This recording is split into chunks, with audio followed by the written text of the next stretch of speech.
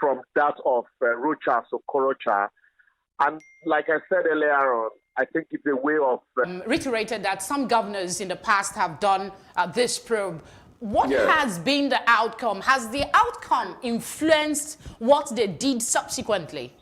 Yes, to some extent, and no, to a very large extent.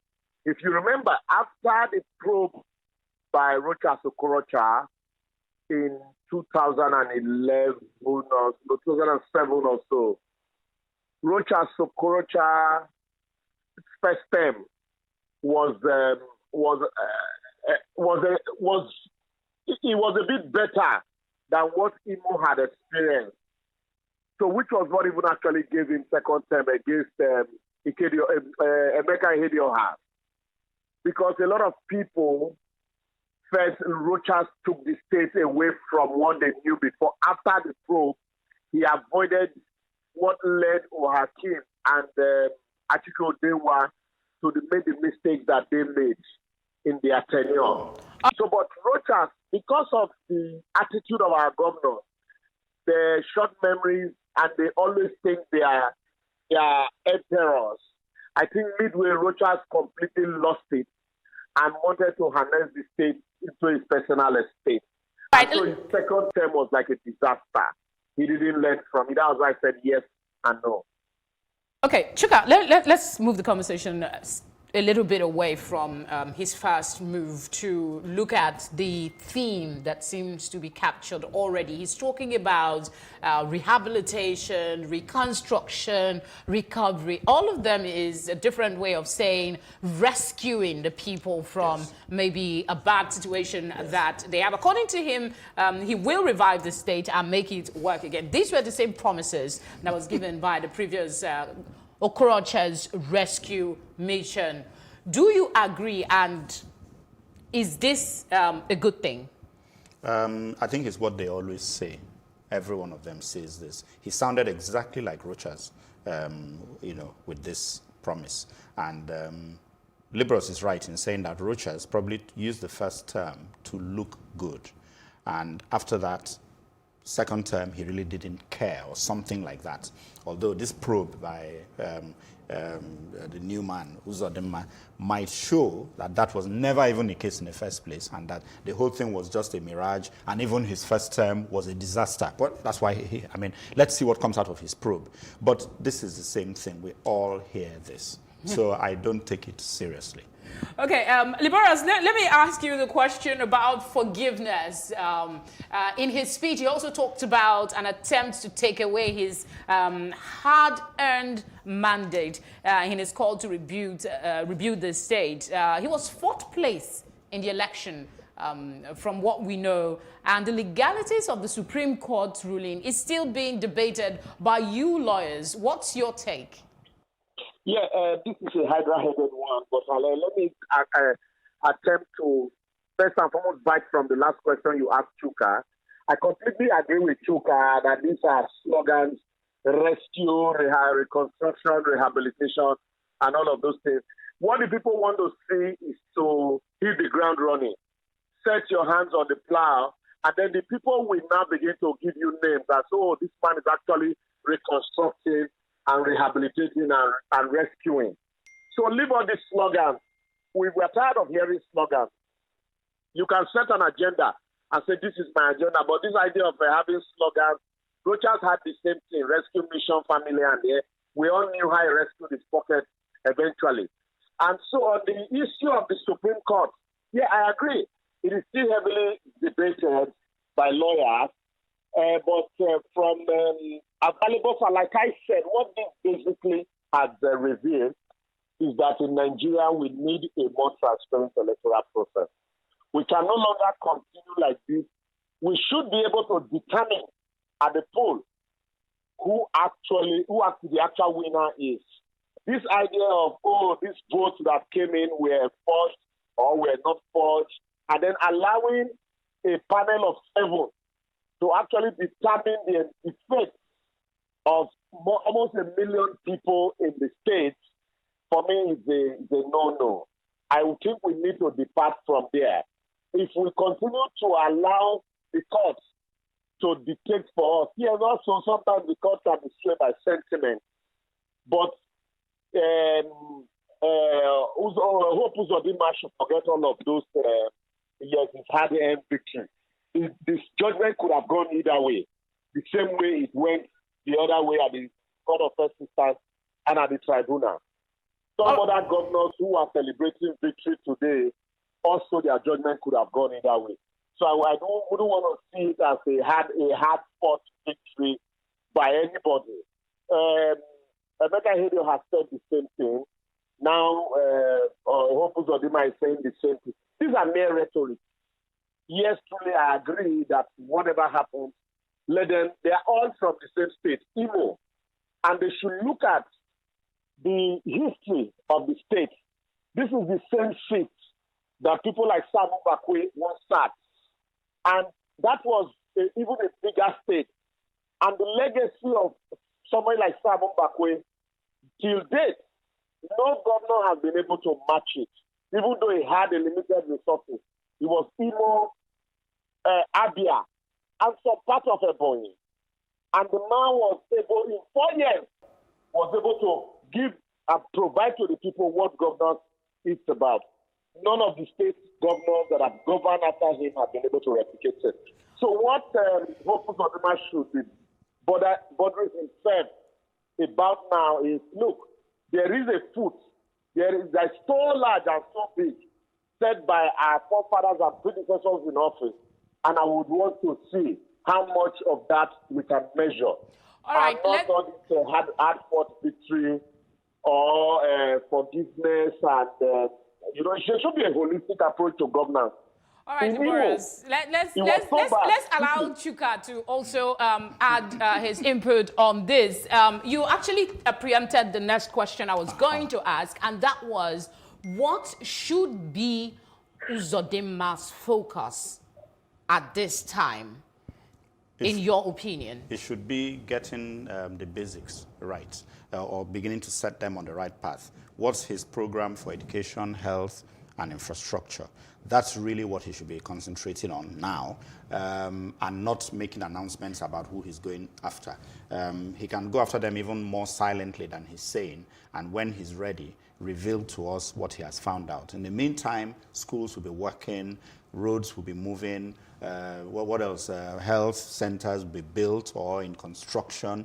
That's what he should be doing in 4 days, not trying to announce to me about 4 days to probe X administrations. He can even use the whole of his administration to probe the others and come back in 4 years. I don't mind. Just do some work and let us get on with it. Okay, let's look at some of the shenanigans that went with the Supreme Court ruling and all of that. Of particular mention is Reverend Father Mbaka. And the reason I'm bringing him in this conversation is because he was at the inauguration of the new governor, in spite of, people speaking from different fronts. And we're going to look at someone's comments about this, an allegation that he wasn't spoken to by God. But before we get there, is his presence at the inauguration really necessary, or is it to amplify the message that there is a divine mandate? I think he was trying to amplify that because he thinks or he knows that this country is full of simpletons who haven't been to school. The truth of the matter is he has no business being there. If he knows God spoke to him, he should go and sit down somewhere else during the inauguration, and we will bring up his divine messaging. He doesn't need to be there. I think what he's doing really is that he's making himself look like there's something fishy about what's going on, almost as if there was no divine revelation to him, and he was part of a grand plan for what might well be a grand plan on our hands right now to bring somebody into office. I have not alleged that it is indeed the case, but it could be. Anything could happen. This is Nigeria. So. Okay, I'll still put the same question to you, Liborius. What should be the place of religion in our politics today? Because this conversation, some persons say shouldn't even be in the center of this entire process. I love my profession. During our Kotoba dinner, when the body of benchers are seated for the dinner, there's a very simple prayer they say. For this food we are about to eat, we thank thee. You add your Allah. If you only want to add is Jesus Christ, you can add them silently. There is no time for all of those. Let the Christian pray. Let the Muslim pray. Let the Olokuman pray. Let the Igbe man pray. Let the Alika man pray. By which time a lot of things would have been left undone. It is the same thing with governance. Government, politics should be completely separated from religion. Are you there? We're with you. Yeah. So you find out that even in the early Greek city-states, they tried to merge politics and religion, but that didn't work. And you saw even till date, the church is still apologizing for the atrocities they committed in the name of politics and religion. And in Nigeria today, we see that we have a lot of religious people, but less godly. And so, like, some of the issues we raised and discussed in one of our programs in your studio earlier on is the fact that because the religion is the opium of the masses now, so you see politicians it's like they're giving the masses a dose of what they want. And so that is why people like Father Mbaka, even though in Senate society, nobody would make mention of him, with all due respect, but it's become very relevant today because of some form of predictions that I think were not from the Holy Spirit, but personal information. Father Mbaka to me is somebody who looks as a cash and carry, religious person.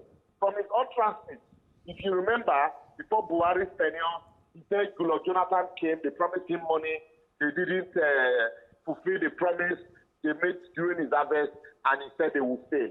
Peter Obi came, he said Peter Obi did not donate money, and because of that, he will fail. So what's the guarantee also that Opus Odima did not go to consult and donate money before all of those predictions? And now you see him, it's almost like a spiritual advisor. Now what I think he should concern himself with, he has predicted that there is a new hope. I think what he should be doing now is to actually sit down in his corner and pray to God. It truly is serving God that his prediction of a new list of hope should actually come to pass, and continually and consistently remind the governor, using his pulpits, if truly that he has a path with God, and that path should be to bring a new lease of life and a new hope to Imo people, and not to be seen junketing with politicians and backstabbing. For me, it actually also put a spin in that his prediction by his appearance at Bridge. All right. Let me ask you about there is this comment in the background. People are saying it. There is this controversy that I actually brought us earlier about the legalities of the Supreme Court ruling and the argument, the debate that it has brought. Now, there's this columnist that came up with the argument, still on this Mbaka issue, that he was a tool to gently ease in, that's the word now, a pre-planned verdict of victory. And then some other persons are bringing up the argument of Uchewosu's withdrawal from the case just before judgment was issued. And then there is this cacophony of voices saying that Uchewosu might have an agenda that the APC has at the same time. Should we just push all of this as just hearsay? Or do you think that coming from people who should know about the politics of this country, it deserves a second thought? Well, I think probably liberals, who's a legal man, might say or might agree if I say that in the end, the Supreme Court has spoken, and there's probably no way to go back now. So we can only continue to, conjecture what might have happened, what plan may have led to this Supreme Court ruling, if indeed it is that the ruling is corrupt, and we're probably never going to be any the better for it. Whenever we are, it will be too late, because I think by then this government would have come and gone, and it would just be something in history for us to recount and wonder how we were tricked or whatever at the time. So I think there's a bit of a finished, complete sort of thing to all that has happened because of the ruling. That's I think everybody's going to go home with whatever conjecture they have. And it has to remain that. He is Hope Uzodinma. Are you hopeful that he will be good to Imo people? Not really, because of Nigerians, the antecedents of Nigerian politicians and how we bring people up, how we claim victory and then lose it and give it to somebody else. It's all a game. And so I don't have any hope in his ability to move his state forward. But maybe he will. All right, your final thoughts tonight, Liboras. Yeah, I disagree with Chuka a little bit on the Supreme Court. And then your question on the Uche Nwosu's withdrawal. Uche Nwosu did not withdraw.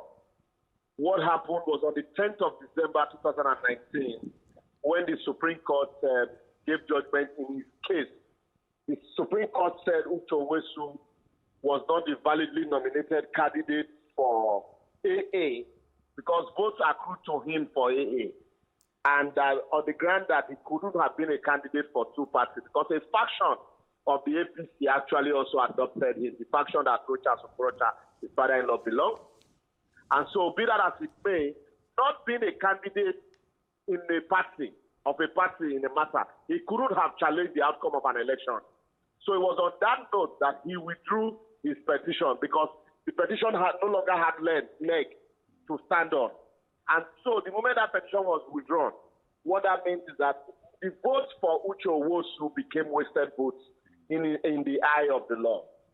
And then the legality and technicalities of the issues at the Supreme Court, quickly, if you permit me, is the fact that once a petitioner alleged wrongful exclusion of votes in the election, and the results are admitted, the onus of proving the irregularity of those votes now shifts to the respondent. In all of the matters from the tribunal to the Court of Appeal to the Supreme Court, the respondent, that's Emeka Ihedioha and INEC, did not place any material vote before the court to contradict the votes that Hope Uzodinma was alleging to have scored but were wrongly excluded from his vote. Not contradicting those votes became very fatal to their case at the Supreme Court. What basically played out is that somebody said, look, I have 400 and something votes. You said, no, it was 996,000 votes I had. And he's able to prove that there were votes that you excluded, but you didn't, also contradict those allegations. What the Supreme Court simply did was, like A, B, and C, since you have not contradicted this documentary evidence, we accept them and we add those votes to his vote, and he carries the day. So what it means is that you take it back to as if it is the day of the election where votes were counted and announced, and those wrongly excluded added to the original vote, and then the fourth person became the winner.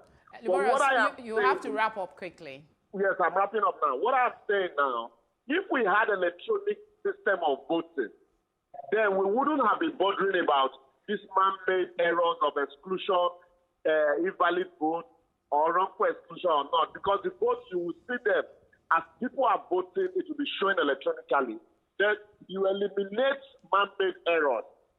I think that's the next stage we should be thinking of. And once we do that, the interference or the conclusion or the idea of the Supreme Court determine whether the electoral umpire made errors or not will be completely eliminated. All right, Liboras, thank you very much for your thoughts on the program tonight. My pleasure. And Chuka, thank you so far. We'll be much. back with you in a bit. We'll take a short break, and when we return, warning of possible death of the leader of the Islamic movement in Nigeria. Stay with us.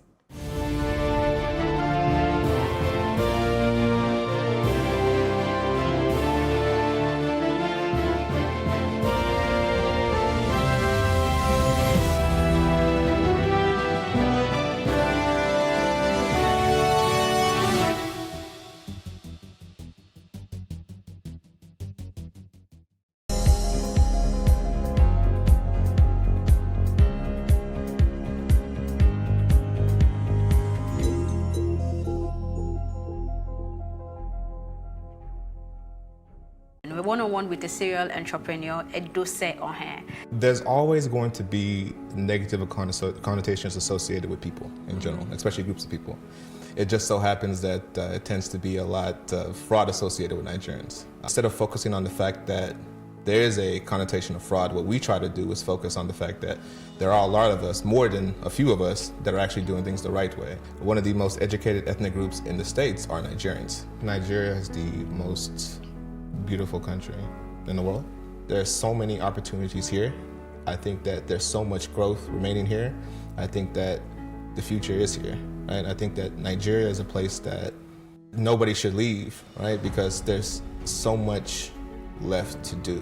Premiering this Monday at 12:30 p.m. and repeat broadcast at 8:30 p.m. on Plus TV Africa.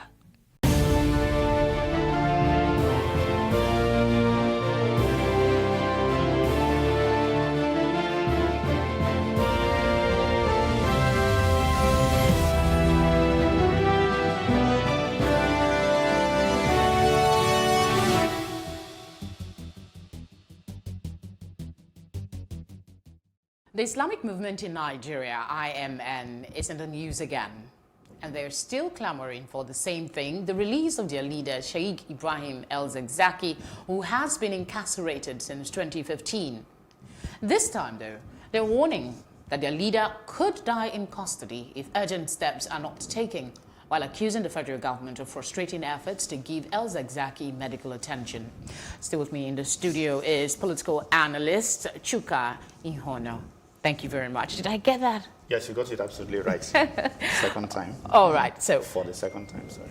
Let's look at this. This is not the first time they are saying that their leader is sick. They gave them an opportunity, and we know what happened with that. Do you think people will take them seriously this time? The thing is, I think when you're in captivity, there's always this thing about health. People fall sick as soon as they go into captivity. Very strong Is it not a Nigerian thing? Yes, very strong men fall ill as soon as they get into you know.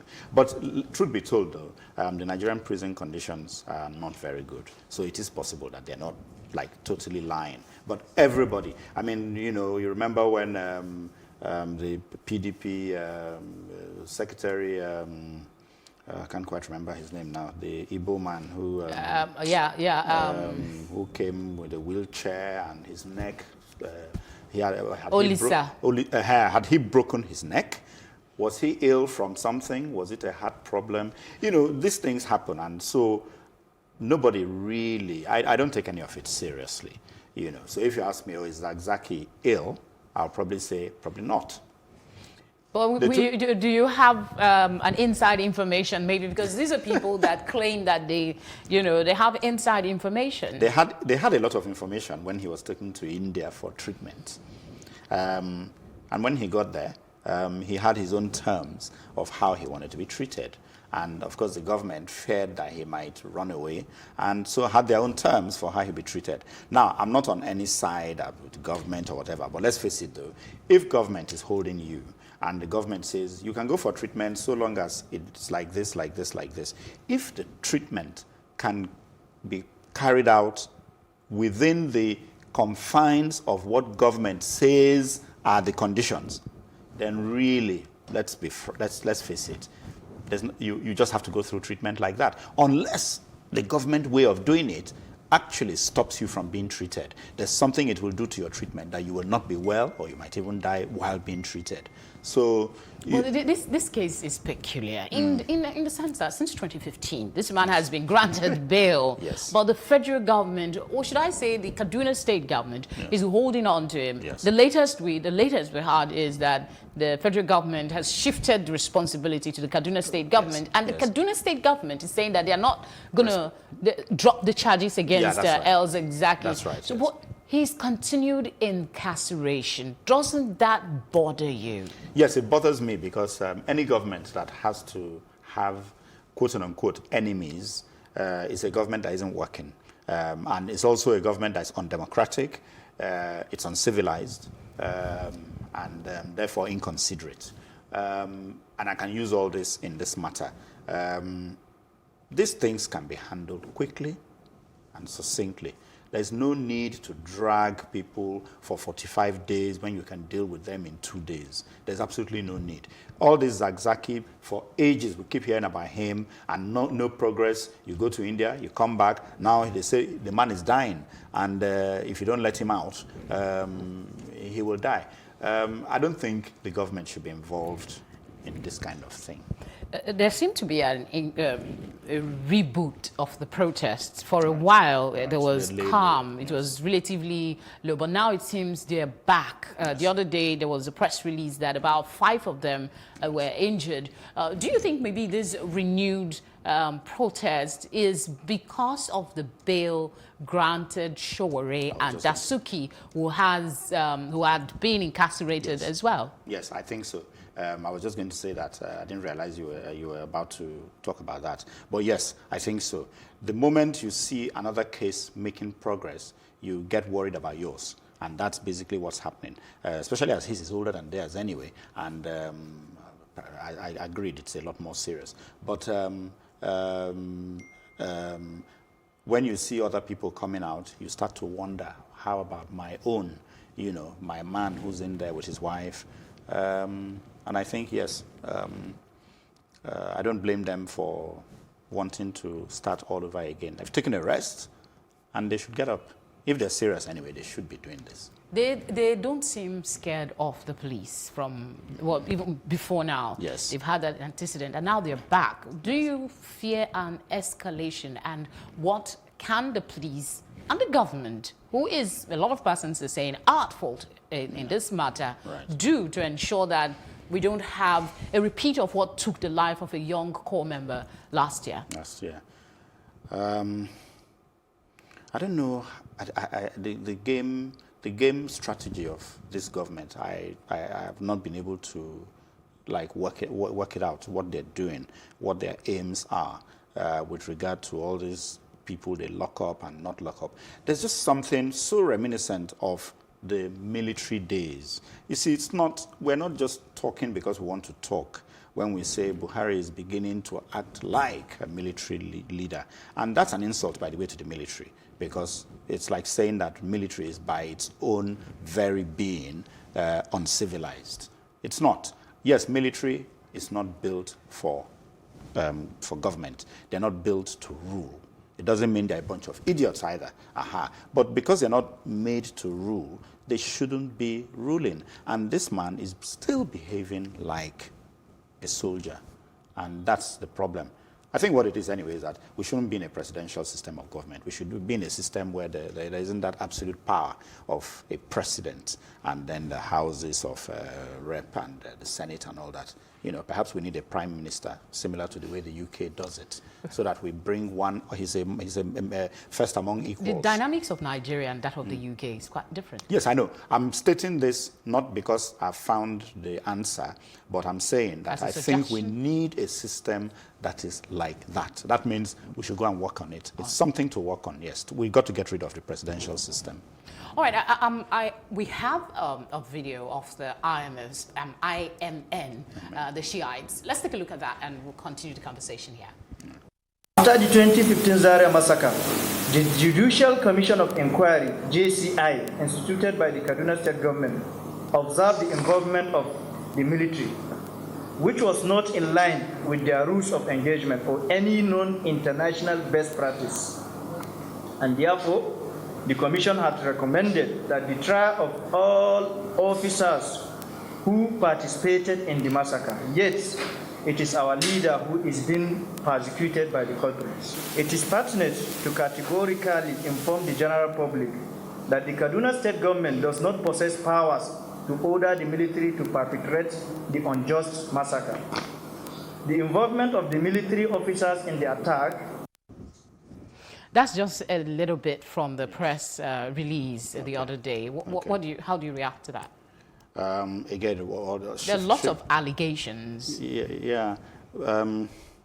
I still say that there's a system that is not working, and that's why we are not moving on that matter. There's the law, and we really need to roll out the law here properly. without being sectionalist or whatever about it, government or the Islamic movement.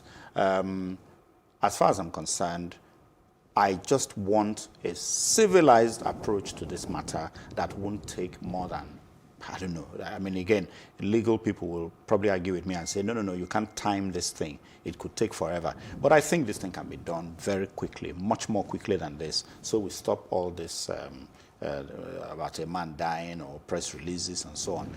There's this part of the statement issued by the man we just watched earlier, and I'll just crave your indulgence to read a bit of it. He said, "We would like to let El-Rufai and his master know that the day of reckoning is very near indeed. Yes. Justice will be served, and no amount of blackmail or misuse of state power could avert this whirlwind of justice from catching up with them all." End of quote. Yes. Some say this is a threat. Others said and that should be taken seriously. Others said this countenance it. What do you say? Yeah, it's a veiled threat, and it's legally. I don't think you can act on it. It's not a threat. Yes, because he has not said anything. In fact, he's simply telling you what it is. That it's like an eye for an eye. He's basically saying that what you do wrong will catch up with you, and that's not a threat. Really. Once again, it looks like we're going to fall into that trap again of somebody who says revolution now, and you say he wants to throw you out of Aso Rock by force when you are elected. Of course not. It's just, this is semantics. And if we're going to play semantics, then even what happened with Showore wins hands down. So all they've done to him could bring him millions of dollars in damages and things. What is happening here is that this chap is telling you that justice will catch up with you. He has not said, and we will ensure that you will not go scot-free. That's when it's a threat. As a final thought, what is the way forward in this particular matter? Because it's like we're just at a standstill, neither moving forward, neither moving back. We're just circling the same place. I think whenever they want to release him is when they will. That's what this is about. And so I don't know what the agenda is, how much longer he's got to stay. How long did Dasuki stay? We didn't know whether he was going to be released, and all of a sudden, there he is out. Showore, well, you saw what happened when they tried to release him once, and they rushed to the courthouse and rushed on him and got him back in. You know, this very animalistic behavior, really. So we don't know how long this is going to take. I pray, though, that it's over soon, so that we can make some meaningful progress in this country. The longer they keep him, the more they strengthen the resolve of every other movement that may have dangerous, violent, yes, on this country, which we don't need right now. I must say thank you very much for coming on the program. Thank you very much. And of course, thank you for staying with us. We're not done yet, though. We'll just take a quick break to bring you our Plus reports, and when we return, I'll be giving you my take.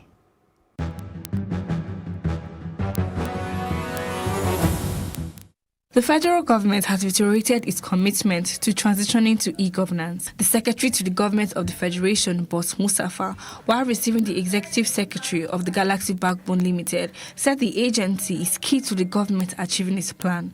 Mustafa said the federal government will take advantage of the services the Galaxy Backbone can provide, which includes provision of network services for government agencies and parastatals, and storing sensitive government data.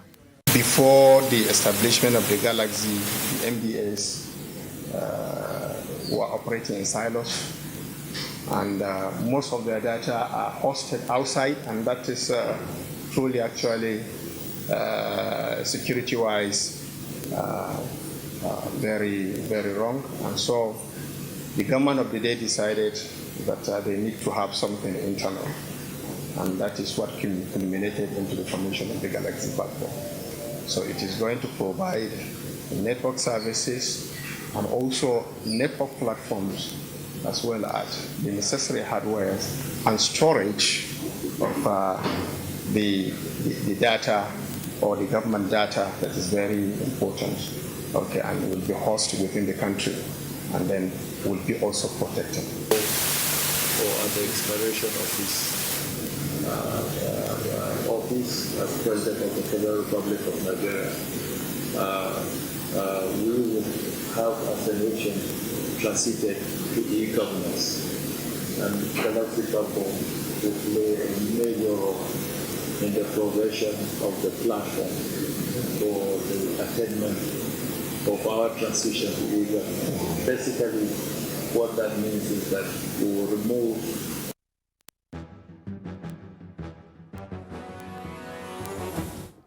My take tonight. The Supreme Court has ruled no point crying over spilt milk.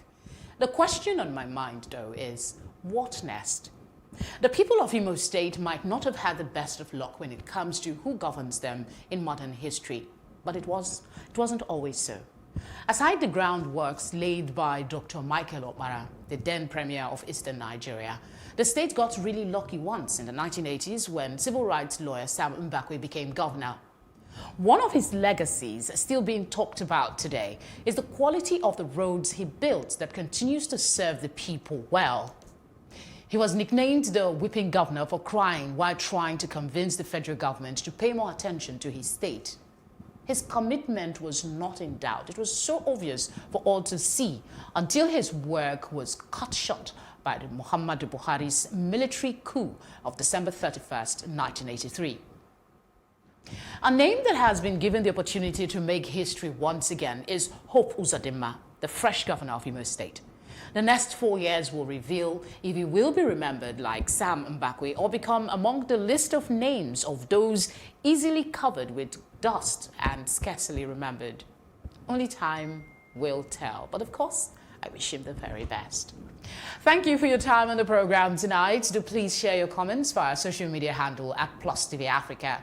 I am on Twitter at Felicity_E. Until next time, please be well.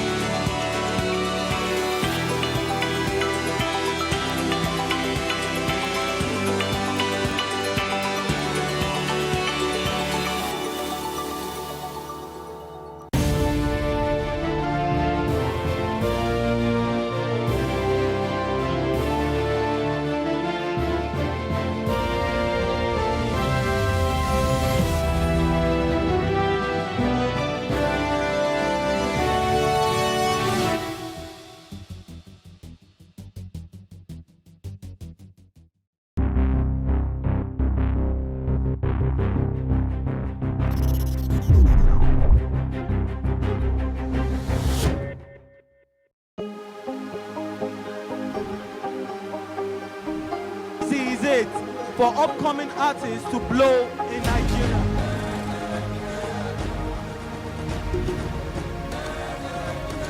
Welcome to Plus Trending.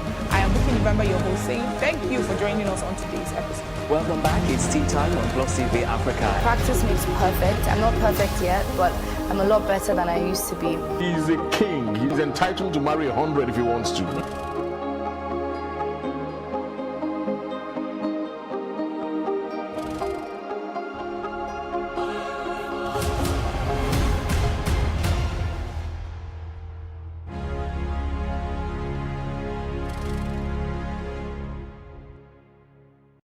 under the bridge in Mendey, Maryland, at the very popular Cane Village, particularly thrilled at the level of creativity being displayed in terms of the artworks here by the artisans. An array of weavers and sellers of baskets, chairs, and artistic household furniture made out of cane were all hard at work at the time of my visit to the cane village.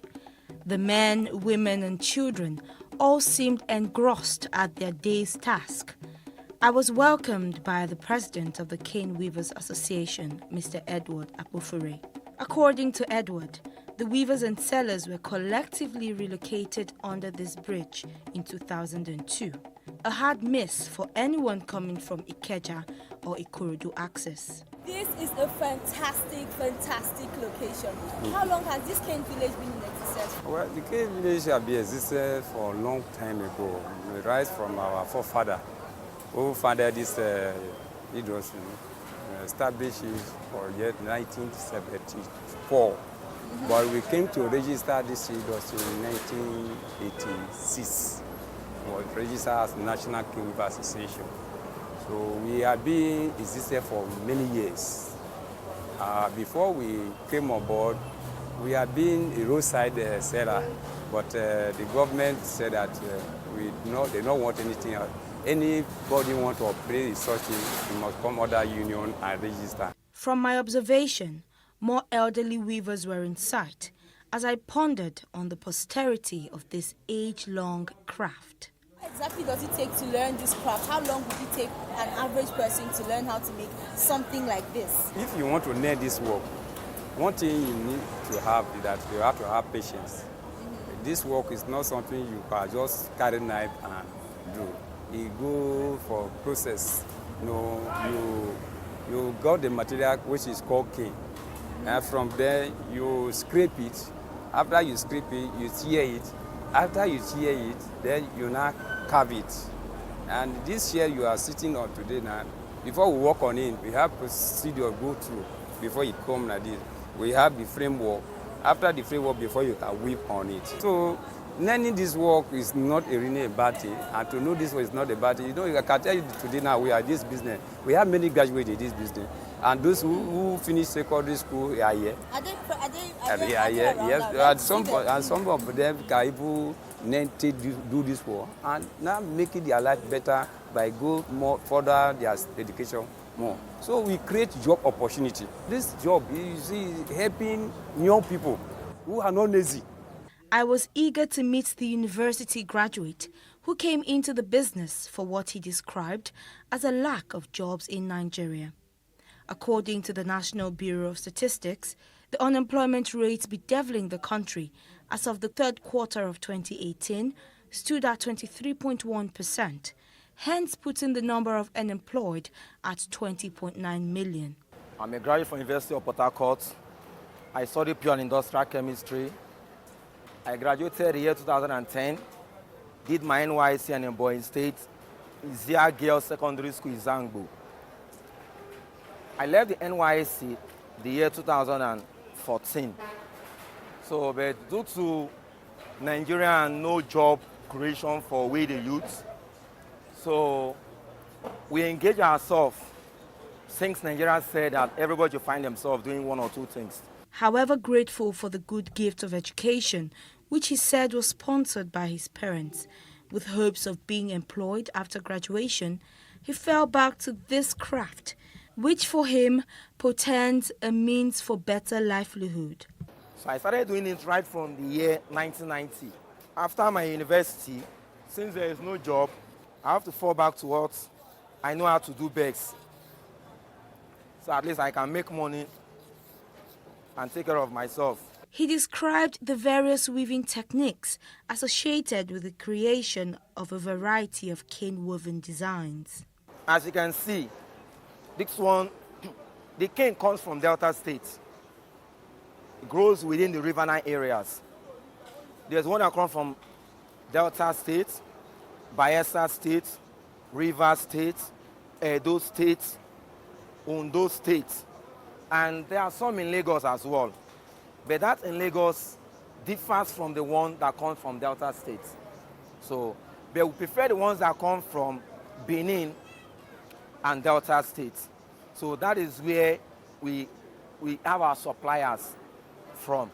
So now this one is the cane. It's also the same cane that we use in caning kids in the school. So now for me to use this now, example, if I want to make these chairs now, like this one comprises of two materials. This one, there is the wooden part, which is the frame.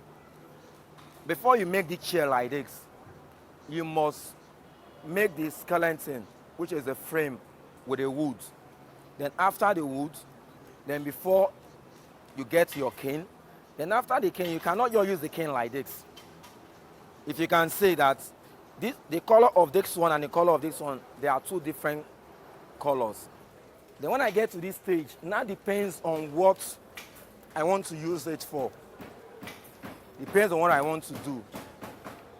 If I want to do this chair, then definitely I'm to chair this into 4 pieces because I'm to use just the back of it.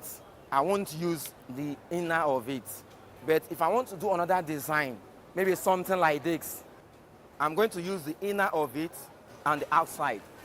While this craft had transcended many generations, I could tell it consumed a lot of production time, which affected the ability to meet up with purchase order demands from customers. For this reason, some of the weavers have employed the use of rattan made from polyester, a more expensive but efficient material imported into the country. Macaulay, however, confirmed my assumptions. The manual processes delays the production.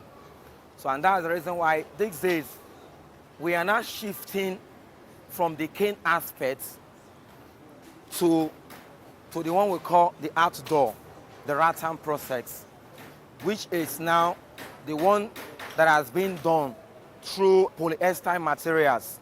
But meanwhile, it's not being done in Nigeria yet, and it's more expensive compared to that of the cane. Like if you see these two materials now, they are different. This one is the rubber one. This one is made from polyester. Then why this one is a cane. So this one is faster in production compared to this. While the cane weaving procedure can be done in isolation of things like electricity, the rattan procedure may use an electric-powered compressor or one which makes use of fuel.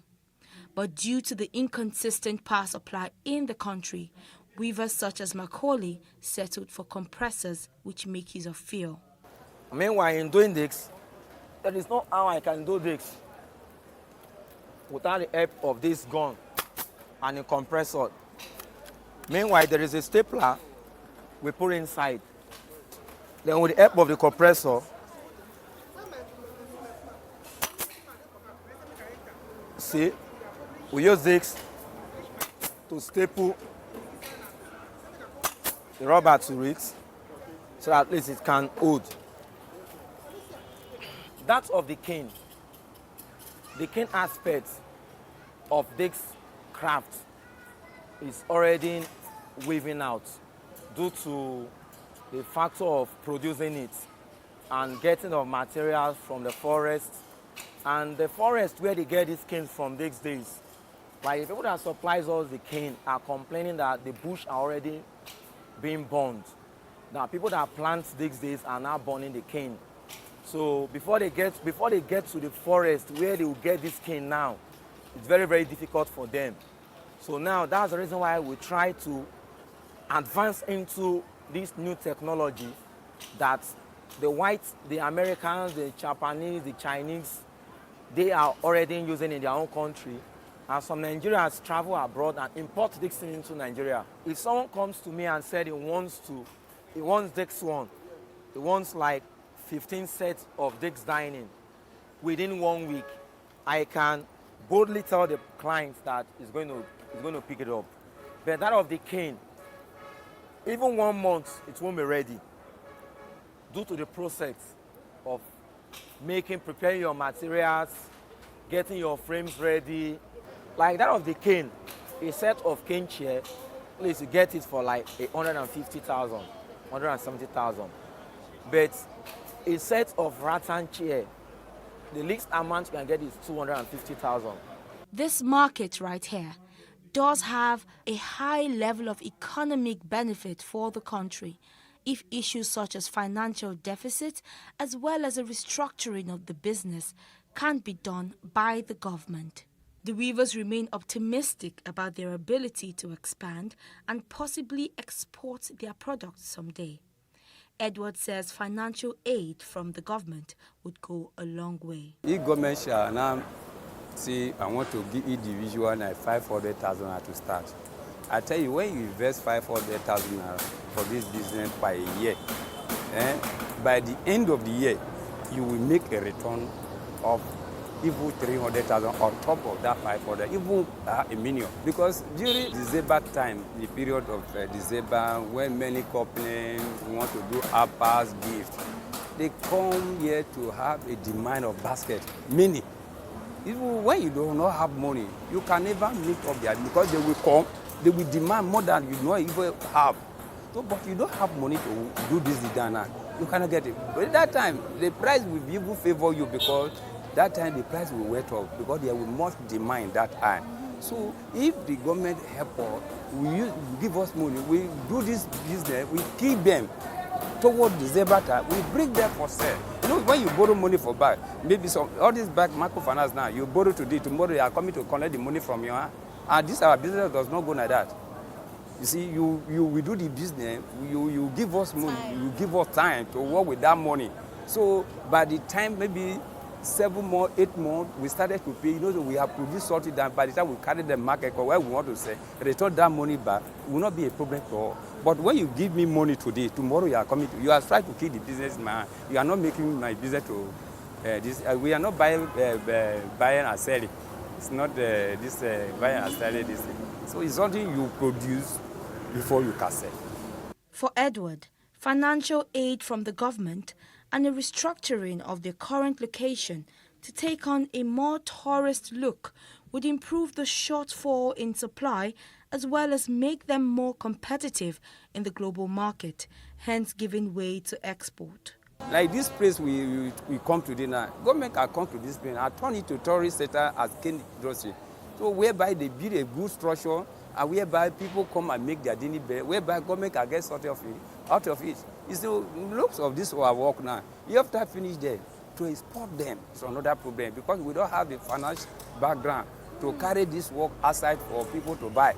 We only look at this rata work now. Before we don't know how to do them, but now we are now named them and we know how to do them. So all those things that are even we are going for abroad for, we have them. We have the knowledge, the people who are so intelligent to do this craft work here in Nigeria, in this cane industry. It's just what the government should come and ask us, how can we do it? And we tell them the other side of it, where we need their help. Macaulay was gracious enough to take me around the cane village on a tour. This is dining for 4. 1, 2, 3, 4, 4 chairs. There's going to be a glass of 10 mm on it, which is this. This is a glass. This glass will be on it. If I'm to produce this one now, to do this one alone, it's going to take me about 1 week to produce just one of this. But if I'm to do it in the rattan, it's going to take me maximum of 2 days. I'm done with this. This one cannot withstand the outdoor. It's not something that can withstand rain. And that one can withstand rain. This one is made with raffia. We'll call this one raffia. This material is sort. This material, we get this material from Cotonou. Something like this one now is about 2,000. And how long would it take you to make it? This one takes about 1 hour. So that's the reason why during the Xmas period, people don't even do chairs. Amazing, amazing items. I certainly had fun here, and I did get myself some take home as well. For Plus TV Africa, I am Irene Ubani.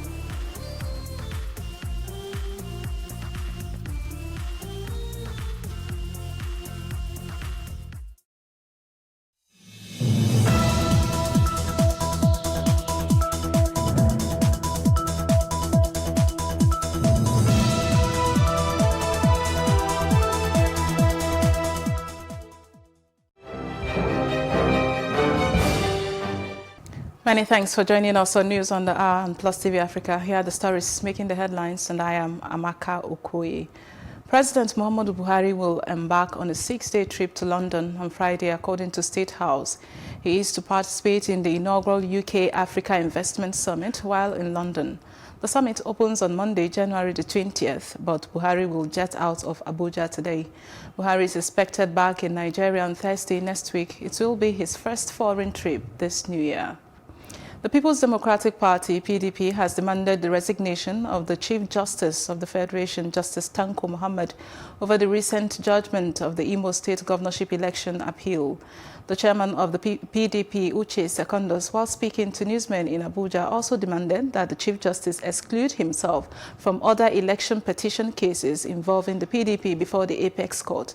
Secondus also urged the Supreme Court to review the judgment of the Imo State governorship election appeal, saying this should be done in the interest of justice and not to forestall a breakdown of law and order.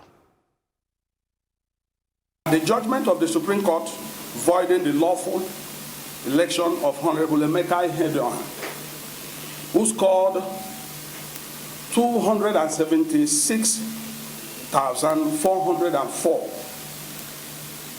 and awarding fictitious votes to declare Hope Uzodinma of the APC, who scored 96,458 as a governor of Imo State, is highly irrational, unfounded,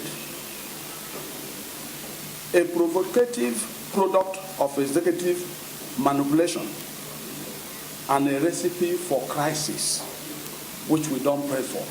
In the light of extraordinary circumstances that they shared that judgment as a product, manipulation, and a clear coup d'etat against the will of the people of Imo State, we demand that the decision of the Supreme Court on the Imo governorship election be reviewed and reversed in the interest of justice.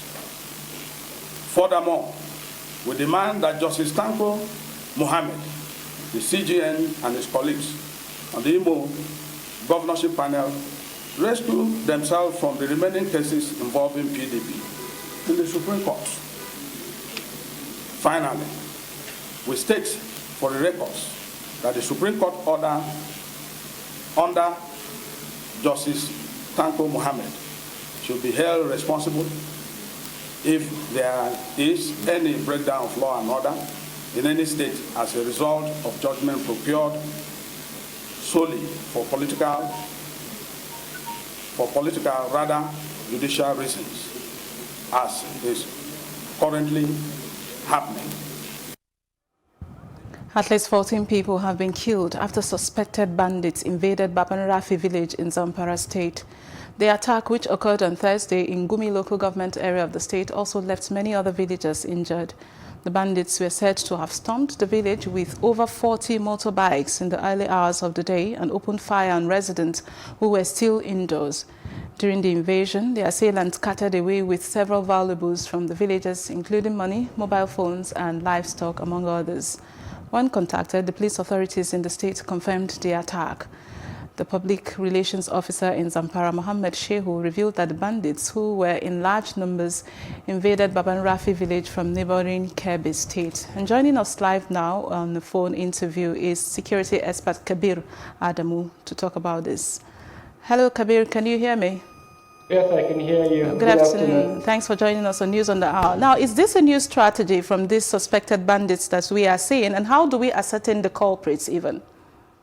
Yes, it is not necessarily a new strategy, because this is how they've been attacking in the past. They will come on bikes in numbering about 50 or above and attack unsuspecting villagers. However, since the swearing in of this current governor, he has done a lot in terms of hello? Yeah, I can hear you. Go ahead, sir. Yeah, I was saying that the new governor, Matawale, has done a lot in terms of his peace and reconciliation initiative, where he brought together all the stakeholders, including the bandits, and came to a resolution sort of, and a peace agreement was signed.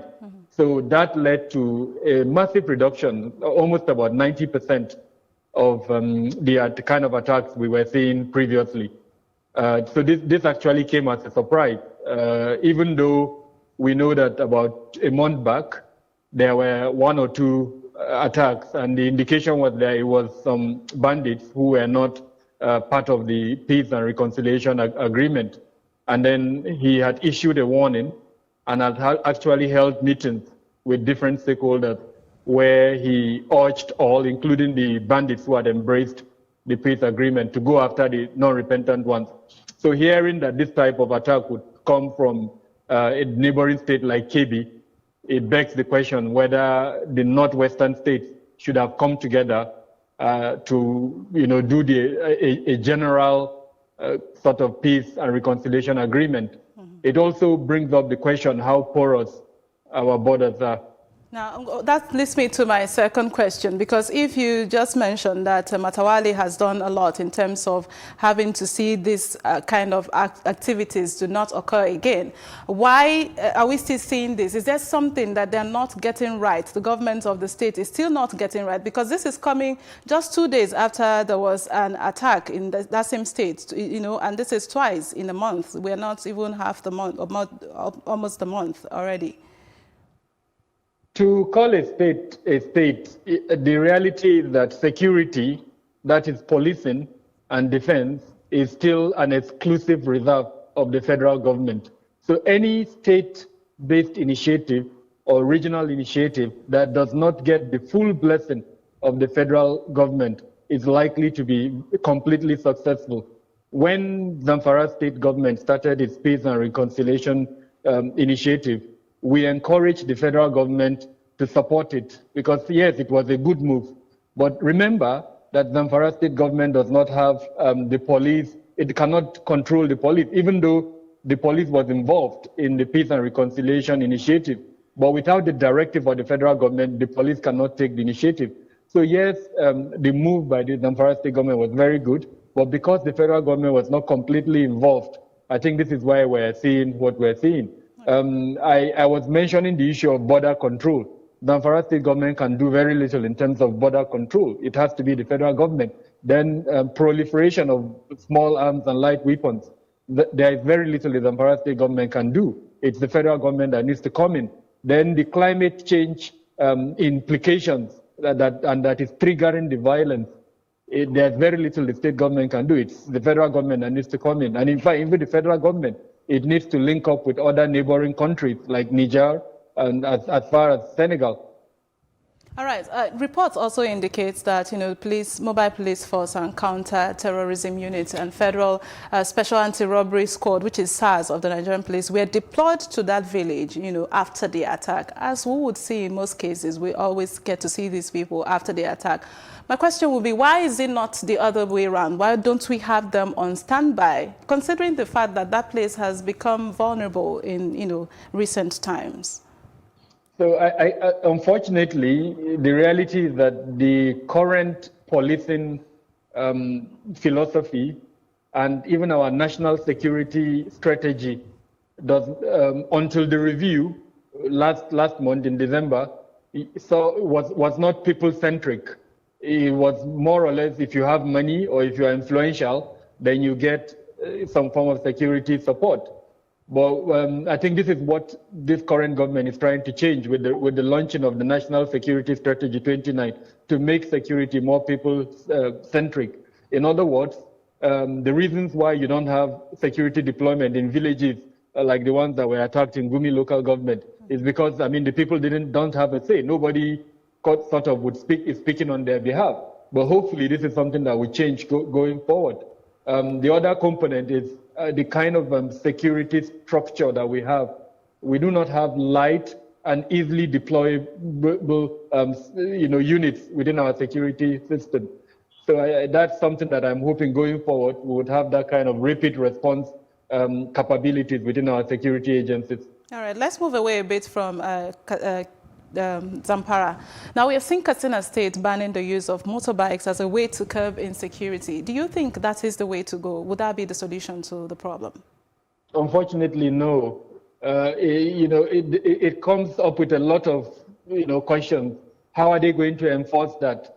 Then, more importantly, what alternative means have they provided for the people? The majority of the common, people in Katsina State rely on motorcycles and tricycles for commuting from point A to point B. So, what alternative arrangement? This is a state that does not have any public transportation system in place. So unfortunately, the desire that we have for people to support the security initiatives is being defeated by policies like this. Even though I can understand what the state government is trying to achieve, but I think this measure is too knee-jerk in terms of the response, and it's not well thought out. They should have provided public means of transportation that would take care of, this requirement that I said that for ordinary people who use the tricycles and the bikes. Currently, that alternative measure has not been provided. Then secondly, enforcement is going to be a challenge. Not too long ago, last year, the military actually attempted to enforce that type of measure, but it wasn't successful because there is no enough security personnel and the wherewithal to actually enforce that. So I'm not sure why the state government is, thinking of this without necessarily thinking of how to enforce it. All right, before I let you go, still on security matters, what are your thoughts on Amotekun, even as the AGF declares it illegal? Well, I'm a security professional, so I'm going to respond to your question from my standpoint, what I know. The Operation Amotekun is a natural consequence of the weakness of the federal security architecture or arrangement to provide security across the country. However, my candid opinion is that the governors and the other Southwest leaders who were behind the initiative did not take time to ensure that in coming up with the initiative, it conformed with our constitutional arrangement. Currently, and like I said earlier on, security, as it were, is the exclusive preserve of the federal government. However, there are several states that have come up with different security arrangements. But what they did is that their state assemblies came up with laws that supported those arrangements. And this is the first time we're seeing a regional arrangement, and it's not backed by law. So despite the fact that there is a need as a security professional, I see Operation Amotekun as needful. Unfortunately, my understanding is that it does not conform with our existing laws. So I think the governors need to go back to the drawing board, ensure that the various state assemblies come up with laws to support the creation, and more importantly, come up with an operational guideline that is transparent. Currently, we do not know what the operational guideline of Operation Amotekun is. All right, moving forward as a security expert, what are the options you think we have to see a collaborative effort between the government and the people? We already have a template, the revised National Security Strategy 2019 endorsed community policing. So that for me is the template. And more importantly, we've attempted to introduce the community policing in about 18 states already. So the mistakes that were made in those 18 states, we need to study those mistakes. We need to understand what are needed to correct so that we see a better and more enhanced community policing approach. The reality is that the federal policing structure has been ineffective in taking care of the various security challenges across the country. So this new template, as provided under the revised National Security Strategy 2019, is the way to go. And I would call on all the various components of the national security architecture to study that document and to come up with an implementation strategy, beginning with the police, because remember, they are the chief architect of all of this. We need to support them. And I think Lagos State government has a very interesting template. The Lagos State Security Trust Fund is a model that I'm encouraging all other states to study and use as a beginning point for this kind of interface between the organized private sector as it were, and the federal police and other security structures that we have. All right, thank you very much, Malam Kabir Adamu, for your time and speaking with us here on Plus TV Africa News on the Hour. Thank you very much for having me too. And the news will continue after this short break. We'll be back in a moment.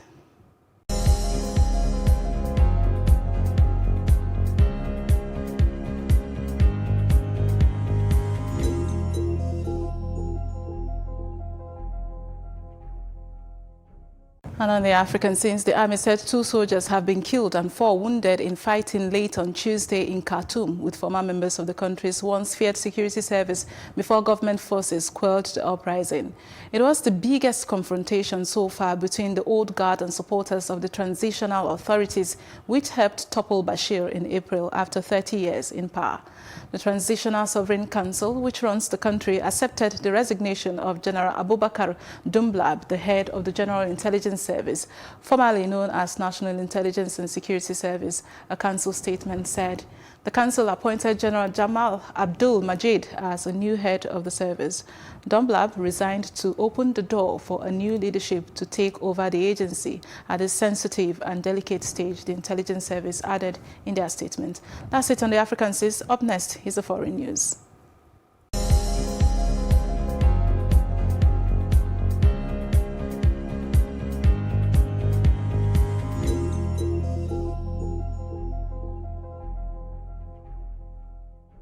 We're fresh into the new year, and The Advocate is marking its 1-year anniversary with a special edition. I didn't know condoms were free. That's the thing. Condoms are free? When you were talking about if a case of condom being free or not, I was just saying I have to phone a friend because I'm not really in that department. We have a lot of capacity. You know, we're change makers. There's nothing we cannot turn around. I've had friends that said that, you know what, when I got married, I didn't think that what I went through with my parents, I didn't think those things were going to repeat itself. And then I entered my own marriage and I saw myself exhibiting something. I'm like, no, I need to take a break. We cannot build a nation without the strength of the youth and the wisdom of the elders. Nah. We don't just have strength, we have wisdom. That's exactly what I'm trying to say. Wisdom is Nigerian. No, chill. It's all this.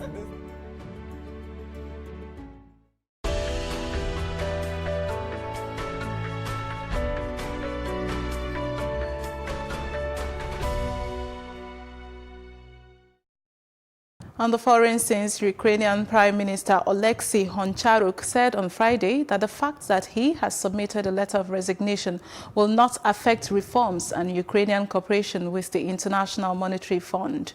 Honcharuk has submitted a letter of resignation waiting for President Volodymyr Zelensky to consider it. And up next is the business news.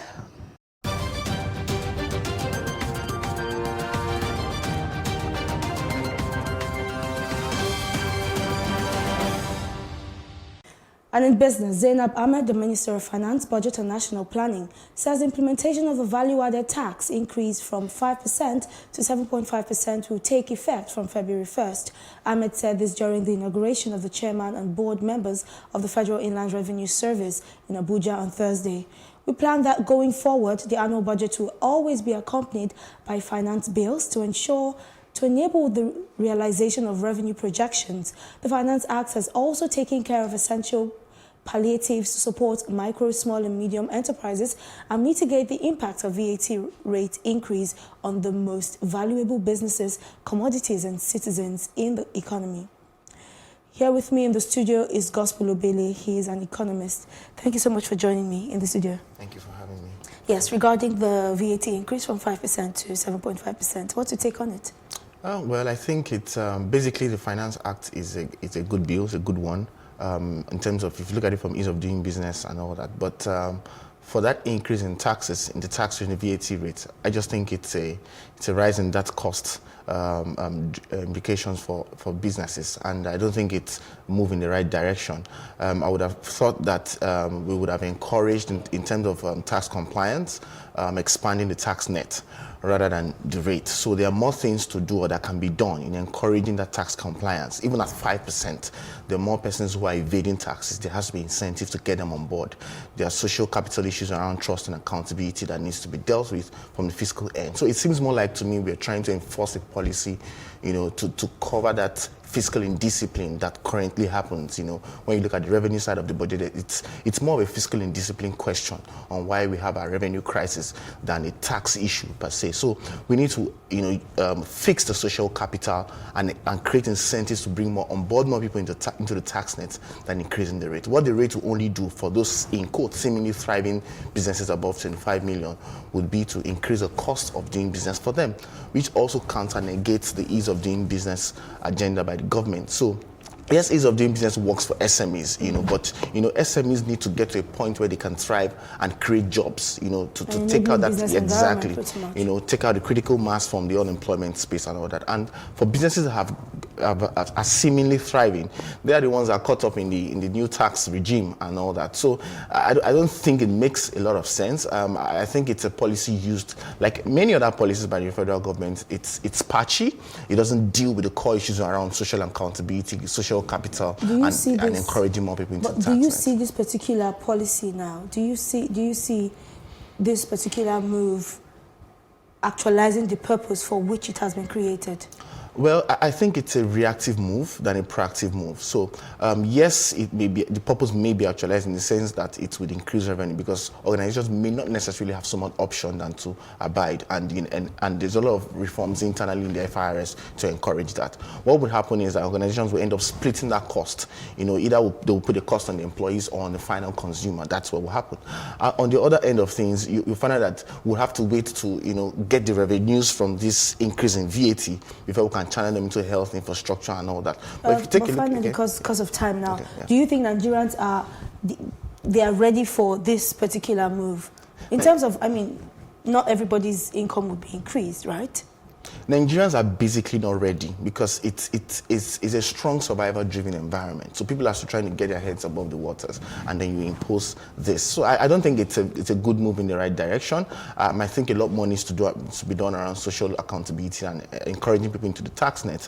And a whole lot more honesty has to be done around the budget financing process, the revenue, the debt servicing, and all the likes. If you look at the 2019 implementation report, you find that as at second quarter, 58% of the 2019 budget has been implemented, but was on the revenue side. So it was on the expenditure side, you had so much on recurrent expenditure, and as at the second quarter, capital expenditure had not hit 1 trillion yet.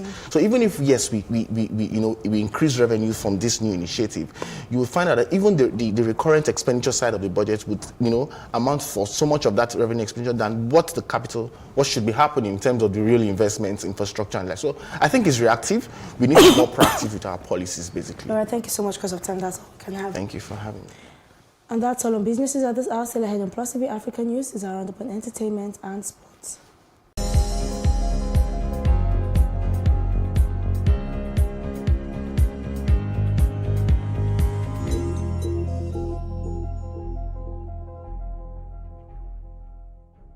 Mona Lisa is all about me. It's all about you. It's all about our stories. The stories that never get told, but ought to. Whereby water transportation does not make financial sense, it makes economic sense. I was there for 2.5 hours on the floor. Nobody attended to me. If we don't take care of the poor will take care of us. It's about getting at the root of things and hearing from the horse's mouth. We have 15 public hospitals to make them affordable. In the whole of Africa, we are bigger. Nigeria, we sleep, eat, dream, fashion. Those with the financial backing don't see fashion as an investment, which makes no sense. If they do it for free, they won't have money for the next case. Mona Lisa is about real life and the real lives, yours and mine. Make a date with Mona Lisa, and together, let's ensure that the important stories get told.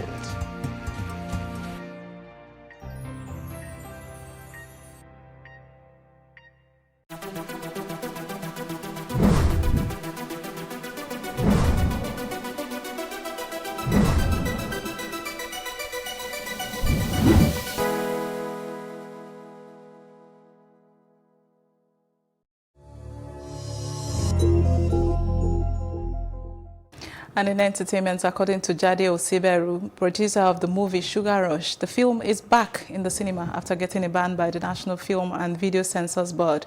She took to her social media page to announce the news to her fans on Thursday, January 16, 2020. The executive director of the NFVCB also issued a statement on the latest developments via its official social media page. According to the board, the movie was reinstated to the cinemas after the producers did their due diligence. And that's it on entertainment. The very best in sports comes up right after this break.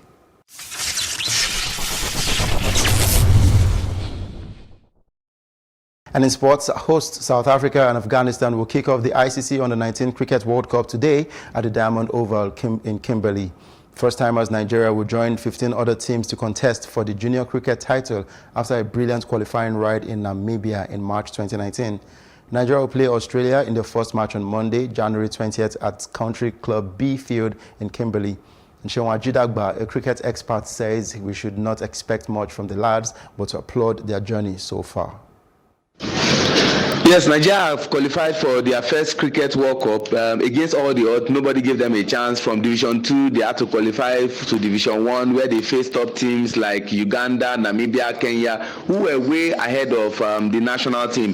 But honestly speaking, going to the World Cup for Nigeria is absolutely huge for us because nobody gave us a chance. But unfortunately, we have been pitted in a very, very difficult group where we've got countries like Australia, West Indies, and England. Our first game is on the 20th of January, and that will be history in the making, where Nigeria will be taking on Australia. Australia are former champions, and they are also losing finalists from the last edition. The next country we'll be facing is on the 23rd of January, and that will be West Indies. And on the 25th of January, we are facing another team that won the World Cup before, and that's England. But like I've always said, cricket na biscuit, because not even the best mathematician in Pythagoras can break biscuit into two equal halves. So on the basis of that, I expect the Nigerian team to give their best because it's just their debut World Cup, and anything is capable of happening. There could be surprises here and there, but hey, if you are looking at preparation, pedigree, and those who have got experience, you want to say that all these teams have it better than Nigeria. We played a friendly game some days ago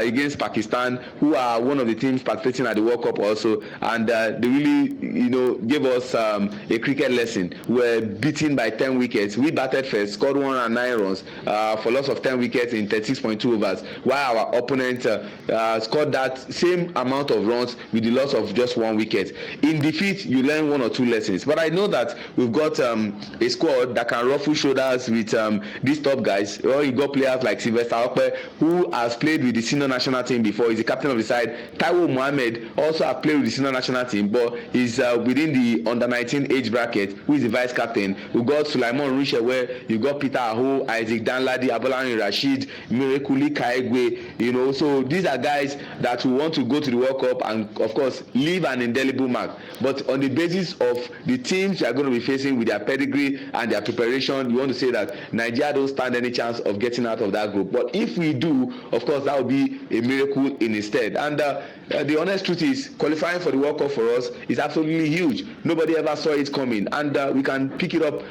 from there. So I expect Coach Ute Ogbini and every member of the team to put up a spectacular performance. Even if you are losing, don't lose scandalously so that you give it a fight. But all in all, I feel that the Nigerian national team, who are making their debut at the Cricket World Cup in South Africa, will go out there and, of course, give it a fight, and we can take it up from there. But let's not expect too much from these guys. I just want them to go and have fun. And in the process of having fun, anything is capable of happening. Whoever thought we would qualify for the World Cup, nobody ever saw it coming. So the same way we qualify for the World Cup, we can also make a shout at the World Cup. Of course, like we had the amputee Eagles make a shout at the amputee World Cup. The cricket team, under-19 team from Nigeria, can also cause an upset at the ICC Under-19 Cricket World Cup. But that's it on Sports Update on Plus TV Africa. I'm Udoka Njoko. Many thanks, Udoka Njoko. Then that's also our news roundup of events at this hour. For more news updates, please follow us at Plus TV Africa on Facebook, Twitter, and Instagram. And do remember to subscribe to our YouTube channel, which is at Plus TV Africa. We will be back later with more stories making the headlines. Please to join us again. I am Amaka Okuyi. Have yourselves a great day.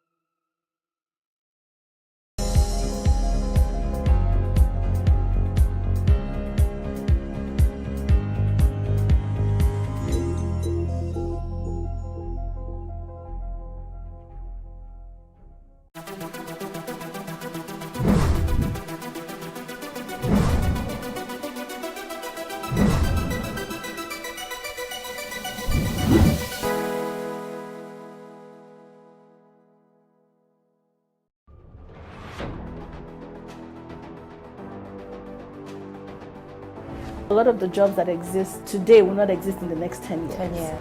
When I see people today shouting, we're not too young to run, we are ready to run. Ready to run to where? The people of excellence are, to a certain extent, being held ransom by idiots and bandits. Once you are in government, you believe everything you do is right. And once you are in opposition, everything the government does is wrong. And so it's time for us to take over power.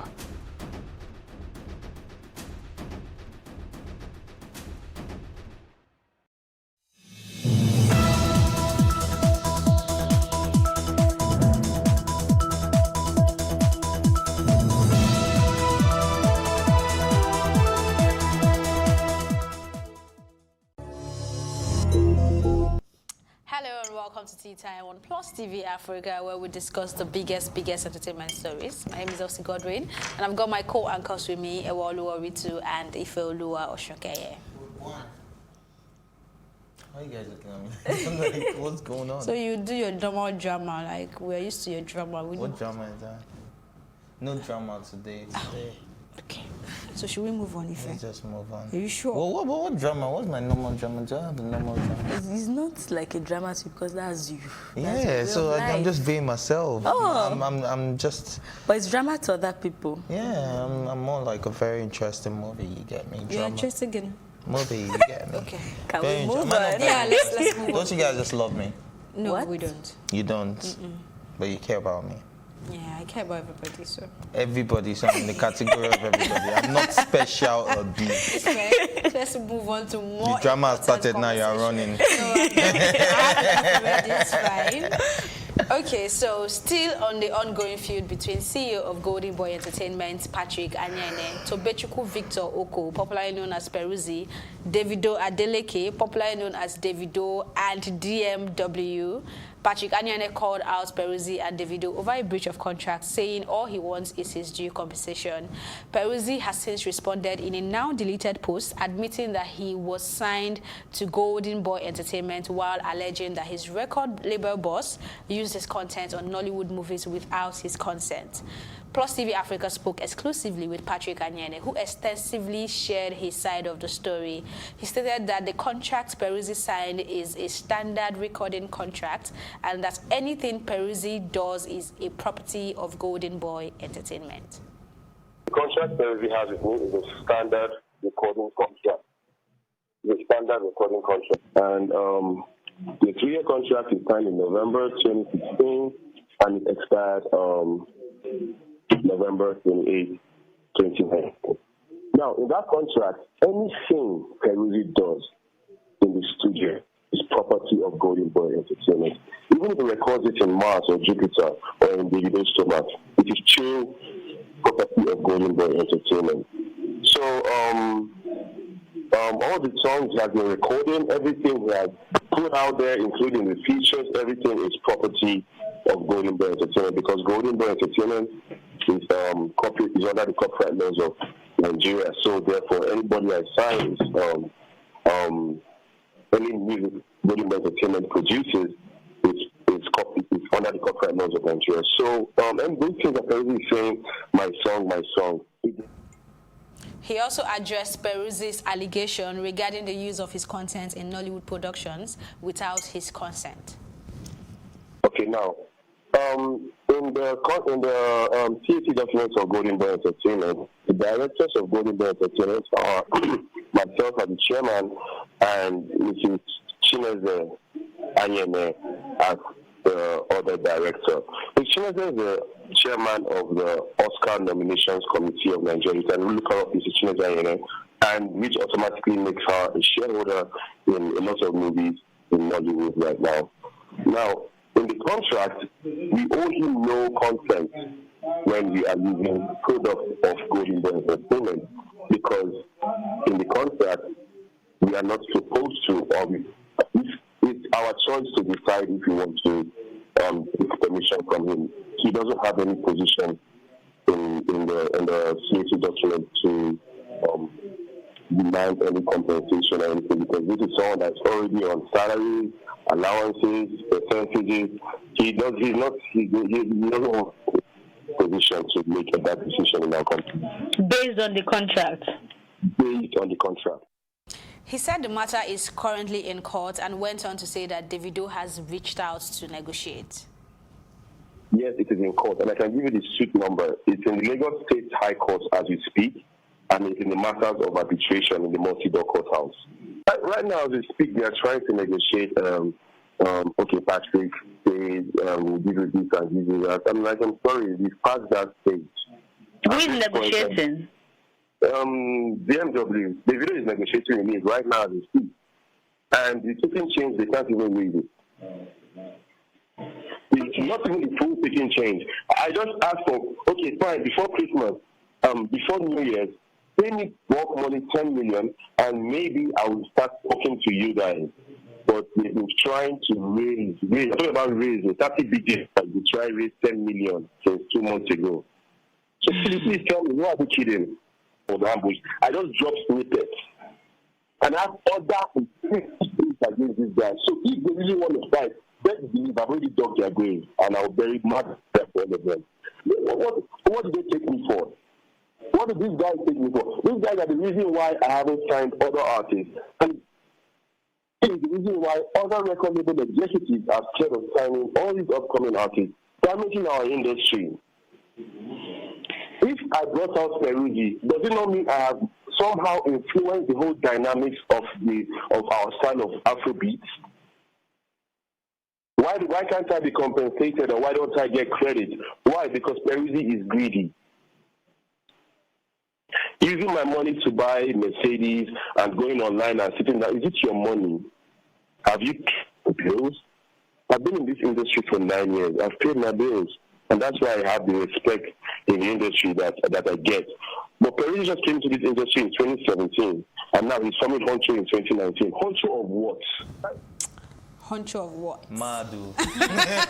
Okay, if you want to get the full conversation we had on phone with Patrick Anyene, kindly visit our YouTube page at Plus TV Africa. However, Ewa, Ife, this is where we are. So I think according to the law and according to a binding contract, which he has also shared with us exclusively, Peruzzi obviously didn't know what he was signing or what he was getting into. He just saw an opportunity and he decided to take it, and that's what happened. This is what we've been saying about a lot of artists all the time, that do not, some of them now want to leave after you signed a slavery deal for about 7 years. You now start getting big. You now realize that 7 years is such a long time. I can afford to start my own record label. But you already put pen to paper. So you need to understand and still go through with the process. So in this case, Peruzzi didn't even know. And I know there was a follow-up question where he was asked if what's it called? If Peruzzi knew what he was getting, the part of the contract. He said Peruzzi did not even keep to the basic obligation, so how would he know everything? And that was when he referred to Peruzzi as a dropout, as a cultist, and called him all. And I mean, that's like a serious thing. If you really want to sign someone to your record label, I think that you should make that person understand what they are signing, because now if you're fully aware that Peruzzi is a dropout, Peruzzi does not even understand the basic things in the contract, but I mean, it's like you wanted to use him. That's how I see it. No, I'm not blaming it. I'm not blaming it. If he's saying it himself, I'm just saying if he's saying it. I think he also mentioned it when you were speaking to him, that you can take your time to read. Because if you're saying now that the reason why this person does not... He did not go to secondary school. He went to medical school. He dropped out from medical school. No, like, I mean, the way he said it, that, he didn't... you think it was also his responsibility to make sure he understands? I'm not saying it's his responsibility, but I mean, if you want to have signed it... He's a grown man. He wasn't signing a child. Peruzzi is a grown man. But if now he's understanding that Peruzzi didn't understand the basic things in the contract, and then you still let him go ahead, how do you not expect him to understand all that is going on now? He will understand it finally. Somebody that was in medical school, but because of his interest in music... You don't get my point. I don't understand. No, she's holding his understanding again. That he knows, because he said it. I mean, for you to say that you understand, or you think that because he didn't have, he does not understand the basic knowledge, then how do you expect him to understand what it is now? And then you let somebody that didn't even understand what they are signing sign a contract. Okay, you know, this in the previous episode we were talking about if this was in court or not, and he was able to confirm that this is an ongoing case in court. Also, he also touched on the fact that Davido had known about Peruzzi being on that first video call for a very long time. Like they've been, every time they breach the contract, he's reached out. He even said he. Baba, I've been shake me. That part was so funny. Music will be hearing from his lawyer soon because.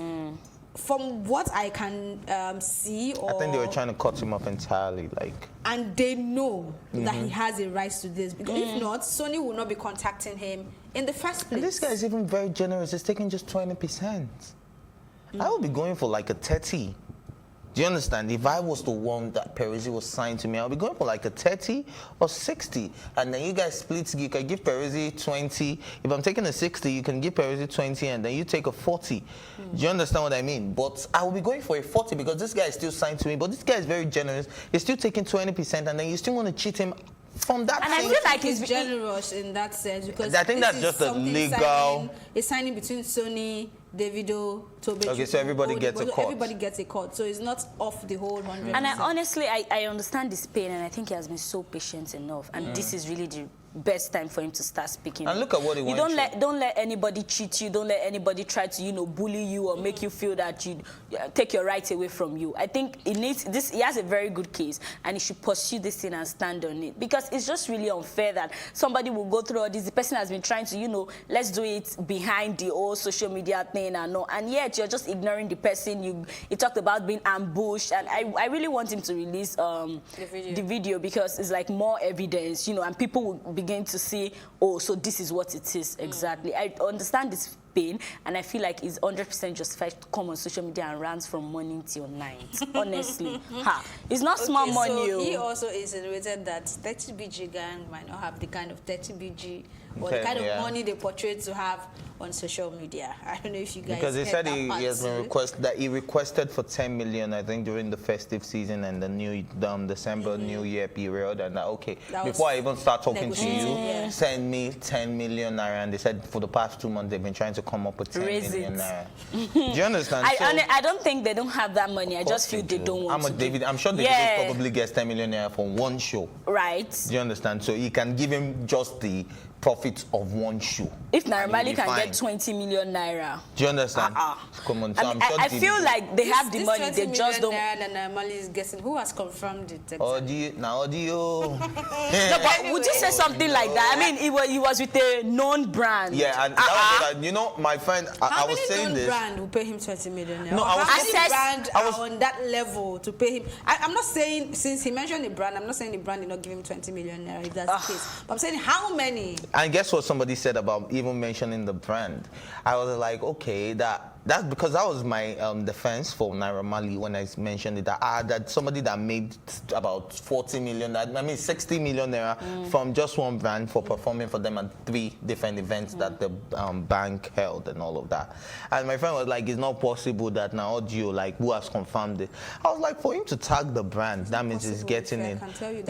No, let me finish. It's not possible to pay him that money. Yeah, for him to get 60. So I was like, for him to tag the brand, it was like, that's publicity for them. That they won't come. It's not like you're saying anything negative about them that they're paying. And I was like, okay, won't they have auditors that will probably check that you report? They said they can prove it. He said they have receipts of how much they pay. Well, I mean, I don't know why, but I just believe that they paid him that money. Okay, let's leave Naira Marley and come back to Peruzzi. As much as they're earning this, you also need to understand their way of life. It's about spending. So you're making this and you're spending. And he has also accused them of using their money to buy Mercedes and all of that as well. I don't know. I really hope that this can be settled because he sounded really angry on the phone, and he was even saying that he's not interested in any negotiation anymore, that he wants this to be done in court. I honestly don't think he should negotiate anything. Go to court and get that your full money. Honestly, it's too late. He has been so patient, 2 good years. Come on, don't negotiate but you know my anything. fear? Sorry to cut you. He is saying that they are negotiating, but these people are coming on social media to act like they don't care. So I'm wondering what exactly is going on. Well, here. I don't think they're acting like they, because Peruzzi has taken down his post, right? Yeah, but then there's I'm sure that's because so many people came for him. Like, what are you even putting out here? It's not because he feels sorry about it. So. And then, do you know what? Well, I know I'm always saying that, we should make our country look in a good light, but we know that we have a very, very, very terrible legal system. That's one truth, and it's more like a power tussle. The person who has money or who has the most fame tends to win, or connection tends to win most of the time, or who can hire the best lawyer. I just hope this is not what Yorubas will say, Moti for or lad baloju. I don't think I feel this is what we have. No matter how long, the justice will still take its course, because look at what happened with blackface. I was going to go there. Right. At the end of the day, people saw him as a mess. Everybody saw him. Out of court. That's what I'm saying now. At the end of the day, at the end of the day, we saw that he had a right to what he was saying. That was the reason there was a settlement out of court.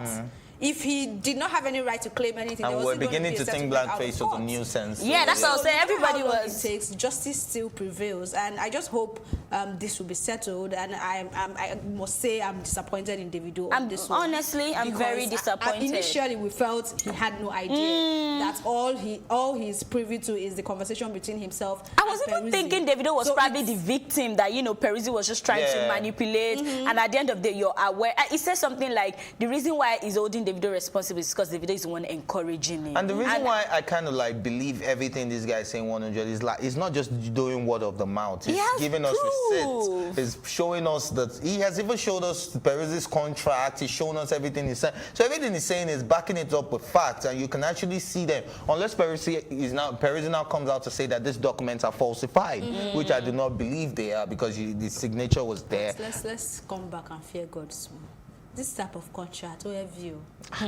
At some point, you almost asked him, right? I almost asked him, like, why do you have conscience? But I mean, but the Nollywood part, I totally get it. When Peruzzi said he was giving his son to Nollywood, and I think we have the perfect example. The same way we all work here right now, and anything we put out here belongs to Plus TV Africa. You understand? We can't take, because it's a good content, we cannot say, I'm still going to take it to another television station. It belongs to this place. So whatever they choose to do with it, if they decide that this show, they want to put it on Netflix, they do not owe me a dime more than my salary. Do you understand?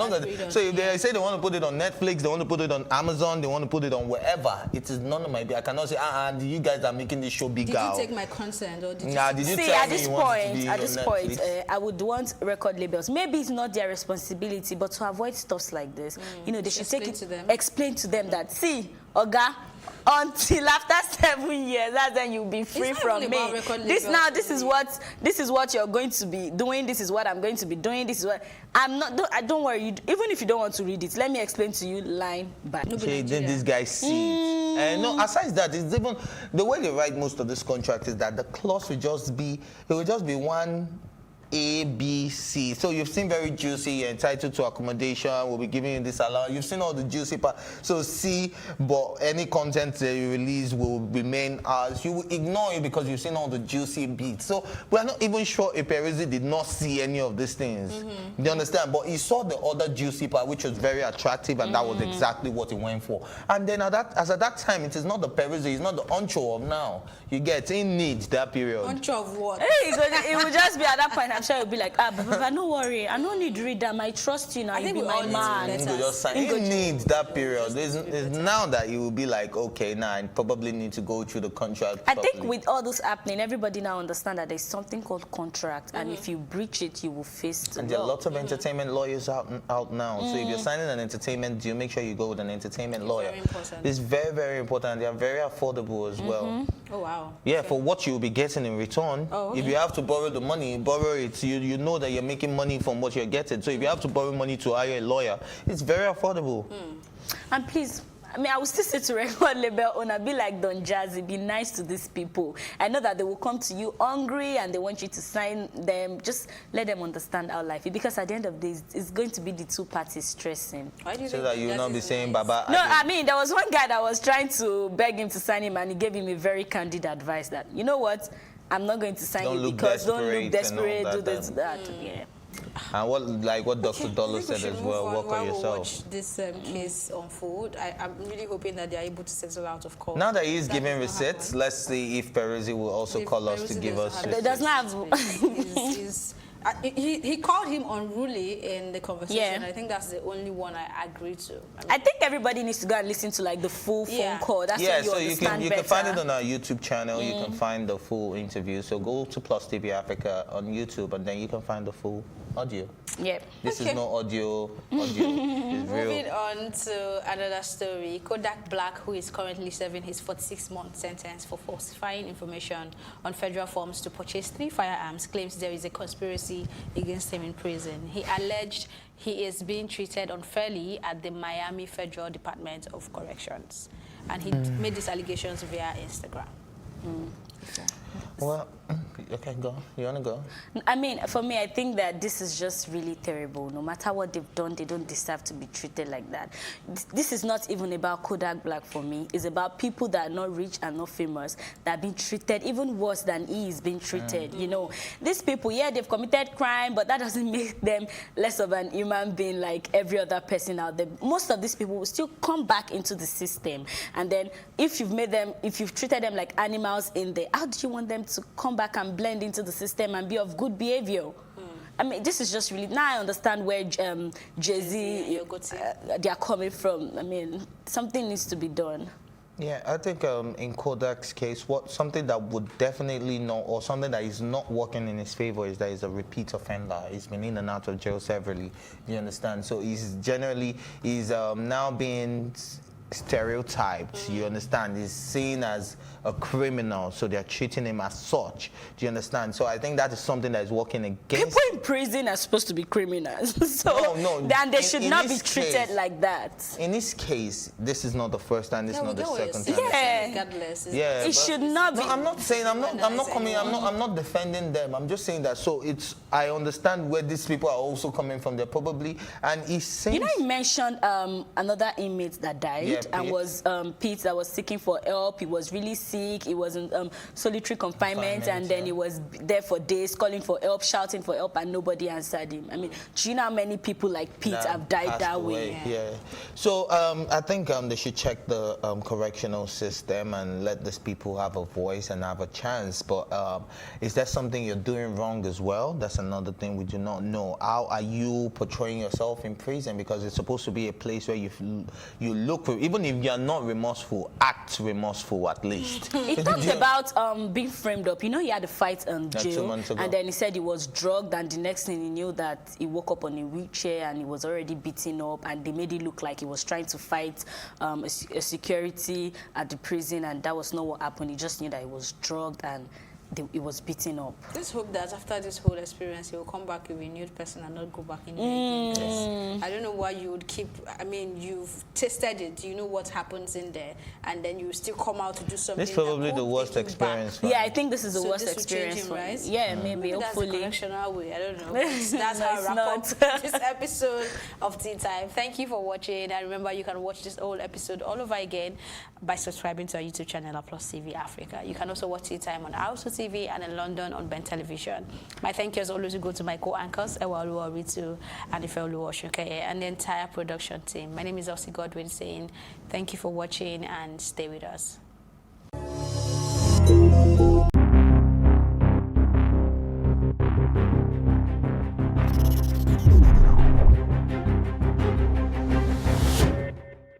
We're fresh into the new year, and The Advocate is marking its 1-year anniversary with a special edition. I didn't know condoms were free.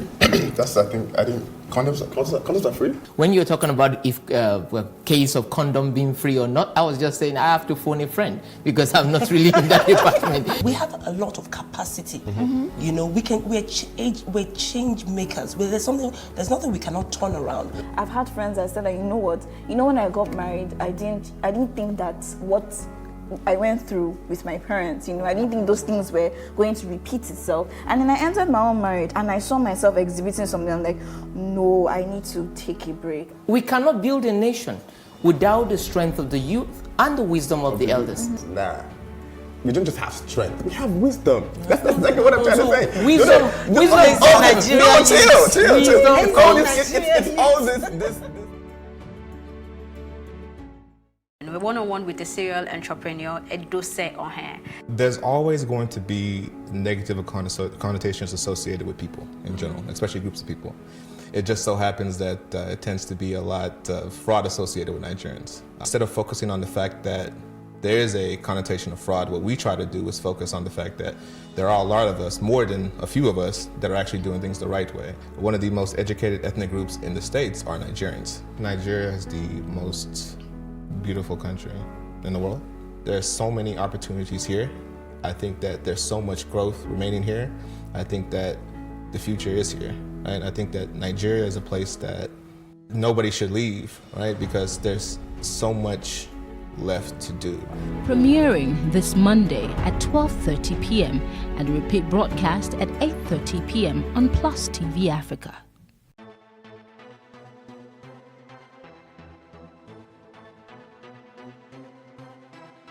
In recent times, getting employment is a major testimony. Getting a fantastic job, that's a cut with all the cream.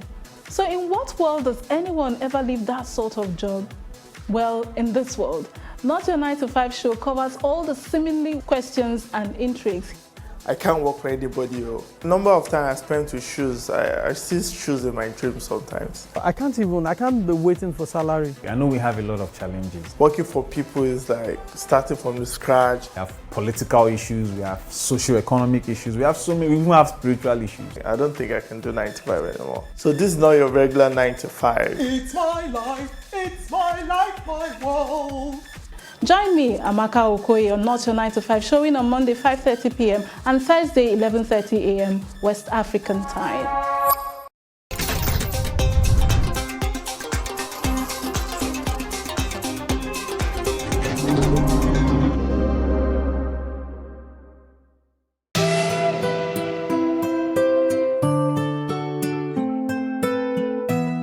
Africa's richest man, Aliko Dangote, is a businessman, investor, and founder of Dangote Group.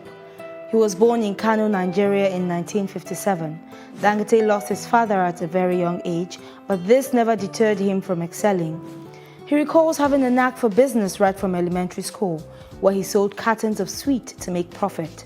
He obtained his bachelor's degree in business studies and administration from Al-Azhar University in Cairo. Dangote Group, which he started as a small trading firm, kicked off in 1977 with a seed capital of $3,000, which he borrowed from his uncle at age 21. Dangote Group has over time evolved into becoming the largest industrial group in Nigeria, including Dangote Cement, Dangote Sugar Refinery, and Dangote Flour, and his most recent project, Dangote Oil Refinery. He expresses his patriotism to Nigeria and Africa, not only in words but charitable deeds. He donated 150 million naira to stop the spread of Ebola in 2014. In 2018, he built a 1.2 billion naira business school in Bayero University, Kano. He was conferred with Nigeria's second highest honor, Grand Commander of the Order of the Niger, by the former President Goodluck Ebele Jonathan. Forbes ranked him first place as the richest man in Africa. Dangote is married and has 3 children. And this is the Mogul in 90 seconds.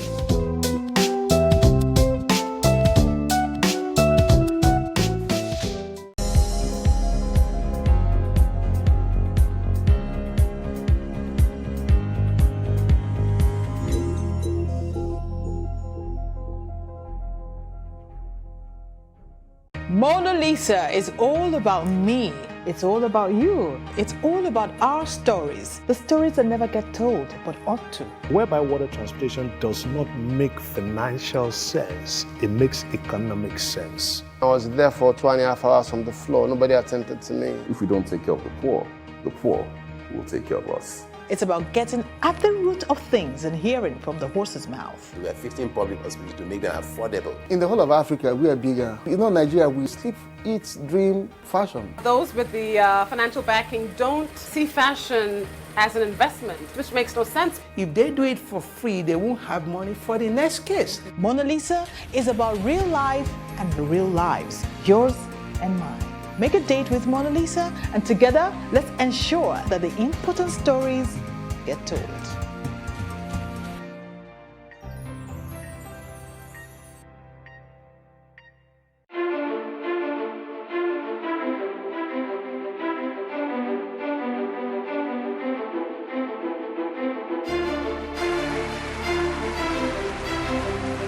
This medal has been directed to empower 1,000 persons with disabilities in each state in the next 12 months. We now start hearing the shoot of gun. Whatever I have done. Every public policy has winners and losers, and some will not be very happy with you, while others, usually the silent majority, will be quite happy.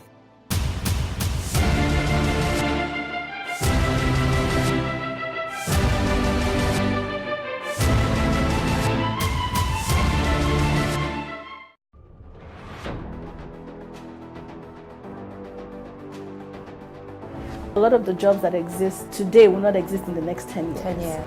When I see people today shouting, we're not too young to run, we are ready to run. Ready to run to where? The people of excellence are, to a certain extent, being held ransom by idiots and bandits. Once you are in government, you believe everything you do is right. And once you are in opposition, everything the government does is wrong. And so it's time for us to take over power.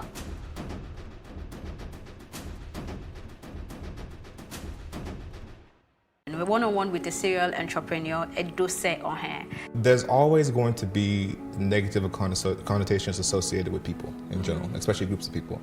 It just so happens that it tends to be a lot of fraud associated with Nigerians. Instead of focusing on the fact that there is a connotation of fraud, what we try to do is focus on the fact that there are a lot of us, more than a few of us, that are actually doing things the right way. One of the most educated ethnic groups in the States are Nigerians. Nigeria is the most beautiful country in the world. There's so many opportunities here. I think that there's so much growth remaining here. I think that the future is here. Right? I think that Nigeria is a place that nobody should leave, right? Because there's so much left to do. Premiering this Monday at 12:30 p.m. and repeat broadcast at 8:30 p.m. on Plus TV Africa.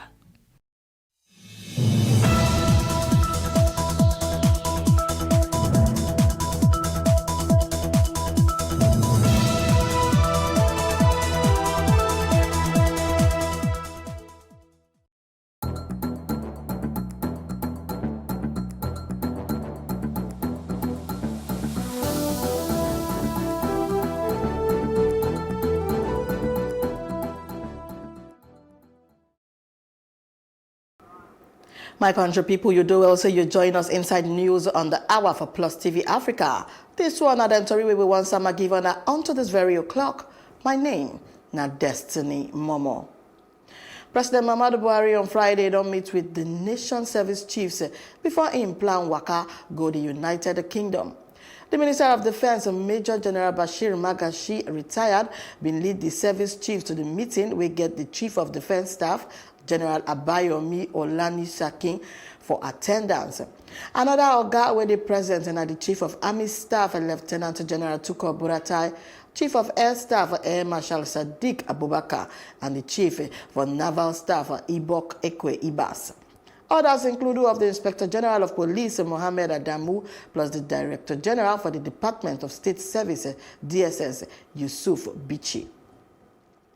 The meeting will show review for the operations for security agencies inside Wiobodo been attended by the Secretary to the Government for the Federation, SGF, Boss Mustafa. President Buhari, they expect to travel to Obodo, London after the meeting to join body inside the inaugural UK-Africa Investment Summit, where they scheduled for Monday next week. One federal high court territory, FCT High Court, will sit down inside the Buhari area of Abuja. It don't reconfirm the sack of Senator Ifeanyi Ubah for the Young Progressive Party, YPP. Senator Ubah are the lawmaker where they represent Anambra South District for the upper chamber of the National Assembly. Inside the ruling during by Friday, Justice Bello Kawu no agree to reverse the judgment for the court where they delivered inside December, where remove Ubah as member for the Senate. Instead, others say Obinna Uzo for the People's Democratic Party, PDP, we been done challenge Ubah victory inside the February 23 poll, suppose they recognize as the winner for the election. The judge still ordered the Independent National Electoral Commission, INEC, to give certificate of return to Uzo, the applicant, as the senator-elect for the district. And Ifeanyi Ubah say they never sack him as the lawmaker where they represent Anambra South Senatorial District. Ubah inside telephone interview for Abuja during by Friday, he said the FCT court be no just agree to vacate their before ruling, where since then don't be fault them on top the grounds for jurisdiction matter. He explains say Justice Bello Kawu been ruled for one applicant to take a vacate one earlier judgment for the court on top grounds, say lack of jurisdiction, plus in tell the parties to proceed to the appeal court.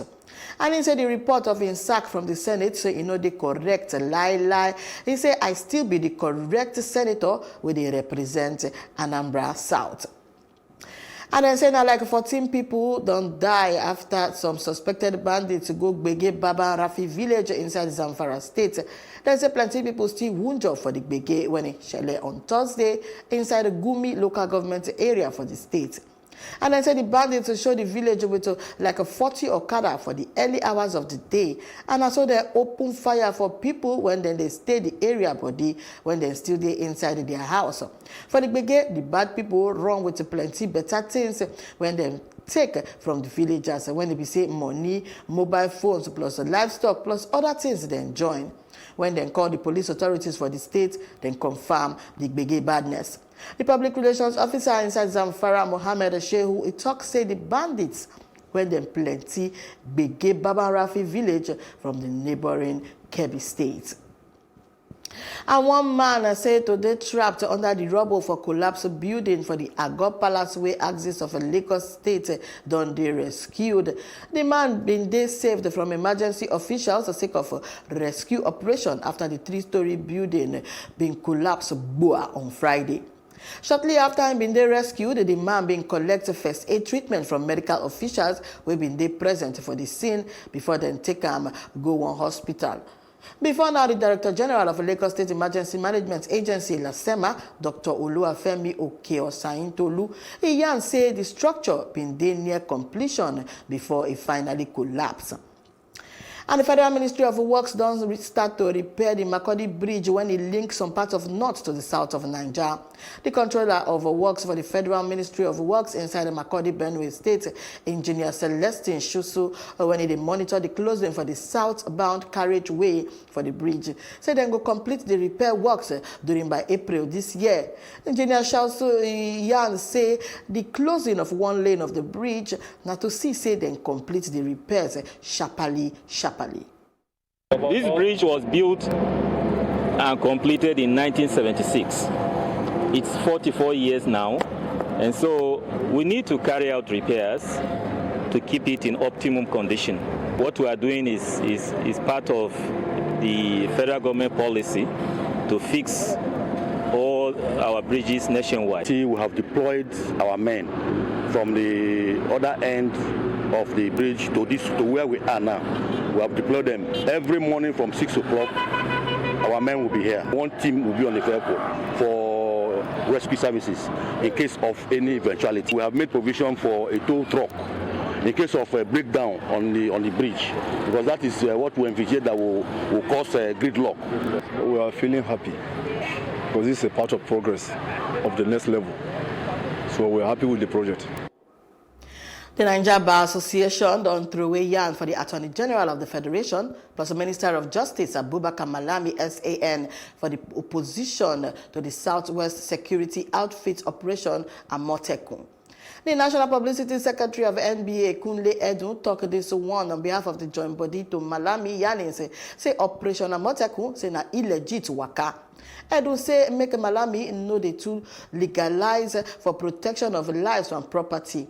He say for civilized area, security na everybody. Business, Ubunga Nigeria people like the Nobel laureate Professor Wole Soyinka, one before Chamo of the NBA Olisa Agbakoba, SAN, human rights lawyer Femi Falana, SAN, plus Ebu Olu Adegboruwa, SAN, plus others. Don't say the thing when the AGF talk, say it no follow at all. Earlier for Inside the Plus TV African News, we yarn with Moses Nekpe, will be political analyst. Now, maybe the person is saying illegal, or maybe not the person they illegal. You understand? Because number one, we get this same kind of outfit for North. Okay. They call it his bar. Okay, his bar. I wonder why that one not the illegal. We get civilian JTF. Okay. You understand me? When they move join army, they fight insecurity. Okay, like Boko Haram. Like Boko Haram and banditry and the rest. Okay. So it's just like say you say another person picking head na coconut. Only your own picking head, na be human being head. So I don't understand the thing we make the AGF. They talk say Amotekun na illegal. According to the section we quote for the Constitution, section 227, he say nobody go form any joint body there. Any joint body, you know, for political reason. We have to do with security for political reason. Okay. And this one maybe for political reason. Okay. Now for security of life, people life and property. See, if let's say the blood where they shed, they sweet this people for body. I can make you AGF tomorrow, even if you be baby lawyer. Okay. You understand me? Now appointment, no me saying that you know the law past every other person. Okay. And this man now is interpreting the law sentimentally, politically, and to suit a certain geography of this country. And some of the Nigeria people follow Chuk mouth inside this matter. I really think it's a good venture. We have no choice but to end up in a situation where we have state police. So I think this can be a little bridge to it. Because if you are not policed by your community, then the policing is far away. You know, if we have to always rely on Abuja for immediate protection of the people, it's just a disconnect. So I totally support it. I understand the fears of abuse or hijack from people, but it is what it is. As we have our police today, there's still some level of hijack or some presumption of hijack. So it's something we have to deal with. You can't say because water can drown you, you're not gonna drink it. So we have to take the good with the bad and see how we can make sure nobody hijacks this issue. But the fact that you can have a group of governors come together and form something, and it's actually being birthed, is nice. I wish they had done all their checks and balances so we don't have this issue here. But I think it should stay. The Amotekun issue, it's a good development. Coming down to the backdrop of what they call this thing again. They say it's this homeland security. Like, look at it in the USA, the way they do it. Like, apart from like state police, apart from the federal police, state police for the Southwest. And it's a good idea if the Southwest people will go by it. But the one that the federal government is saying, kicking against it, and they see the chief judge of the federation is kicking against it, saying it's not legal, I think they should review it. They should go back to the Constitution and look at it. I don't know if they're going to be armed or they're not going to be armed. The legality and the configuration of the Amotekun, really, I don't really know the full details. So I'm limited to what I can really say about it. Concerning Amotekun issue, to me, I think it's a welcome idea as far as I am concerned. Because if you have to look at the geographical part of the country, as in the zonal system. So majorly we have north, south, and the central north. I mean, the west, isn't it? So if the southwest can decide to do a kind of a regional security aspect, I believe the other regional aspect of the country can do as well. Government can only advise and try to guide them on what to do. Because normally, under the federal system of government, I think that kind of thing supposed to have happened. Even in U.S., the way we learned about it, that even in New York and the other side of the state in America, they have their own police. If at all we are not using it as a police state here, I think we are doing it as a regional security, because that is the way people have been pronounced it all about. So I think it's a welcome idea. Not a bad thing, because since it's a something to check the lives and security of the people. It's very good. As for all, the eastern part has their own. Northern side, I think they have something like ISBA. They are checkmating some of their activities. If there is an Amotekun here, it's very good to help us to secure the life of the people in the eastern and the western region here. And the transmission company for Nigeria on Friday, Yan said the national grid don't be fully restored after the system being collapsed, which shall around 4:15 p.m. on Thursday. He explains that the collapse shall when the grid been they recover from one before partial system slump, we then describe as a system disturbance. Full restoration for the grid been they achieved during by 2:19 a.m. today, Friday. TCN General Manager, Public Affairs in Didimba, Nayan so. And the company Yan say the before disturbance for the grid which shall around 12:34 p.m. on Thursday, saying a partial collapse for the system. And he has at the time for the partial collapse, the grid been still they supply power to Port Harcourt, Aba, Omoku, Yanegua, Afam, plus others. Plus the supply na through Afam 4, Rivers IPP, and Omoku power stations. We won't go small break now. We will come back with more Tori. I beg no stand up from your chair.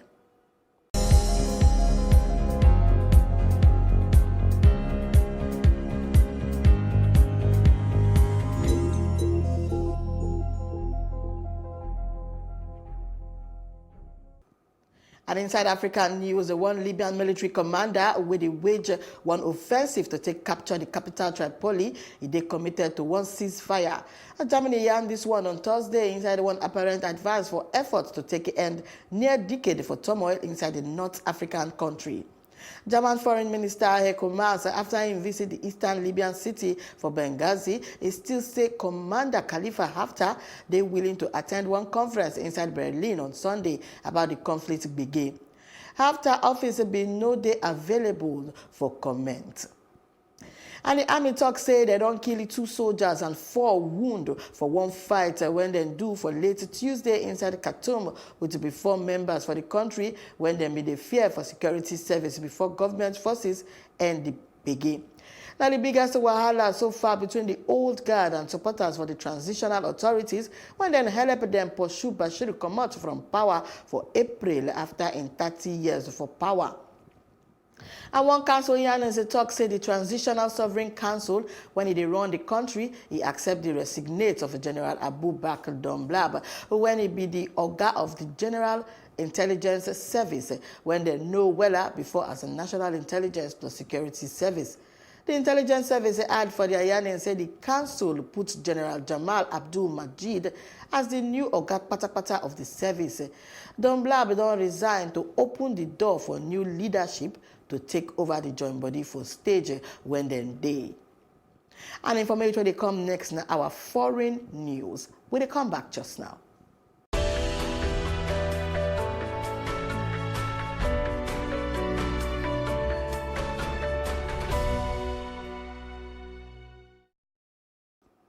And on top foreign news, Iran's supreme leader, Ayatollah Ali Khamenei, he don't defend the country armed forces after they admit to say, now then shoot down one passenger plane by mistake. He said the Revolutionary Guard, the elite unit where they responsible for the disaster, say he maintains security for Iran. Widespread we no go agree protest plus criticize from abroad don't put growing pressure for Iran sake of a handling for the incident. but the Ayatollah tried to rally support as he lead Friday prayers inside Tehran for the first time since during by 2012. And Ukrainian Prime Minister Alexei Honcharuk, a talker on Friday, said the fact say he don't submit one letter of resignation.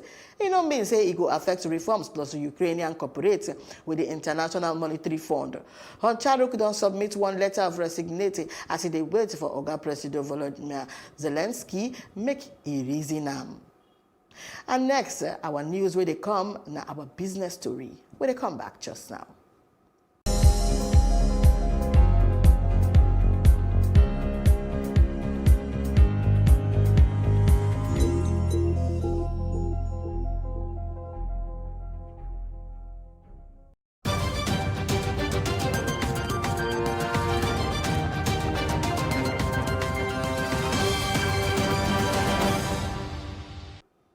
And on top business, the National Bureau for Statistics say consumer price index, we measure inflation, say it increase reach 11.98% year on year inside December 2019. The NBS make this matter open inside their CPI plus inflation report for December 2019, where they released it during by Friday.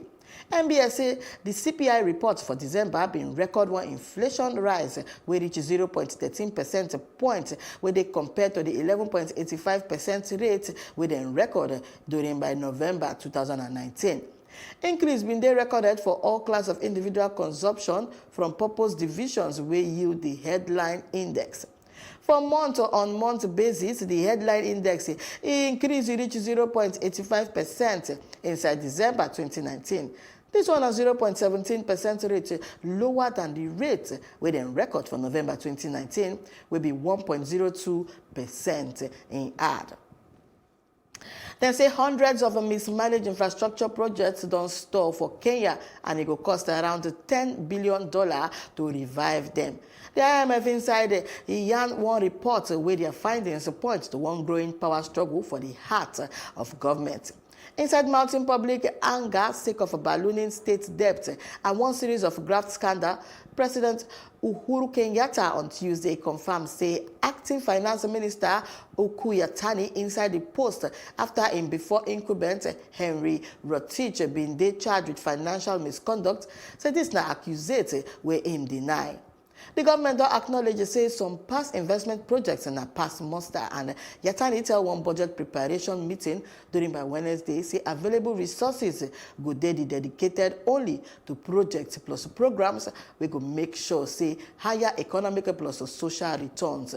It dey very, very cajard. And still for front on top Plus TV Africa news, now our roundup on top entertainment plus sports news.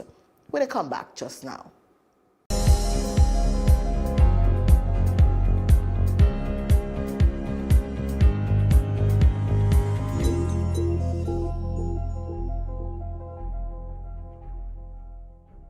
One-on-one with the serial entrepreneur Edose on her.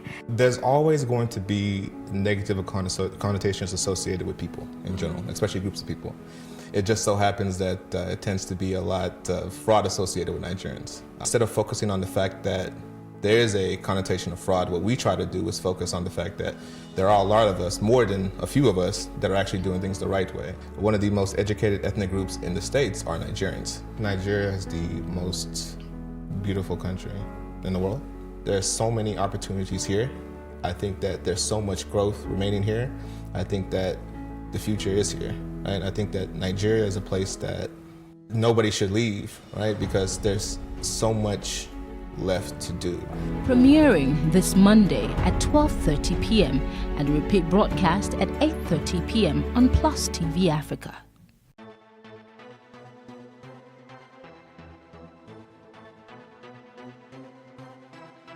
In recent times, getting employment is a major testimony. Getting a fantastic job, that's a cut with all the cream. So in what world does anyone ever leave that sort of job? Well, in this world. Not Your 9 to 5 show covers all the seemingly questions and intrigues. I can't work for anybody. Number of times I spent with shoes, I see shoes in my dreams sometimes. I can't be waiting for salary. I know we have a lot of challenges. Working for people is like starting from the scratch. We have political issues, we have socio-economic issues, we even have spiritual issues. I don't think I can do 9 to 5 anymore. So this is not your regular 9 to 5. It's my life, my world. Join me, Amaka Okoye, on Not Your 9 to 5, showing on Monday 5:30 p.m. and Thursday 11:30 a.m. West African time.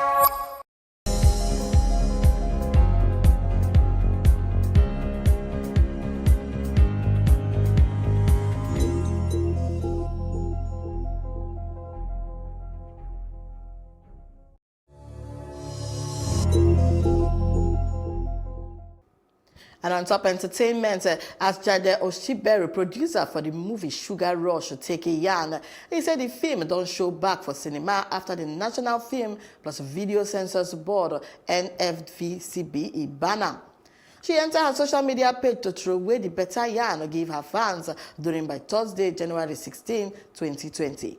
The Oga Patapata of the NFVCB still give one statement for the latest development from an official social media page. As the board take yarn, then say them bring the movie back on cinema after the producers do waiting them suppose do. And also we'll take entertainment news. The very best on Top Sports, they come after this tiny break.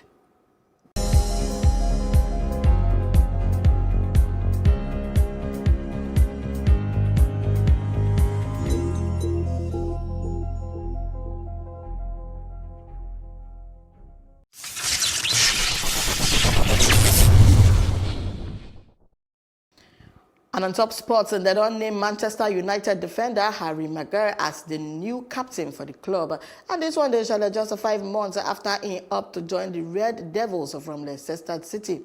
Maguire will make 29 appearances since he moved to Old Trafford. Don't succeed Ashley Young, waiting for the vet to complete one move to Inter Milan. The 26-year-old received praise from his manager Ole Gunnar Solskjaer. Other players will don't be captain for the team for the absence of Ashley Young, and Marcus Rashford, David De Gea, and Jesse Lingard. But Harry Maguire is set to wear the armband for a long time. And South Africa leading bowler Kagiso Rabada will miss the all-important decisive fourth test against England after he collect punishment for waiting there adjudged to be breach for the disciplinary code. Rabada been they banned sake of in celebration of a Joe Root dismissal for the first day for the third test. The team has screamed next to the England skipper after him bowl for 27 inside Port Elizabeth. The International Cricket Council don't give him one demerit point, which means say he get 4 inside a 2-year period, with a trigger 1 test ban. The 4th test for the series, where they level 1-1, it will start for 24th January inside Johannesburg. The ICC been fined Rabada guilty for saying he used language, actions, or gestures where they disparage or with it to provoke aggressive reaction from one batter during by him or her dismissal inside the international match. And that now our news roundup for events we share during by this very o'clock. For more Tory updates, I beg you follow us at Plus TV Africa on top of Facebook, Twitter, and Instagram. And it will make a bonga sense if you subscribe to our YouTube channel at Plus TV Africa. And we go show later about more Tories. You will make background headlines. Honor well done. My name na Destiny Momo.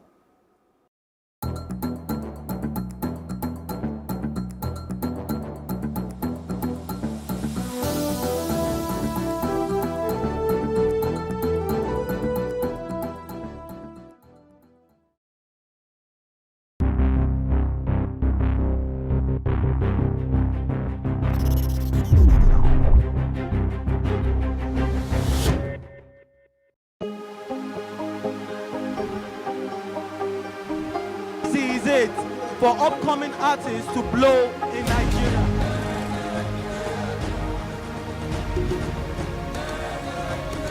Welcome to Plus Trending. I am Buki November, your host, saying thank you for joining us on today's episode. Welcome back. It's tea time on Plus TV Africa. Practice makes perfect. I'm not perfect yet, but I'm a lot better than I used to be. He's a king. He's entitled to marry 100 if he wants to.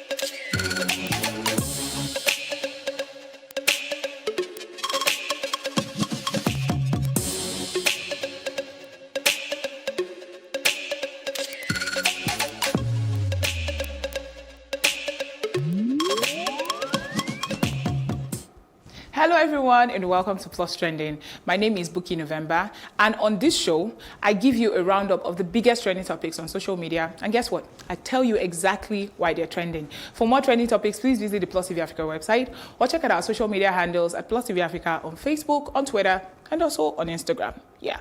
Okay, so first off, our first trending topic for this week, or this show, is Lupita Nyong'o's Oscar snub for us. This story actually got fans cursing on social media. The Collider says the snub shows the Academy is still afraid of great horror performances. Okay, so people, let me explain, yeah? Real quick. The nominations for the 2020 Oscars are out, but many movie lovers are disappointed at the list of nominees. First off, when compared to that of 2019, I've been told, no woman was nominated in the category of Best Director. It is also reported that most of the categories acknowledge mostly white actors despite the arguably epic performances displayed by their black counterparts. This brings us to the case of Lupita and the horror movie Us. Now, I didn't see the movie, okay, truth be told, I didn't see the movie because I thought it was too voodoo inclined, yeah? But back in March 2019, several Lupita fans trooped to the theaters to celebrate what they called an iconic magic. Fast forward to February 2020, people, the actress didn't even get nominated for her role in the movie. The movie itself did not even get nominated. Now, while Lupita fans were busy airing their thoughts on Twitter, it became very obvious that the likes of Jennifer Lopez, Greta Gerwig, or even Robert De Niro also got snubbed by the Oscars. For the full list of 2020 Oscar nominees, please visit the Plus TV Africa website. Now let's check out comments from social media. Well, angry fans actually. First off is Gabriel Lemon, and he says, "Look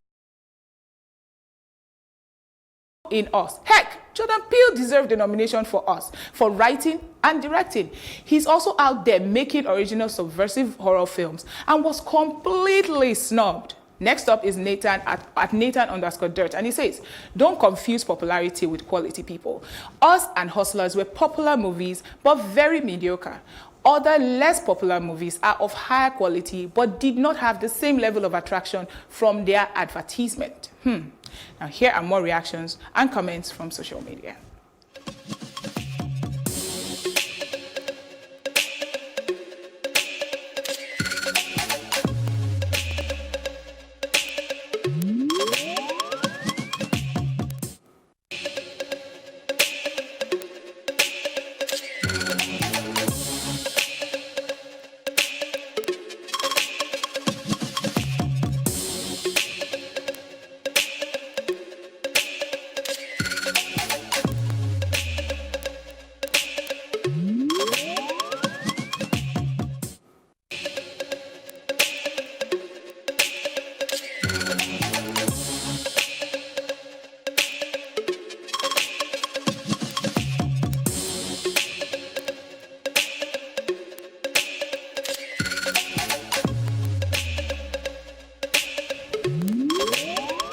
So people will go on a really quick break, and when we return, I'll be bringing you more trending topics from social media. Stay tuned.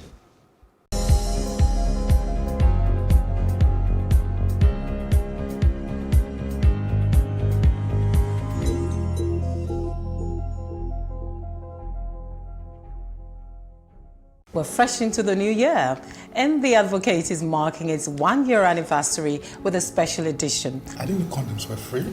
That's the thing. I didn't. Condoms are free? When you're talking about if a case of condom being free or not, I was just saying I have to phone a friend because I'm not really in that department. We have a lot of capacity. You know, we're change makers. There's nothing we cannot turn around. I've had friends that said that, you know what, when I got married, I didn't think that what I went through with my parents, I didn't think those things were going to repeat itself. And then I entered my own marriage and I saw myself exhibiting something. I'm like, no, I need to take a break. We cannot build a nation without the strength of the youth and the wisdom of the elders. Nah. We don't just have strength, we have wisdom. That's exactly what I'm trying to say. Wisdom is Nigeria. No, chill. It's all this. Welcome back, people. So another story that has stayed trending all week is Amotekun, a new security outfit launched in southwestern part of Nigeria. Now let me explain, okay, real quick. On the 9th of January 2020, governors of 6 western states, Ogun, Osun, Oyo, Ekiti, Ondo, and Lagos, launched the Western Nigerian Security Network called Operation Amotekun, an agency of the state government that aims at giving people confidence that they are being looked after by those they elected into office. Still a bit fuzzy, yeah? Okay. So Amotekun is Yoruba word for leopard. It is not a local vigilante group, people, the likes of OPC and Bakassi, no. Amotekun is also not the Nigerian police or the army, But Amotekun is a neighborhood police force. It is a security unit set up to protect lives and property due to the level of crime, robbery, and kidnap experienced in recent times. The Ekiti State Governor, Kayode Fayemi, actually calls Amotekun a confidence-building strategy for people in the 6 states of the Southwest. I actually do have a question, okay, quick one. If Amotekun was created to secure lives and property within each state, what exactly is the job of the police in these states? Okay, and one more question, people, one more. Also, exactly who does Amotekun answer to? The police, the army, who? Anyway, moving on. So, it's been reported, that the Inspector General of Police, Mohammed Adamu, and the Oni of Ife, Oba Adeyeye Ogunwusi, are also in support of the new security unit. Each of the 6 states in the Southwest have already even provided trucks, and motorcycles for the operations of Amotekun. And another thing I think everyone needs to know, Amotekun will not rely heavily on jazz and machete. And although the group, people that make up this group are locally sourced, they will be dressed to fit the part like any other law enforcement agent in Nigeria. Fast forward to the 14th of January, just a few days ago. After the launch, news broke that the federal government has declared Operation Amotekun illegal, and so it will be officially banned, or it has actually been officially banned. This suddenly became a case of state government versus federal government. Now, according to the Attorney General of the Federation and the Minister of Justice, Abubakar Malami, the federal government said Amotekun is not backed by any known law in the land. According to a press statement released, the setting up of the paramilitary organization called Amotekun is illegal and runs contrary to the provisions of the Nigerian law. The Constitution of the Federal Republic of Nigeria, 1999, as amended, has established that the Army, Navy, and Air Force, including the police and other numerous paramilitary organizations, for the purpose of the defense of Nigeria. As a consequence, of this, no state government, whether singly or as a group, has the legal right to competently establish any form of organization or agency for the defense of Nigeria or the constituent parts. So yes, how did the state governors react to the news? It is reported that in a statement released by the Southern and Middle Belt Leaders Forum, that's SMBLF, the group has considered the actions of the Attorney General as an abuse of office to suppress the rights of federating units to secure themselves and, in furtherance of widely held suspicion that the section of the country are deliberately being rendered vulnerable to headsmen and other criminals by the federal government. People, long story short, the issue of Amotekun might only get resolved in court. That's it, yeah. So how are people reacting to this story on social media? Let's find out.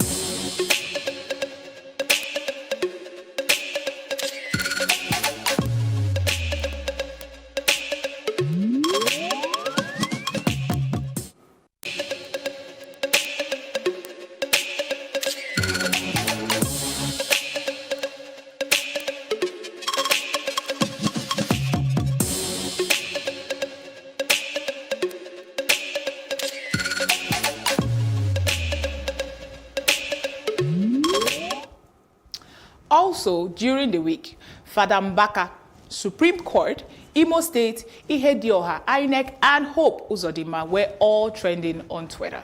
Now, if you're familiar with politics in Nigeria, you already know what I'm about to say. The Supreme Court overturned the victory of Emeka Ihedioha, the former Imo State governor, by announcing the APC candidate Hope Uzodinma as the winner of the 2019 Imo State gubernatorial elections. The court ordered that the certificate of return wrongfully, or unlawfully, issued to Mr. Ihedioha be immediately withdrawn by INEC, and a fresh one issued to Mr. Uzodinma as the elected governor of the state. So before the ruling, Enugu-based Catholic priest, Reverend Father Ejike Mbaka, has prophesied that, and I quote, "In spite of all that would happen in 2020, there is hope in Imo State. Even though Ihedioha won the tribunal and at the appeal court, that doesn't mean that he will triumph in the Supreme Court." Well, people, social media did not forget this prophecy. Emeka Ihedioha tweeted his thoughts saying, "No doubt yesterday's Supreme Court verdict came to us as a rude shock and surprise considering the fact on ground and clear verdict of Imo people on March 9, 2019. The returning me as governor with the highest votes. Well, I do not agree with the judgment of the Supreme Court. Consequently, we have put machinery in motion to hand over the reins of office to the APC candidate as the next governor of Imo State." Here are reactions from social media.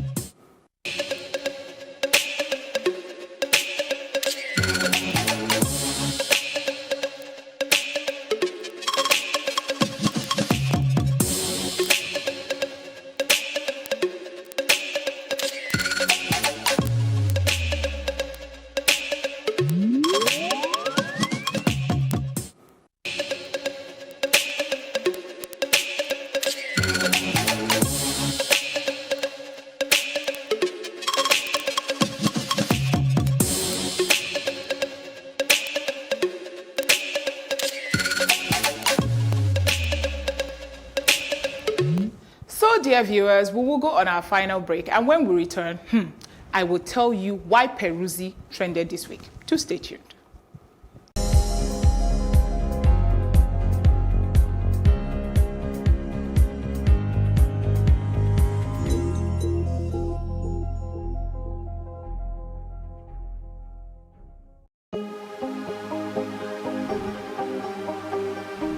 This is it for upcoming artists to blow in Nigeria.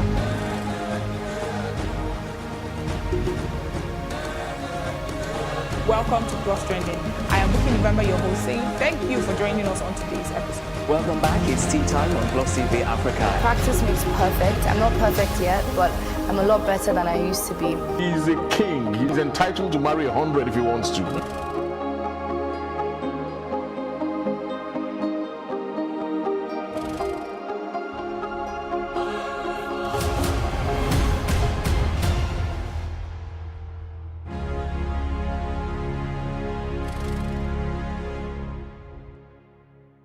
Welcome back, everyone. So our final trending topic today is one that has somewhat become a regular in the Nigerian music industry.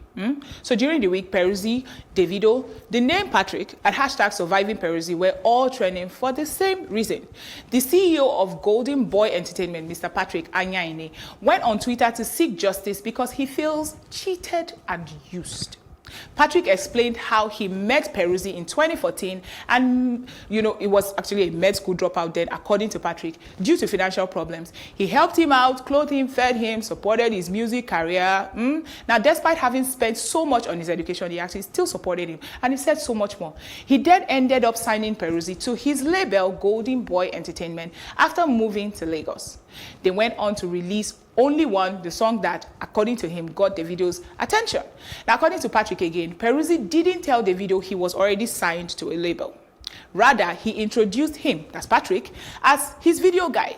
Well, long story short, people, long story short, Peruzzi got signed to DMW without Patrick's consent, thereby beginning Patrick's journey through depression because all of a sudden, all his hard work seemed to be going unnoticed.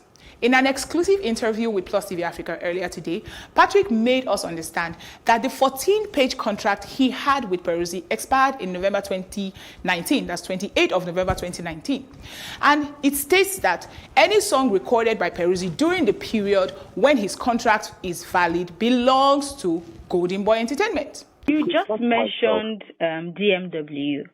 What is DMW's role in this? And you also said Davido owes you. So how is this about Peruzzi or Davido, or how does Davido come into play?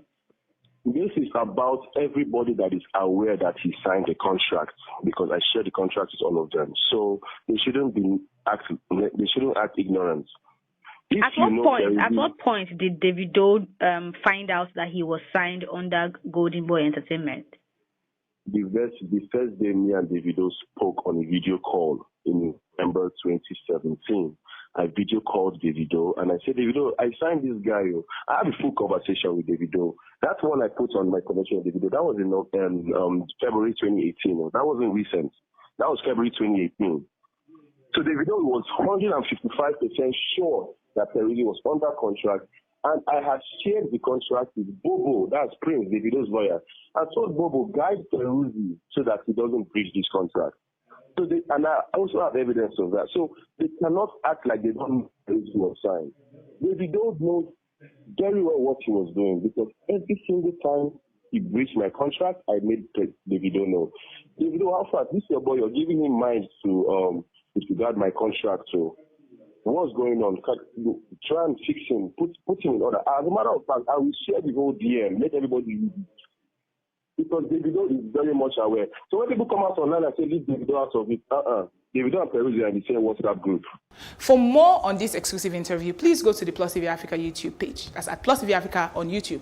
Now, we've got you covered here, of course. So Mr. Patrick tweeted earlier also, he says, I am starting this thread so everyone can understand how much of a fraud Peruzzi and Davido are. I want to make it clear that all I want from this is the royalties and credit that Davido's music or Davido Music Worldwide owes Golden Boy Entertainment. Nothing more or less. We signed a contract and that should be respected. As of this morning, Peruzzi responded saying he didn't cheat anyone. He wasn't homeless and Patrick owes him as much as he also owes Patrick. So you see, give and take, yeah? Well, Patrick got the attention and the attention of many Nigerians on Twitter, actually. I mean, maybe even got more attention than he actually wanted. Yeah. Here are comments and reactions from social media.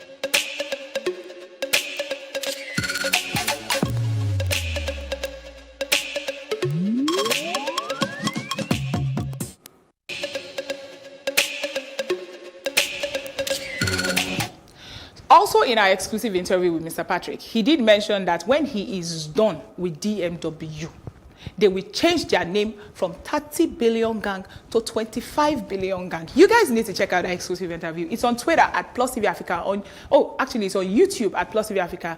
Yeah, so check it out.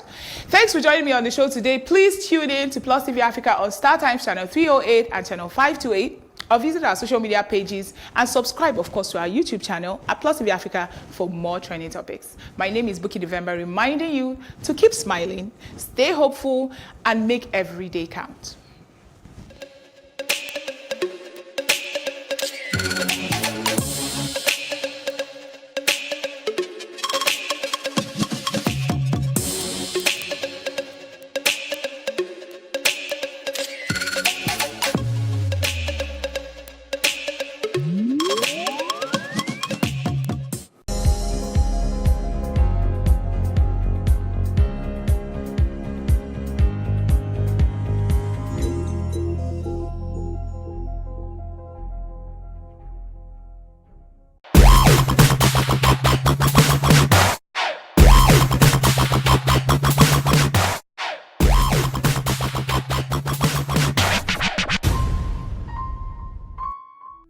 When you hear hip-hop, what comes to mind? Ostentatious lifestyle depicted in music videos with half-naked women?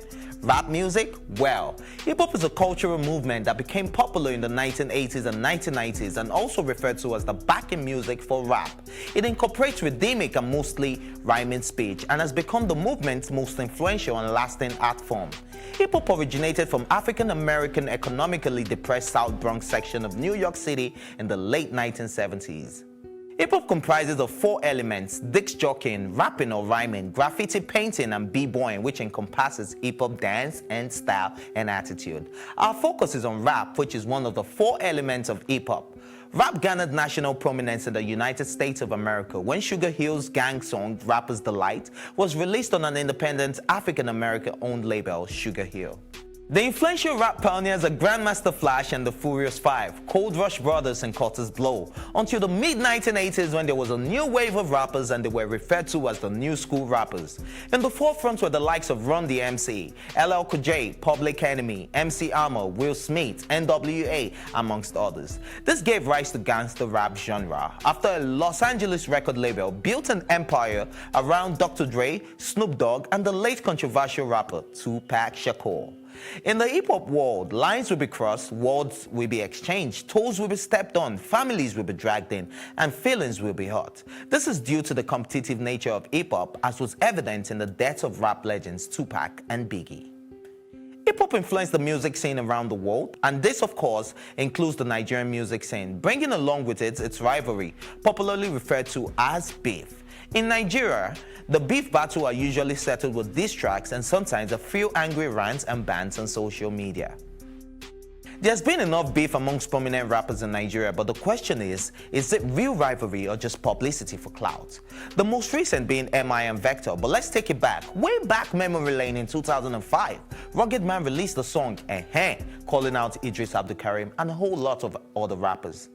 MI and Kelly Ansem. MI released the track Talk About It, calling out Kelly Ansem, and in another song, I'm Hot remix, he appeared to shade Ansem. Ansem then responded by releasing a song titled Catch Me If You Can. It did not stop there. In the song featuring Ice Prince called Nobody Test Me, he fired shots again at Kelly Ansem, and the latter responded with Chocolate Boys freestyle. MI again, this time with Iceberg Slim. Iceberg Slim released the song Mr. International and he shaded MI on the track. MI responded with Somebody Wants to Die. It didn't stop there. Iceberg released a whole diss track, Am I Better? And MI dropped the track Beef in 2016 and he focused on both Kelly Ansem and Iceberg Slim. Nice and Rugged Man. There was an altercation between the two hip-hop artists over alleged infidelity on the part of Nice's wife, at the time Tony Payne, which involved Rugged Man, and a couple of these songs were released, but the song that really caught people's attention was Talk, I Am Listening. Vector and Reminisce. Vector dissed Reminisce in a song he featured on Kitchen Streets, and Reminisce seemed to respond when he dropped a 1-minute song, Atta. Then Vector released a song from his sophomore album called Distractions, which is apparently a diss song to Reminisce. Vector and AQ. Vector appeared to have shaded AQ in a song, Where is Vector? And AQ replied by shading him on the same beat as Vector's song, Where is Vector? Fast forward to 2019 and shots have been fired between the Mr. Incredible MI and Vector the Viper. It all started when MI and Vector were featured on a track. MI rapped about his status as the king, and Vector's verse in the same song ended with a light-hearted comment that he stays grounded like MI. Ooh. At that time, they had only had competition-inspired tension between them. Vector had also made a very popular remix to Ole Ku, Ice Prince's hit. The tension was building. This resulted in subtle call-out after call-out. On Mattel Cypher 2, Purification, M.I. Abaga threw shade at Vector, claiming to be the king of rap in Nigeria. Vector responded to M.I.'s invitation with the purge, and it got people talking on social media. The beef was apparent, and M.I. announced an EP, and Vector replied with tetracycline, asking M.I. to a rap battle. M.I. released the Viper, last addressing Vector, and Vector replied with Judas the Rat. There have been 4 tracks released in this beef. That's Vector's Purge, then Tetracycline. M.I. came out with the Viper, then Vector finally came out with Judas the Rat. We spoke to some veterans and Nigerian hip-hop artists, and of course the fans, if they think beef is part of the hip-hop culture. And here are some of the reactions we got. The hip-hop culture is, hip-hop is life. And definitely in life you get all sorts of things. You get love, you get hate, definitely you get beef. So to me, I look at it as I'm looking at a bigger picture. Beef is part of life. So definitely, the culture is life. So yes. Hip-hop has always been a competitive sport, so I believe that at some point people are meant to butt heads, you understand, because one person wants to, there's an imaginary throne that everybody is chasing. Everybody wants to be the best rapper and be the best, at what they're doing. So eventually you butt heads, and I think as for long as it's in a healthy environment and stuff, it's fair, you understand? It's competition. It's like any other sport. It's like, athletics or football. People are always going to butt heads, and there's in the El Clasico, there's always going to be little bits of, anger and stuff, but it's part of the culture, That's how it is. Yeah, I think it's part of the hip-hop culture, of course. It brings out the spark, the entertainment in it. Yes, definitely. From beef, you get to see one of the best tracks, like Drake's Pusha T's Added On, Story of Added On, Drake's Back to Back, Jake's Charged Up. You get to see tracks that are based off beef. So yeah, it's part of the culture. The Performing Musicians Association of Nigeria President Dr. Obi Okudili Kasimir, popularly known as Bombalistic Uncle P, has reacted on October 13, 2019, stating that grudges between Nigerian musicians is unhealthy for the music industry. He said being emotionally immature when composing or writing your song means you cannot control your emotions or reactions towards your colleagues. Is this a wrong representation of hip-hop, or is it all part of the culture? We never know. I think I'll leave that for you to answer. Peace.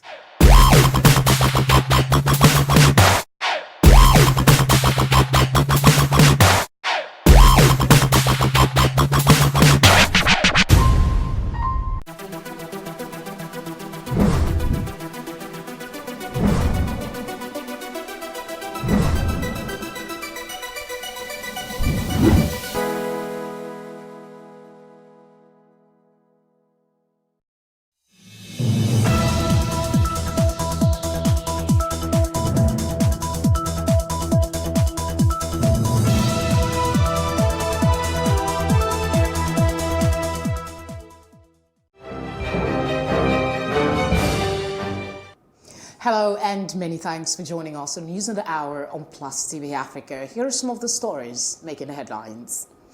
President Muhammadu Buhari on Friday met with the nation's service chiefs ahead of his scheduled trip to the United Kingdom.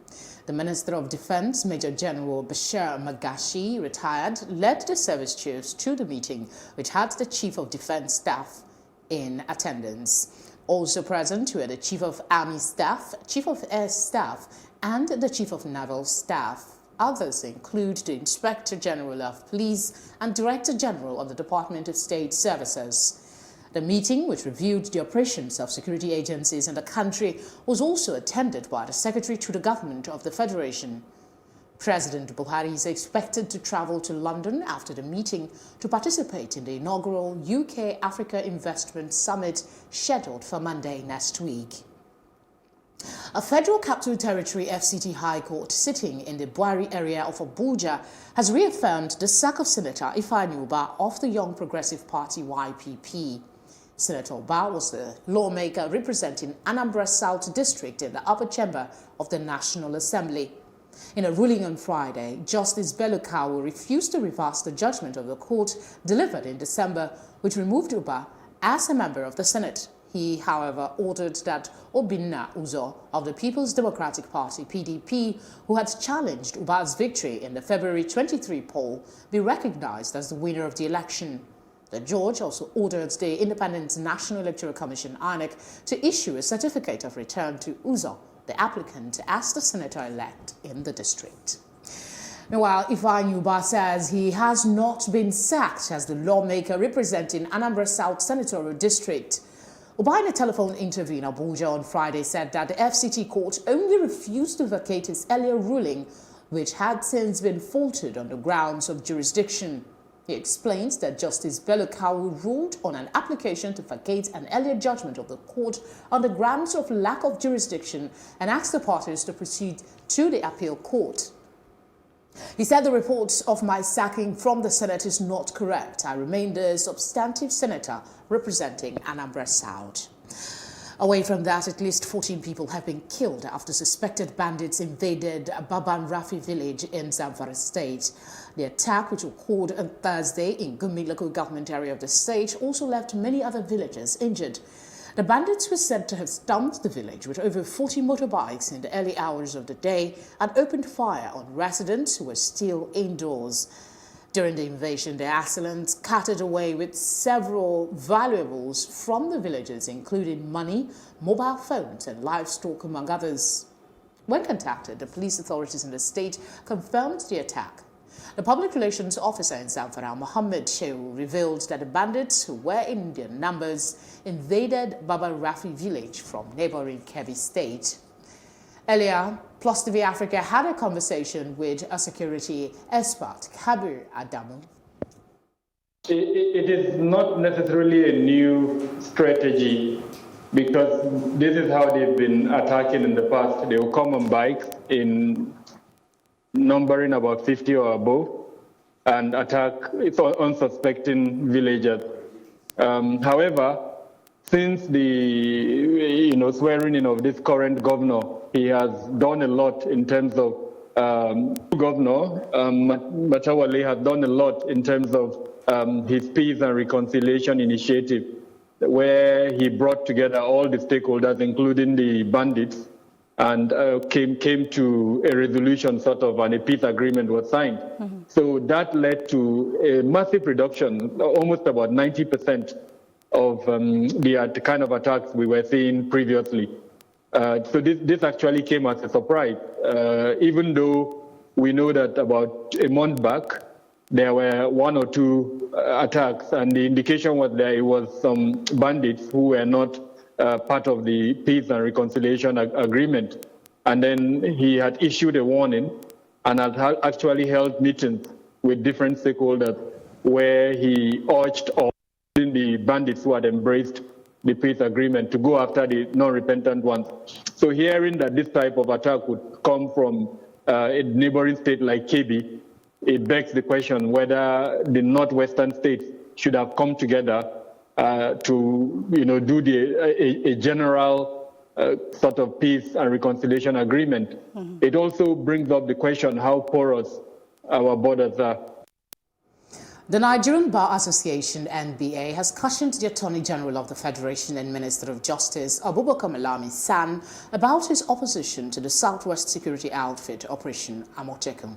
The National Publicity Secretary of the NBA, Kunle Edu, stated this on behalf of the association to Malami's statement that Operation Amotekun was illegal. Faulting the AGF, Edu said Malami should not be too legalistic on protection of lives and property. He emphasized that in civilized climes, security is everyone's business. Prominent Nigerians, including the Nobel laureate Professor Wole Soyinka and ex-chairman of the NBA, Olisa Agbakoba San, human rights lawyers Femi Falana San and Ebolu Adegburua San, among others, had also kicked against the AGF's announcement. Plus TV Africa had a conversation with a political analyst, Ugochukwu Ikako. In a democracy, we always have conversations like this, especially in Nigeria, where we have issues of insecurity that has been around for a long time. But since 2015, a lot has happened in terms of talking about the pastoral conflict, what some people call the Fulani herdsmen. So that conflict has made insecurity become a bigger issue across the southwestern states. So at this point, it shows that there is a conversation that we're supposed to have. But because the federal government on its own part is not taking the initiative of being proactive, you're seeing southwestern states to say, okay, we want to make provision to protect ourselves. And I think that's a step in the right direction. What they've done is the right thing and is allowed in a democratic setting. The AGF saying what he said, I think he said it from apart from the government he represents. Right? Because we have a government that has a unitary approach to government. They don't understand the concept of regionalization. They don't understand the concept that in a federal system of government, the state is not the federal that is in charge of security. Both bring it down to the municipal level, talk about the local government where you have the mayor and rest of it. So the system of federalism that we practice in this country is not perfect. And conversations like this is what is supposed to push us into having a conversation to break down some of these things, because there's some responsibility that the federal shouldn't be having. There's no business where the governor should be the number one person that is in charge of the security in his state, not the president, because the president is from Abuja, and it should be the person that controls, okay, what happens and the rest of it. So for me, the Southwest is taking a good initiative, and it's something that we'll keep talking, I will keep exploring. But I think for me, this is one of the most important things that's happened to us as a country since 2015, because for the first time, we're seeing states come together and say, this is what we want, and the federal government is opposing it. So what is going to happen at the end of the day, if they can't find rooms to have a conversation to settle this thing out amicably, they will go to the court. And most likely, when whatever the court decide, will push the frontiers of our democracy further. No, the government needs this intervention. It's clear. It's as clear as the sky. Anybody that is trying to say anything contrary to that is being dishonest. Because what we'll have right now, the security structure we'll have in Nigeria, especially the internal security architecture, it doesn't work.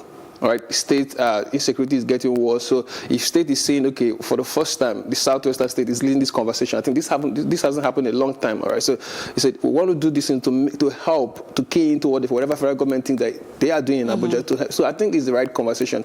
My position is that people need to understand that, for example, let me break something down. We'll have a president. President Buhari, all right?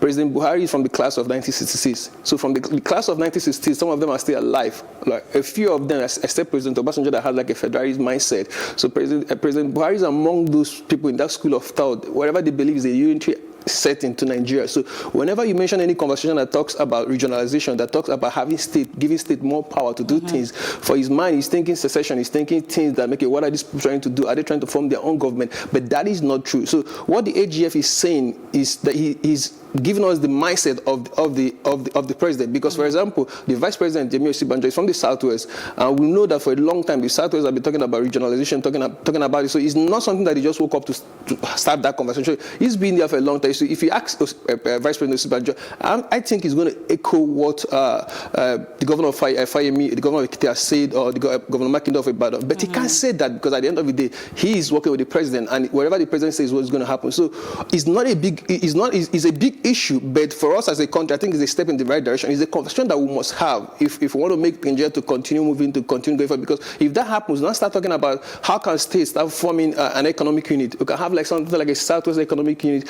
It works, so it helps. So it can help us integrate better as a country. It can help us find approaches that will make us safer and better. So I think it's a good one. It's just that the people that are the presidency, the Abakari, the president, they don't understand this. They see it from a different way. So I expect them to go have like a political conversation in a closed door meeting, find a way to solve this thing. But I don't think they would do that. So I trust the court, but I still have issue with the court, because we have a court that listens that whatever they've done so far is like to please the presidency. So there's a lot of political conversation that will go on here. But for the first time, we could see that some of the Southwest, a lot of the Southwest governors are on this, except Babajide Sanwo-Olu. By his body language, I don't think his godfather has allowed him to be part of it. So for now, I think it's the right conversation. I think it should be carried on.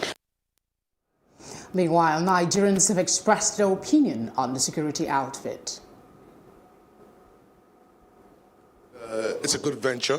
We have no choice but to end up in a situation where we have state police. So I think this can be a little bridge to it. Because if you are not policed by your community, then the policing is far away. You know, if we have to always rely on Abuja for immediate protection of the people, it's just a disconnect. So I totally support it. I understand the fears of abuse or hijack from people, but it is what it is. As we have our police today, there's still some level of hijack or some presumption of hijack. So it's what we have to deal with. You can't say because water can drown you, you're not gonna drink it. So we have to take the good with the bad and see how we can make sure nobody hijacks this issue. But the fact that you can have a group of governors come together and form something and it's actually being birthed is nice. I wish they had done all their checks and balances so we don't have this issue here, but I think it should stay. The Amotekun issue, it's a good development coming down to the backdrop of what they call this thing again. They say it's this homeland security. Like, look at it in the USA, the way they do it. Like, apart from like state police, apart from the federal police, state police for the Southwest. And it's a good idea if the Southwest people will go by it. But the one that the federal government is saying, kicking against it, and they see the chief judge of the federation is kicking against it, saying it's not legal. I think they should review it. They should go back to the constitution and look at it. I don't know if they're going to be armed or they're not going to be armed. The legality and the configuration of the Amotekun, really, I don't really know the full details. So I'm limited to what I can really say about it. Concerning Amotekun issue, to me, I think it's a welcome idea as far as I am concerned. Because if you are to look at the geographical part of the country as in the zonal system, so majorly we have north, south, and the central north. I mean, the west, isn't it? So if the Southwest can decide to do a kind of a regional security aspect, I believe the other regional aspect of the country can do as well. Government can only advise and try to guide them on what to do. Because normally under the federal system of government, I think that kind of thing supposed to have happened. Even in US, the way we learned about it, that even in New York and the other side of the state in America, they have their own police. If at all we are not using it as a police state here, I think we are doing it as a regional security, because that is the way people have been pronounced it all about. So I think it's a welcome idea. Not a bad thing, because since it's a problem, something to check the lives and security of the people. It's very good. As for all, the eastern part has their own. Northern side, I think they have something like ISBA. They are checkmating some of their activities. If there is an Amotekun here, it's very good to help us to secure the life of the people in the western region here. A man said to have been trapped under the rubble of a collapsed building at the Ago Palace Way axis of Lagos State has been rescued. The man was saved by emergency officials following a rescue operation after the three-story building collapsed on Friday. Shortly after he was rescued, the man was given a first aid treatment by medical officials present at the scene before he was taken to the hospital. Earlier, the Director General of Lagos State Emergency Management Agency said the structure was near completion before it collapsed. He noted that the impact of the collapse has affected some adjacent building around the scene of the incident.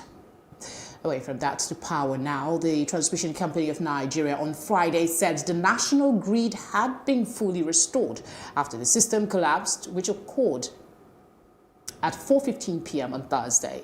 It explained that the collapse occurred while the grid was recovering from an earlier partial system slump, which it described as system disturbance. Full restoration of the grid was achieved at 2:19 a.m. Friday, TCN's General Manager Public Affairs Ndidimba said. The company said the initial disturbance of the grid, which occurred at 12:34 p.m. on Thursday, was a partial collapse of the system.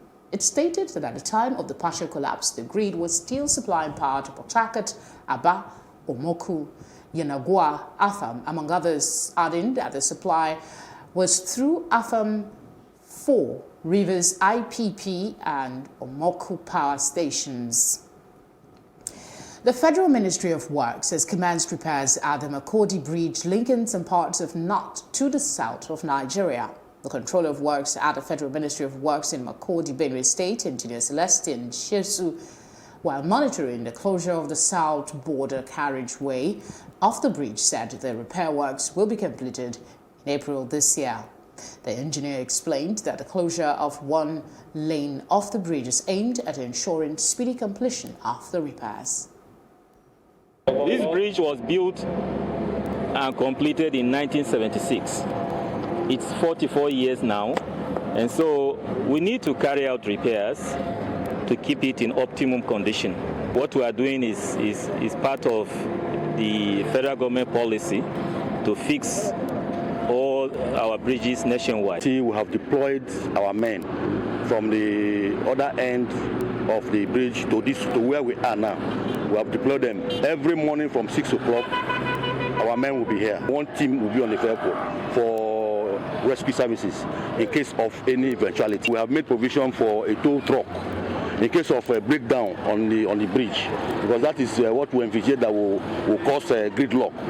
We are feeling happy because this is a part of progress of the next level. So we're happy with the project.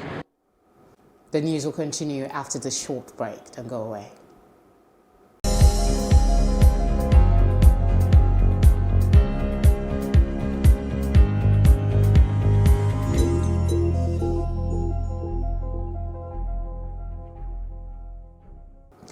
A Libyan military commander waging an offensive to capture the capital Tripoli is committed to ceasefire, Germany said on Thursday, in an apparent advance for efforts to end a near decade of turmoil in a North African country. German Foreign Minister Heiko Maas, after visiting the eastern Libyan city of Benghazi, also said Commander Khalifa Haftar is willing to attend a conference in Berlin on Sunday about the conflict. Haftar's office was not available for comment. The army said 2 soldiers have been killed and 4 wounded in fighting late on Tuesday in Khartoum with former members of the country's once feared security service before government forces quelled the uprising. It was the biggest confrontation so far between the old guard and supporters of the transitional authorities, which helped topple Bashar in April after 30 years in power. The Transitional Sovereign Council, which runs the country, accepted the resignation of General Abubakar Domblab, the head of the General Intelligence Service, formerly known as National Intelligence and Security Service, a council statement said. The council appointed General Jamal Abdul-Majid as a new head of the service. Domblab resigned to open the door for a new leadership to take over the agency at this sensitive and delicate stage, the intelligence service added in their statement. Up next is our foreign news.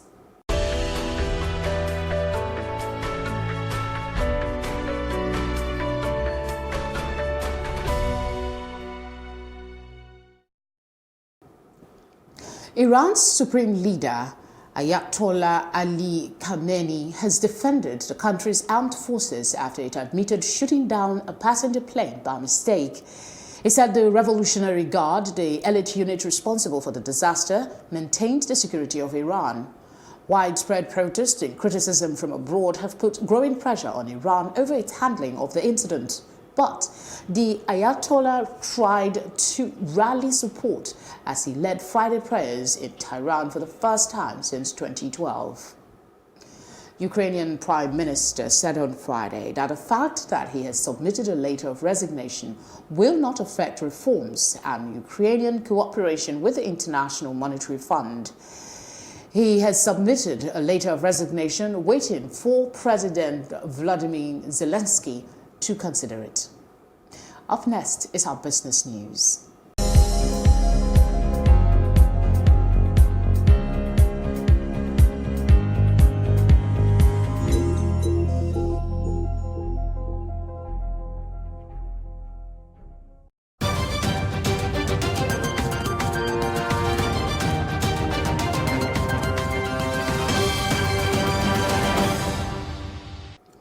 And in business, the National Bureau of Statistics says Consumer Price Index, which measures inflation, increased by 11.98% year-on-year in December 2019.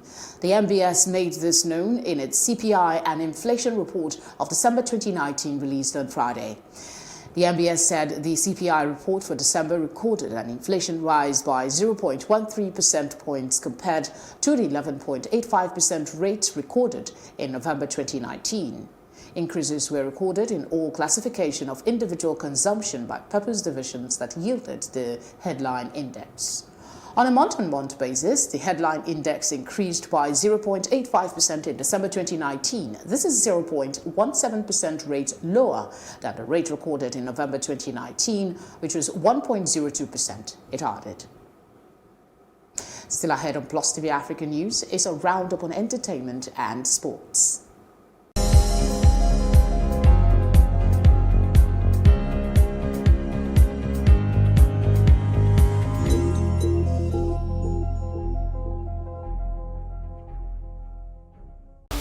In a world of overwhelming voices, where everyone has something to say, it is important that we bring the core issues to the fore. As we lend our voices to inspire, inform, influence, and provoke your thoughts and action. We want to hear these issues and know what you are saying. This is not just women talking. It is an evocative program that touches the core of our existence. We take on topics some may consider taboo and want to sweep under the carpet. We understand that what touches one touches all. We know you have a lot to say, so let's hear you.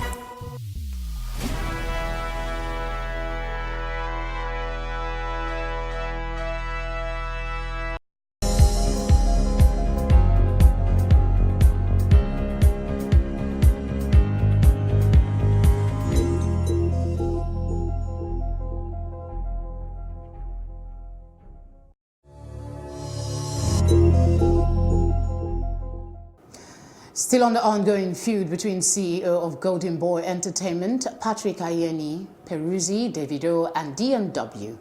Patrick Ayeni has called out Peruzzi and Davido over a breach of contract, saying he wants his due compensation. Plus TV Africa spoke exclusively with Patrick Ayeni, who extensively shared his side of the story.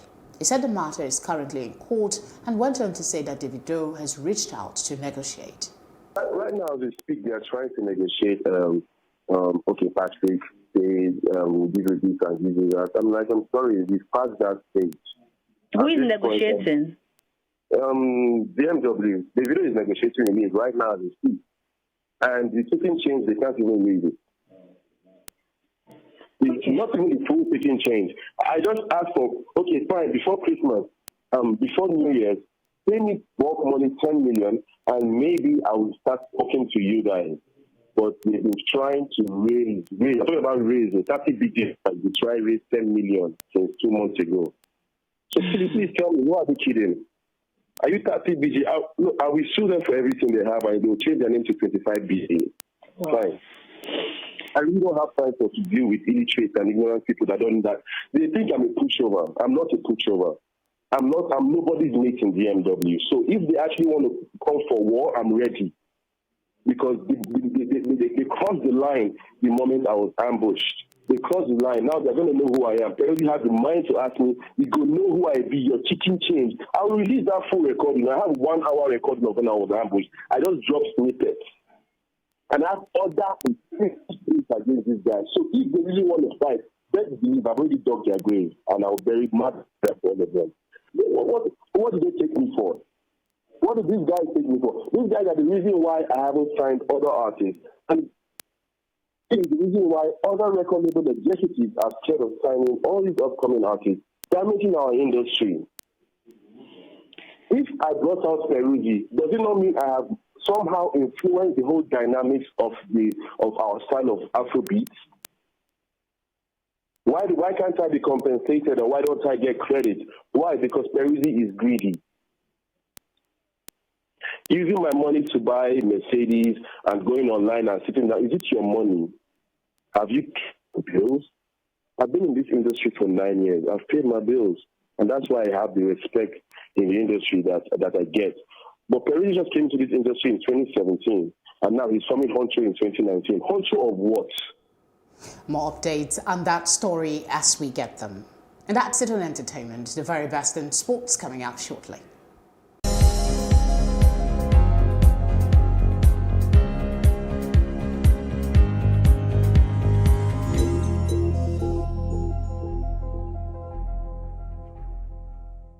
We're one-on-one with the serial entrepreneur, Edose Ohen. There's always going to be negative connotations associated with people in general, especially groups of people.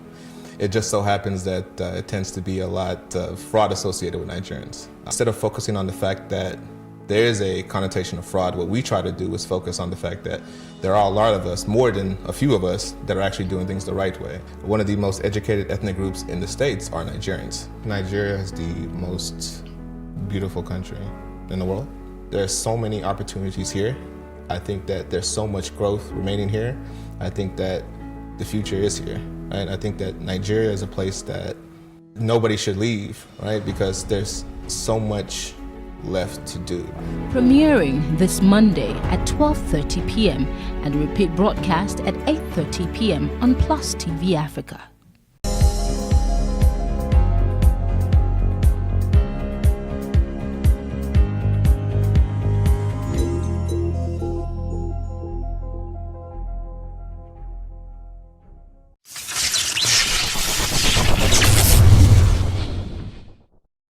And in sports, Manchester United defender Harry Maguire has been named as the new captain of the club, and this is happening just 5 months after opting to join the Red Devils from Leicester City. Maguire, who made 29 appearances since his move to Old Trafford, succeeds Ashley Young, who is on the verge of completing a move to Inter Milan. The 26-year-old was spoken highly of by his manager, Ole Gunnar Solskjaer. And other players who have captained the team in the absence of Ashley Young are Marcus Rashford, David De Gea, and Jesse Lingard. But Harry Maguire is set to wear the armband for a long time. And still in sports, South Africa's leading bowler, Kagiso Rabada, will miss the all-important decisive fourth test against England after he was punished for what was adjudged to be a breach in the disciplinary code. Rabada was banned because of his celebration of Joe Root's dismissal on the first day of the third test. The seamer screamed next to the England skipper after bowling him for 27 in Port Elizabeth. The International Cricket Council has given him 1 demerit point, which means he now has 4 in a 2-year period. That triggers a 1-test ban. The fourth test of the series, which is level as 1-1, begins on the 24th of January in Johannesburg. And the ICC found Rabada guilty of using language, actions, or gestures which disparages or which could provoke an aggressive reaction from a batter upon his or her dismissal during an international match. And that's it on Sport Update on Plus TV Africa. I'm Udoka Njoko.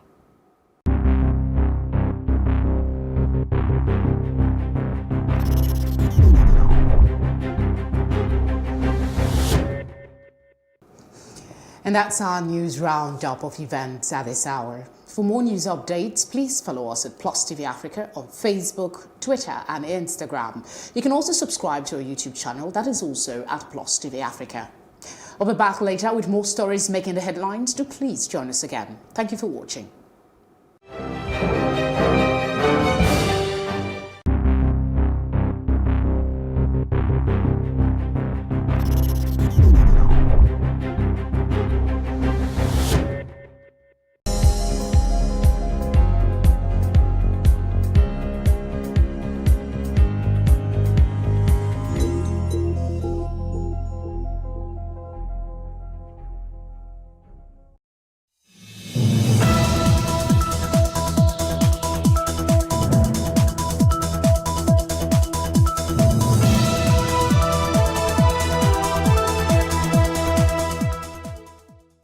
Many thanks for joining us on the show today. This is Plus Sports on Plus TV Africa, and I'm Udoka Njoko. I've got Sunday Binibo and Destiny Onoigboria on the show today, and together we're running through the stories that we have for you in the world of sport, and mostly about the weekend review, because we know that football games will be resuming in the club in Europe, of course, and I'll be talking about some of those juicy fixtures right here on the show, as well as the Nigeria Professional Football League fixtures that will be going down, talking about match day 16 games this weekend. Welcome to the show, Sunday.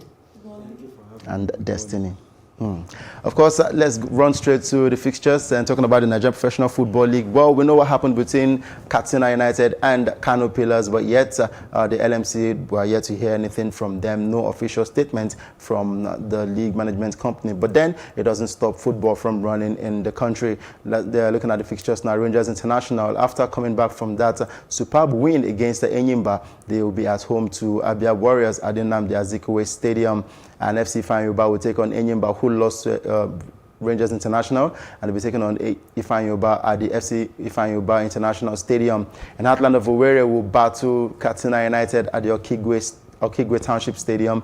And Kano Pillars FC will face Aqua United at the Sani Abacha Stadium. Kwara United take on FC Sunshine Stars at the FC Kwara Sports Stadium in Ilorin. And Plateau United will battle Adama United for 3 points at the new Jos Stadium in Jos. And Wiki Tourist FC will battle MFM at the Pantami Stadium in Gombe. And Lobby Stars will trade tackles with Dakada FC at the Apako Stadium. And Nasara United play Warri Wolves at the Lafia Township Stadium. And Jigawa Golden Stars will be at home to Rivers United, joint table toppers, talking about Rivers United and Lobby Stars in that one. That's the Nigeria Professional Football League fixtures. Now, Sunday, we saw what happened on Sunday between Katsina United and Kano Pillars. Sad reports coming out from Katsina United. And both fans are saying that Kano Pillars are blaming Katsina United, that it all started from Katsina United camps. And of course, Katsina United are also blaming Kano Pillars for starting the whole issue in the game. But the LMC are yet to say a word about this. What does that tell you? I mean, it tells you the level of information dissemination in our league. Because something that happened like Sunday and today is Friday. And it happened on Wednesday. Okay, on Wednesday. And then the body that manages the league is yet to come out, to say something about it. And then yesterday I was listening to your show. One of them was saying it's a speculation from the media. I mean, when this information does not come early, people have no choice because people were there when the incidents were happening. So they will come up with their own side of the story. True. So it's not left for the LMC to say this is it. Trust me, Kano Pillars and the other team have their own story as well, but they don't want to come out because they believe they are not they are not in total control of the entire game for them to give the audience the full details of what transpired. But I wonder what the LMC is doing. I've tried to visit their site, try to get one or two things, but there is nothing. They kept everybody in the dark, which is not good for the game. Something that happened on Wednesday, up till now, we are yet to get information.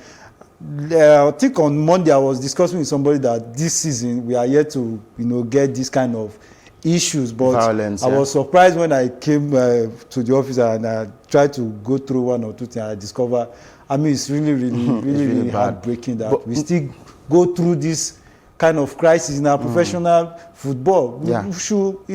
It's time that we outgrow this kind of crisis. Very true. I was growing this kind of crisis. But then moving straight to the games for this weekend, we know Lobby Stars and Rivers United are joint toppers, and Plateau United are third on the table, and they'll be at home to Adama United. Of course, they would want to pick all 3 points in this one. Lobby Stars plays at home to Dakada FC. Rivers United will be at home, I guess. They'll be taking on their own opponents, and it will be a tough one for Rivers United. But then we're looking at Plateau United and Lobby Stars, how they perform this weekend, and a tough task, but Plateau United will surely want to pick all 3 points to go back to the top, which is almost impossible. It's almost impossible, but looking at the people they are playing, Adamawa United, and they have 11 points, and they sit on the bottom of the table, 20th position. But sometimes I feel like relegation people, let me call them people that are teams, they have a way of fighting back. So they can just come to your house and just mess you up, then they just forget that this is actually a big team. But for Plateau United, this is actually an opportunity for them to either go back to the second position with a draw or to the top position with a win. But it's going to be very, very difficult, seeing that Adamawa United, they are not just push aside team. Yeah. But for Plateau United, they should do better since they're at home. For the fact that they've lost 2 of their games now, it's very, very disappointing. Well, I feel like they are going to do something, but mostly then maybe a draw, but they're not going to lose the game. They're not going to lose the game. Talking about Plateau United playing at home, to remind you, they are placed on 3rd on the table at the moment, and with all 3 points, they just might go to 2nd position in down. But of course, it's the MPFL, and a lot of good things happen in the Nigerian Professional Football League. Let's leave aside violence and concentrate more on the football, because football is supposed to be a game of unity. And just so you know, on Wednesday, we had about 3 away victories in the MPFL. I just hope that continues this weekend, because it speaks well of our football, not just the fact that the home teams get to win all their games. Now, talking about fixtures, let's go straight to the EPL. Games will be played this weekend, but of course, juicy matches. We have games between Watford and Tottenham Hotspur. Arsenal taking on Sheffield United. There's a game between Manchester City and Crystal Palace. There's Norwich taking on Bournemouth. And of course, Southampton, who defeated Leicester City some days back, will be at home to Wolverhampton Wanderers. Everton will be up against West Ham United. Newcastle United versus Chelsea, strong game to look forward to. Burnley against Leicester City. But our main focus has to be the big one. 2 Reds, yes. One is the Red Devil, and the other one, they call them the Reds. Liverpool taking on Manchester United at Anfield.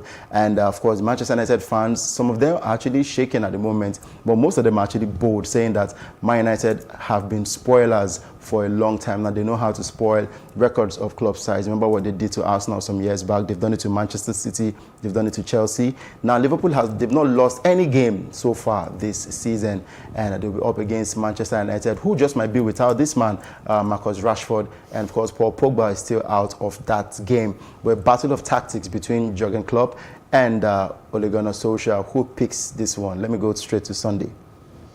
Well, I think Liverpool carried the day. But wow. Yeah, but knowing fully well that, like you rightly said, that man who is like an arrowhead for Manchester United, talking about Rashford, is injured. The coach is still doubtful if he will be able to make the match. So if he makes the match, well, it's a booster. It will be a booster for United. But if it doesn't, that doesn't mean that United cannot challenge Liverpool. But then, if you put it on a scale of 1 to 10, I think 8 for Liverpool. The odds favor Liverpool to pick this one. Favors Liverpool as against Manchester United. But Man U, let's not rule it out. They have a way of, like you said, spoiling game for big teams like this. We can remember what they did to Chelsea, what they did to City, But then, injuries worries me in terms of Man United. Yeah. But at the end of the day, I think Liverpool carried the day. Liverpool carrying the day. As a Man United fan coming out to say that Liverpool will get to carry the day, we just have to be realistic about this whole situation. We all saw what Man U played in their Carabao Cup. Yeah, they struggled, but they eventually got the victory. How did you get the victory? It matters. If you watch the first half of that match, I'm like, who is at home? Who is away? Man U were nowhere to be found. So if they take that kind of mentality to Anfield, I mean, the story will be disastrous. But then it's football. Playing Liverpool at Anfield is quite a difficult arena to go to. For Manchester United, are 5th on the table with 34 points, just 5 points behind 4th place Chelsea, and Leicester City still 3rd on the table. There's also Man City, who are 47 points, and of course about 14 points away from Liverpool, who are tabletop at 61 points, and they surely don't want to drop the points this weekend. But against Manchester United, Liverpool, they have their forces, the likes of Sadio Mane, Firmino, and of course Mohamed Salah, and the goalkeeper as well, and Alisson. There's Van Dijk. A lot of quality players who stand tall for Liverpool, who can deliver anytime, any day. And the fact that they're playing at home at Anfield is also a strong cause for Man United to a high mountain for United to climb. And if they're going to demolish Liverpool, it will take a stroke of luck. But where would that luck come from? Is it Greenwood who would deliver United? Well, let me first of all agree with my friend. Oh, you agree? No, I'm not totally agreeing with what you said. Wow, that's the first time. But I'm not totally agreeing with what you said. But you said it's going to be a struggle. It's going to. 8/2 now. But the thing is, let's not forget that Manchester United. Okay, let me take us back to the 2015s where we had to play Liverpool, and we know that we have played up to more than 8 times now, and it has actually been a struggle between the two teams. Like sometimes the draws are more than the losses anyway. Losses, yeah. Yes, but the thing is this: we know Manchester United to be a team of spoilers. Like they spoiled it to Manchester City some months ago. But the thing is this now: United are up against a big team, and they actually don't do well when they play small teams. So this is like a test for Ole Gunnar Solskjaer. You are playing them for the second time in this season. Can he also do it the way he did it the last time? 1-1 draw in Manchester United. Now I see United as a team in the sense of other big teams to also be reckoned with. So let's not just say because United are not playing well this time, because they are not doing well this time, they cannot also deliver against the big teams. Come on, we are the only team to have beaten Tottenham, Chelsea, Manchester City, drawn with Liverpool. The only team to draw with Liverpool this season. So for this, even without Liverpool, where I'm actually going to even without Marcus Rashford, there are ways that you won't. It's going to be like a surprise. It's going to be like a surprise. I'm not saying. Where I'm actually asking this question is, I'm actually sitting on the fence on this preview now. Liverpool against Manchester United. If you look at both teams, Liverpool is a more balanced team. They don't have so much injury worries as much as Manchester United. Let's not forget that Rashford is out. Pogba is out. A couple of other players are actually out. Things are not going so well in the defensive position. Inter is out. He's not there. But Ashley Young is going out. He has actually not played a lot of matches this season. But the fact still remains the same. Where would the winning? I know that United doesn't have a midfield right now because it's kind of, come on, there's no McTominay, there's no Pogba. We just have Fred. Lingard, God forbid, he's going to play on Sunday. And if we can just bring on Mata, Matic, and Fred, these guys, they are also good in their own way. We have seen how who are they going to match? That's the thing. Have we hold on? No. But let's just who are they going to match in Liverpool? He doesn't want to agree. Hold on. He actually doesn't want to agree. Yeah. But the thing is this: let's just wait till Sunday and see how they play it out. Nobody thought Manchester United was going to beat City at home 2-1. Okay, let's cut it short now. Make your predictions. Who do you think will win this one? And what's the scoreline? No. I'll put you on the spot. You are very wicked now. No, make your predictions. But hold on. Let's just say, come on, it's Anfield. It's Anfield anyway. So make your predictions. Well, I was just saying over 2.5 goals. No. Make your predictions. Who is winning? It's not about the over 2.5. Who will win this game? Or who would the game end in a draw? If it will win, what do you think the scoreline will be in favor of who? It's going to be a win. A win for who? Let me not say it. Then come back on Monday and tell me that what I said. Just be realistic. Be realistic. Okay, on paper, Liverpool is supposed to win. They are supposed to win. Okay. But when it comes to play, come on, you have 2 legs, I have 2 legs. Okay. But Liverpool, they're actually a better informed team right now. This is the first time. Legs are not the same. This is the first time it's difficult for Destiny to make a prediction on this show because she knows how hard it will be for Man United to play against Liverpool at Anfield. But of course, it's an interesting football game to look out for. For me, I would sit back and enjoy the very best of football on the night. I like to see how United go to Anfield and cause an upset for Liverpool in that one, in their quest to win the EPL this season. But let's run straight to the Spanish La Liga and look at fixtures that will be going down in that one. The Gunners will be taking on Getafe. That will be later today. And on Saturday, 1 p.m. early kickoff, Levante against Deportivo Alaves. There's Real Madrid against Sevilla. Osasuna will be at home to Real Valladolid. And of course, Eibar will be taking on Atletico Madrid. On the 19th of January, it's Mallorca against Valencia. Real Betis against Real Sociedad. Villarreal home to Espanyol. Athletic Bilbao will be taking on Celta Vigo. And Barcelona will be taking on Granada. Now, talking about the game between Barcelona and Granada, there's a new coach in town after Valverde was fired. This is the first game that he'll be playing against Granada. And we know how difficult Granada can be. They've defeated Barcelona before now, and it will be a tough one in as much as they're playing at the new camp. But of course, new coach, new mentality. Barcelona they're supposed to go all out and win this game. But hey, what will happen in this game? What will be your prediction Sunday? Well, I'll give it to Barcelona. Even with the new coach? Even with the new coach, because I think the mentality of the coach is the same thing with what is already existing in Barcelona. So it's a question of maybe coach changing tactics and then changing one players or two, but the mentality is the same. the style of play is the same. The coach is a tiki-taka coach who also, know Barcelona in and out. So, I mean, it's going to be a difficult game, but at the end of the day, Barcelona, knowing fully well, and they are playing at the Camp Nou, so they are going to carry the day at the end of it. All right, carrying the day at the end of the game. Talking about Barcelona against Granada in that one. I see Lionel Messi scoring probably 2 goals in that one, and Griezmann scoring a goal in that one. So that game just might end 3-1. Yes, I called it 3-1 Barcelona in favor of Barcelona. But running straight to the Italian Serie A now. Lazio takes on Sampdoria. Sassuolo at home to Torino. Napoli will be taking on Fiorentina, and Milan will be at home to Udinese. Of course, Bologna will be taking on Verona. Brescia at home to Cagliari. Lecce at home to Inter. And of course, we have Genoa at home to Roma. And Juventus will be taking on Parma. And of course, on the 20th of January, Atalanta takes on Spal. But talking about the Italian Serie A now, there's a new man in town, or rather he's back in town, Zlatan Ibrahimovic. And since he joined up with Milan again, they've been on a winning streak. The effect it brings to football clubs is above 100%, if you ask me.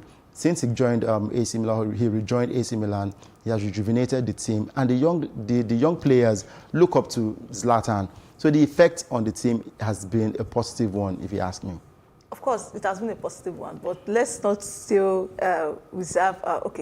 Ibrahimovic is actually 39 years old, but he can't play all of the matches. No, his presence alone, he doesn't need to play all the games. I understand, but I think they've won just 1 match now since he's coming back. They played in the Coppa Italia. They also won. But can they actually? I just feel like I'm not being biased. Ibrahimovic is a very good striker. He knows how to play football, but how long can even the presence alone is important? But your presence can only be felt inside the pitch. Not when even you're outside. Even off the pitch, it still can be felt. But it's not all of the time.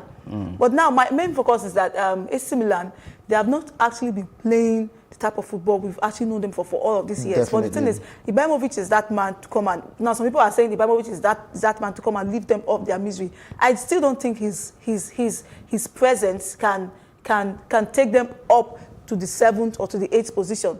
But him just coming is actually a good thing that he's back, but we can see his effect as from next season because Italian Serie A is already coming to an end. So I don't think there's any reason for everyone of us to start saying... It's just 19 games, and for Milan... It's already coming to an end because we see where they are in the... That's what I'm saying, 19th, and they are 9th on the 9th position, 25 points.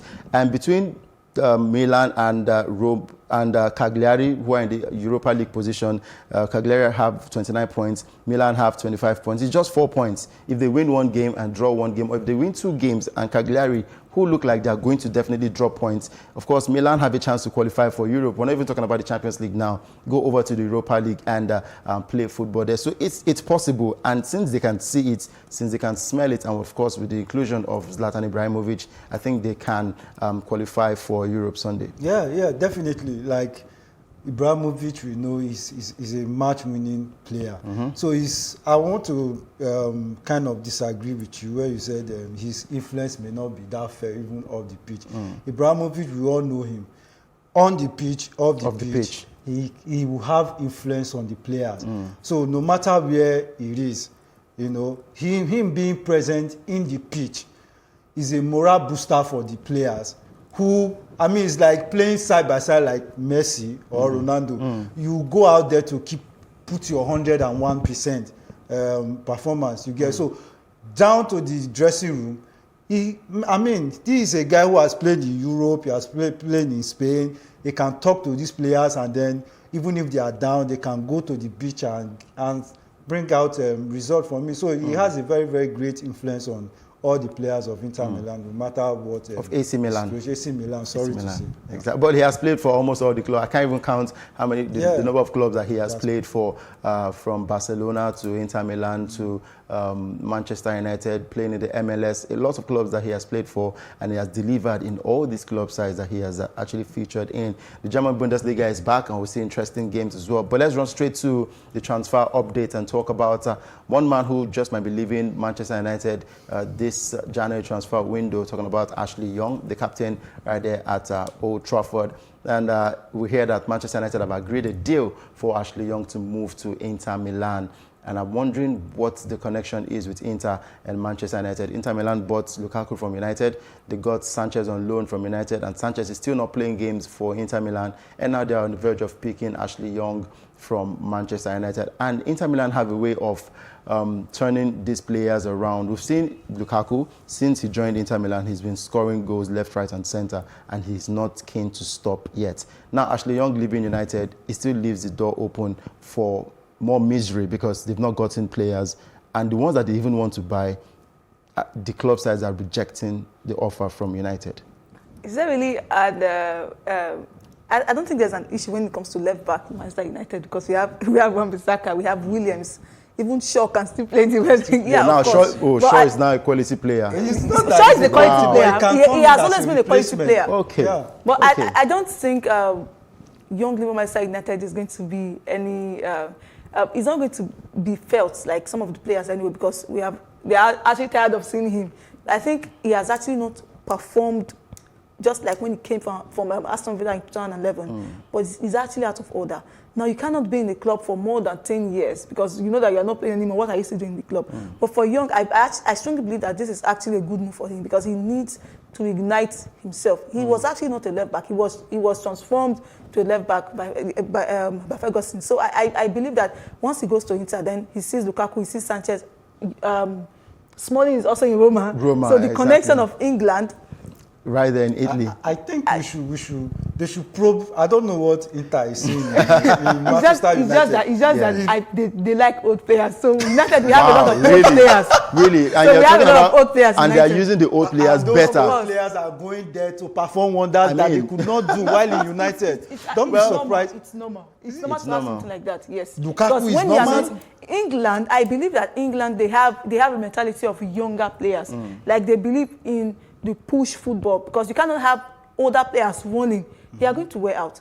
And for Manchester United just letting Young go for this amount, I think it's 1.something million euros. It's actually a good deal, because if you let his contract to expire in the summer, you're not getting anything from this young man. So why let him go for free when you can still make more money? It's actually a good move. It's actually a good deal. Move, but like she rightly said, Young really needs to go and reignite himself, because in Manchester United he has lost it. I have lost hope on each time they introduce him. I'm always like, what's he doing inside here? Bringing this man here. So, well, you know, there are lots of players that the United fans are actually tired of. There's one name I would mention, I just might cause chaos here, and yes, they don't want to see Lingard play for United again, but I wonder why. That guy is a Lingard should go to Sheffield Wednesday in Championship. He's a young player. He believes in his dreams and he wants to do well. He wants to win the Ballon d'Or with Manchester United. So let's give Lingard a chance. Well, let's wrap up with the NBA results now. Of course, matches were played early this morning. New York Knicks lost to the Phoenix Suns 98 to 121 points, and Milwaukee Bucks defeated Boston Celtics 128 to 123. And in overtime, New Orleans Pelicans defeated Utah Jazz 138 to 132 points. And also Golden State Warriors went into overtime, but still they lost to Denver Nuggets 131 to 134 points. And the LA Clippers they defeated the Orlando Magic 122 to 95 points. Talking about the world of the NBA. Let me ask Destiny one quick question. In the Australian Open, Coco Gauff has been drawn with Venus Williams again. We know what happened the last time they met. She dealt with Venus Williams. Do you think this will be a revenge mission for Williams? Will she get a victory against Coco Gauff? I'm not really going to say it's a revenge, but she needs to step up her game. Like Coco Gauff is I've seen her play. She's very, very fast. And Williams is 39 and she's getting old. Yeah. So she needs to step up her game. But if she can do something and, oh my God, I'm going to support Williams all the way.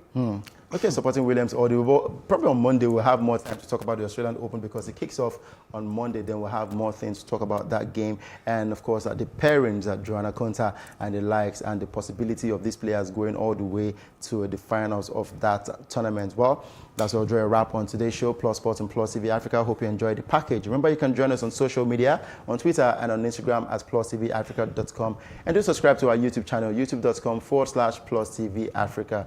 And of course, our website is PlusTVAfrica.com. Thank you guys for coming to the studio. Thank you for having us. And on Monday, we are going to be celebrating here with United's win. United winning 2-1. Okay. 3-1. Now she's making predictions. Will not be cut short. now she's making predictions. And I just hope that this weekend in the Nigerian Professional Football League, we do not have any violence. Say no to violence. Do enjoy the rest of your day.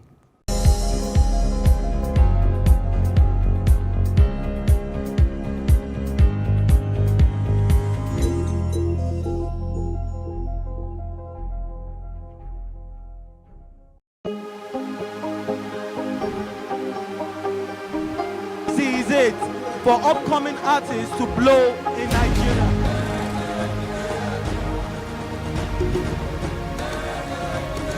Welcome to Plus Trending. I am November, your host, saying thank you for joining us on today's episode. Welcome back. It's tea time on Plus TV Africa. Practice makes perfect. I'm not perfect yet, but I'm a lot better than I used to be. He's a king. He's entitled to marry 100 if he wants to.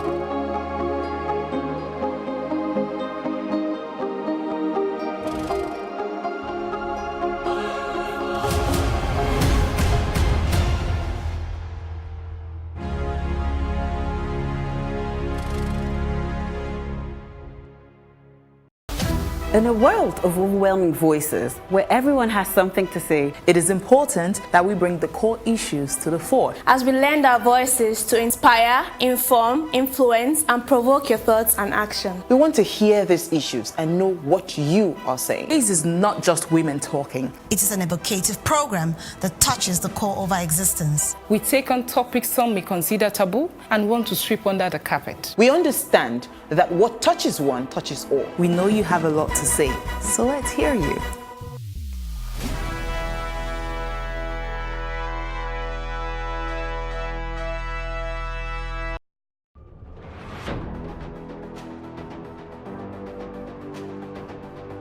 A lot of the jobs that exist today will not exist in the next 10 years. When I see people today shouting, we're not too young to run, we are ready to run. Ready to run to where? The people of excellence are, to a certain extent, being held ransom by idiots and bandits. Once you are in government, you believe everything you do is right. And once you are in opposition, everything the government does is wrong. And so it's time for us to take over power.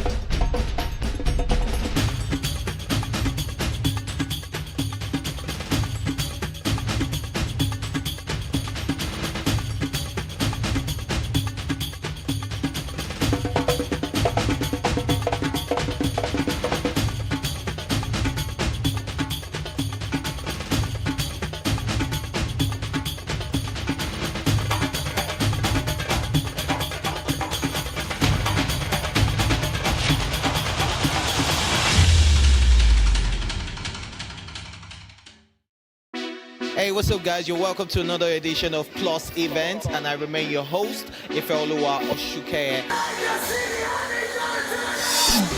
Your absence isn't an excuse anymore, as Plus Events is all you need, as we bring you the glitz, the glamour, and loads of fun. Oh, definitely. By no question. He's a living legend.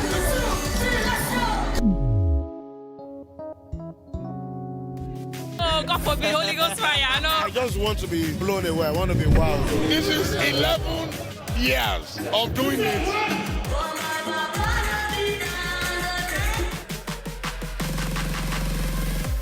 I'm surrounded by so much positivity. No, it's okay. Yo, what's up, my people? It's your boy Starboy Terry. You're watching Plus Event on Plus TV. Stay glued to Plus TV Africa every Saturday and Sunday, 4:30 p.m. West African time.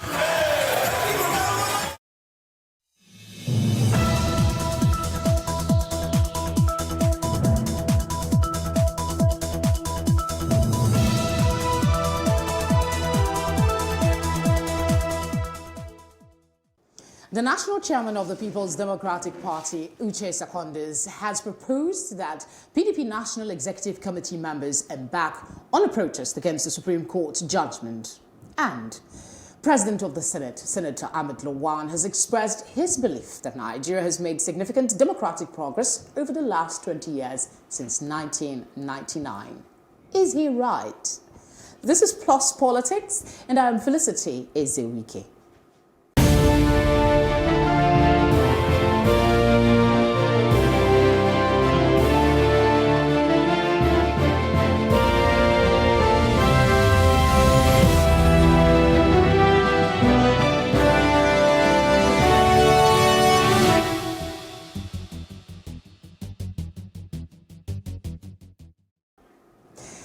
It seems the People's Democratic Party, PDP, is not quietly accepting the removal of its member, Emeka Ihedioha, from his position as the elected governor of Imo State and replacing him with Hope Uzodinma of the APC. They have therefore called for the immediate review and reversal of the decision of the Supreme Court on this issue. The national chairman of the PDP, Uche Secondus, has further proposed that the PDP National Working Committee members embark on a protest against the Supreme Court judgment. Joining us to have a conversation on this are two people. We'll start with Public Affairs Analyst Obide Olarewaju. Thank you very much for coming on the program. Thanks for having me here. Thank you. And of course, we have a familiar face, Obi Ajiebu. It's good to be here. Legal practitioner. Thank you very much. Good to be here. Okay, let's start with the question on the table. As a legal person, is it possible to reverse a ruling of the Supreme Court or review it? Yes, it's possible. Please explain. One of the grounds is if it was based on fraud, maybe the evidences against them were not accurate, and some other reasons. But they have every right to go back to the Supreme Court and tell them to review that decision. Has there been a precedent? I believe there's been a precedent. I believe so, but I'm not aware. I can't. Is that something that you see that can happen in this case? It is what's going to happen. It's not what I see. It's what's going to happen. Why do you say so? Because looking at the two things that leap out to me at that case is, first of all, the amount of votes that you gave them does not tally with the total amount of people that were accredited. That's a no-no. And then secondly, you assumed that out of the whole 388 wards, that they would only be voting for Hope Uzodinma. They will not vote for PDP. They will not vote for AA. They will not vote for ABGA. That's a wrong premise. So how can the Supreme Court, made up of justices, make such an error like you are saying? You know, Justice Oputa says they're not infallible. They are human beings, and they're bound to make mistakes. But in such crucial matters. Well, if this is not addressed, what is telling the common man is there's no hope in the judiciary anymore. Okay, the PDP issued a statement.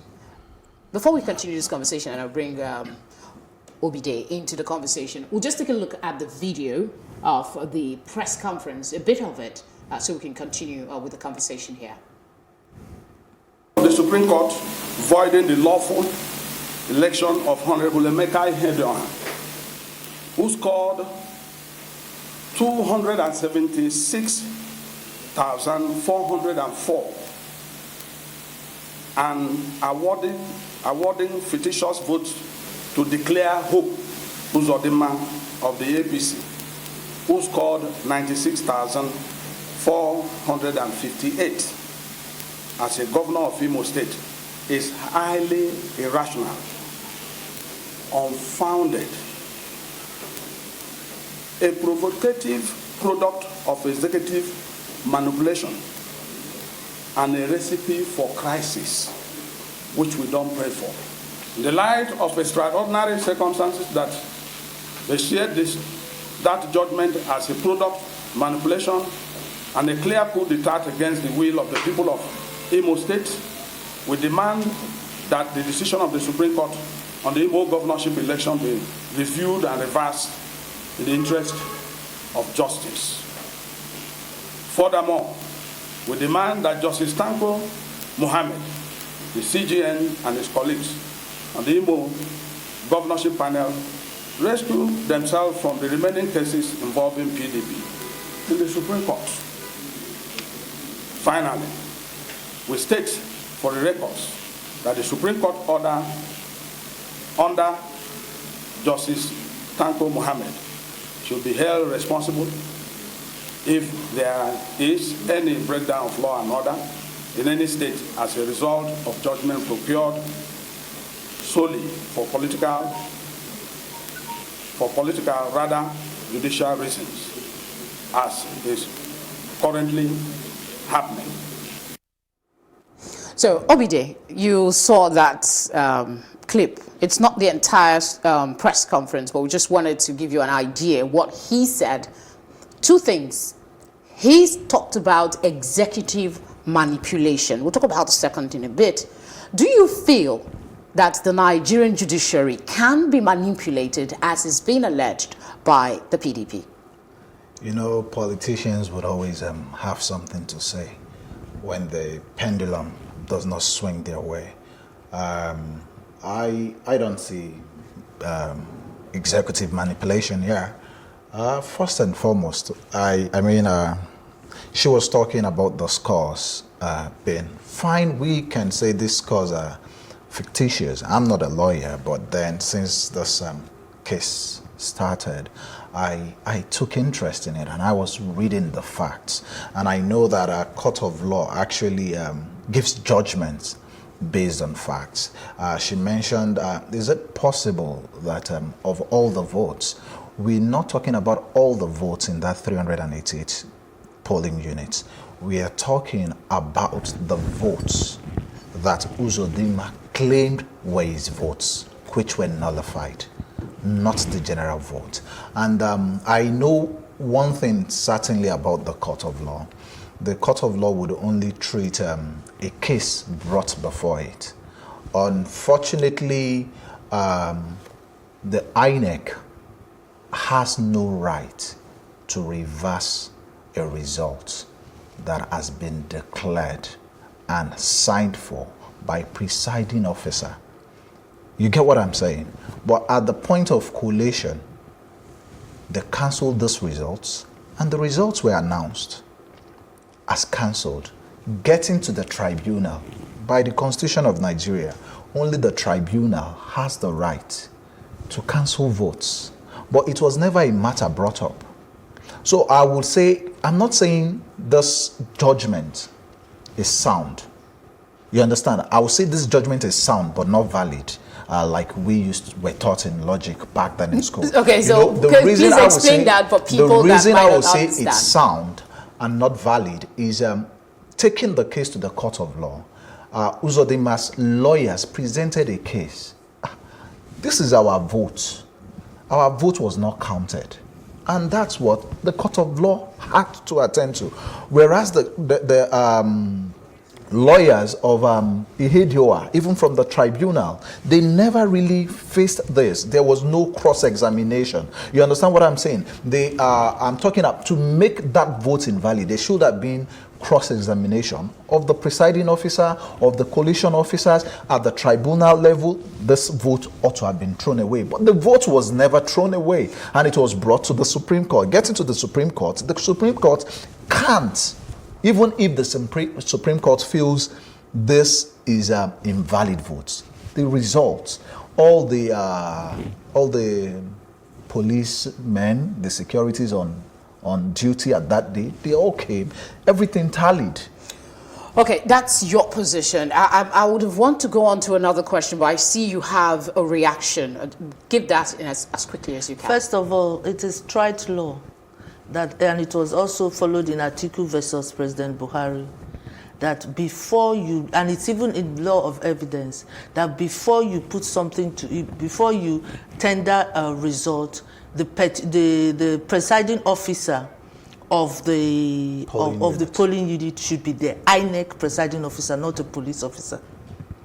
And that is why it is difficult to prove certain cases, because if you have allegations in about 300 words, that means you have to bring 300 presiding officers. So it's cumbersome. And then suddenly the Supreme Court now reverses that and then takes the word of a policeman who is not an INEC person, who is statutory authorized to declare results.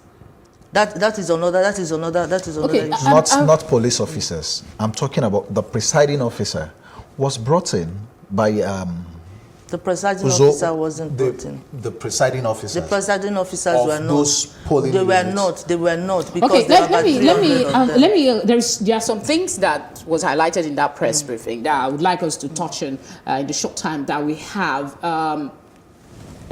The position of the National Working Committee of the PDP said that after a thorough examination of what they described as a miscarriage of justice, and I'm going to quote a bit of that, they're saying decided that for a petitioner to succeed in an allegation of infraction of any provision of the Electoral Act, especially one complaining about malpractice, as in this case, wrongful exclusion of votes, the petitioner must call witnesses polling unit by polling unit. Yes. That's a question, a list of questions that was put forward by the National Working Committee of the PDP, and that's what they are saying. So let me put it to you as a legal person.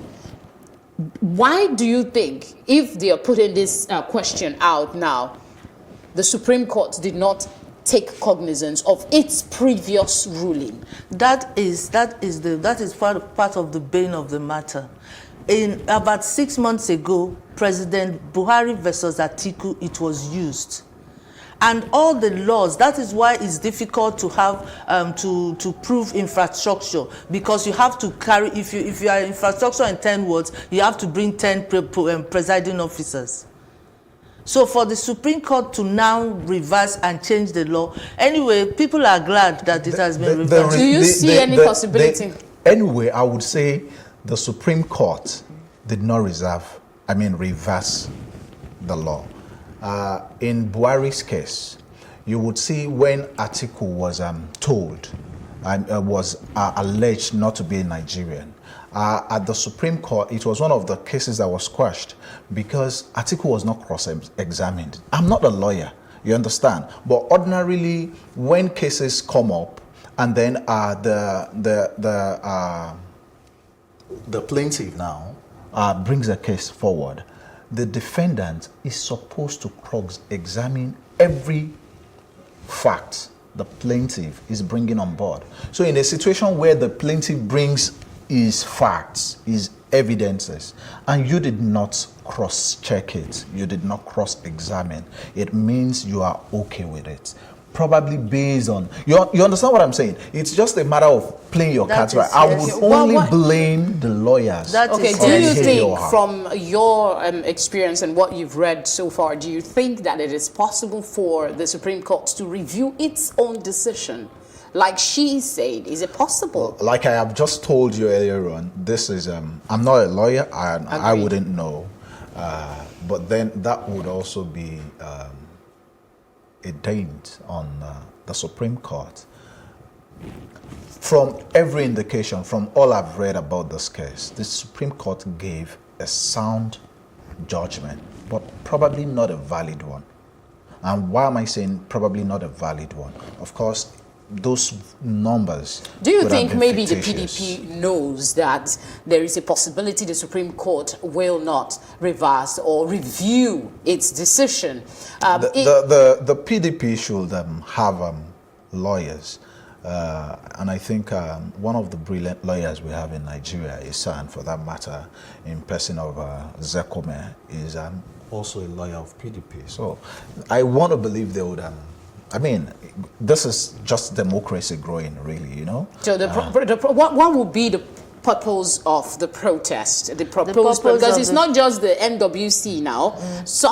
One or two CSOs have come up to say that they're going to protest to show their Somebody grievance. has, they took them to court about another thing.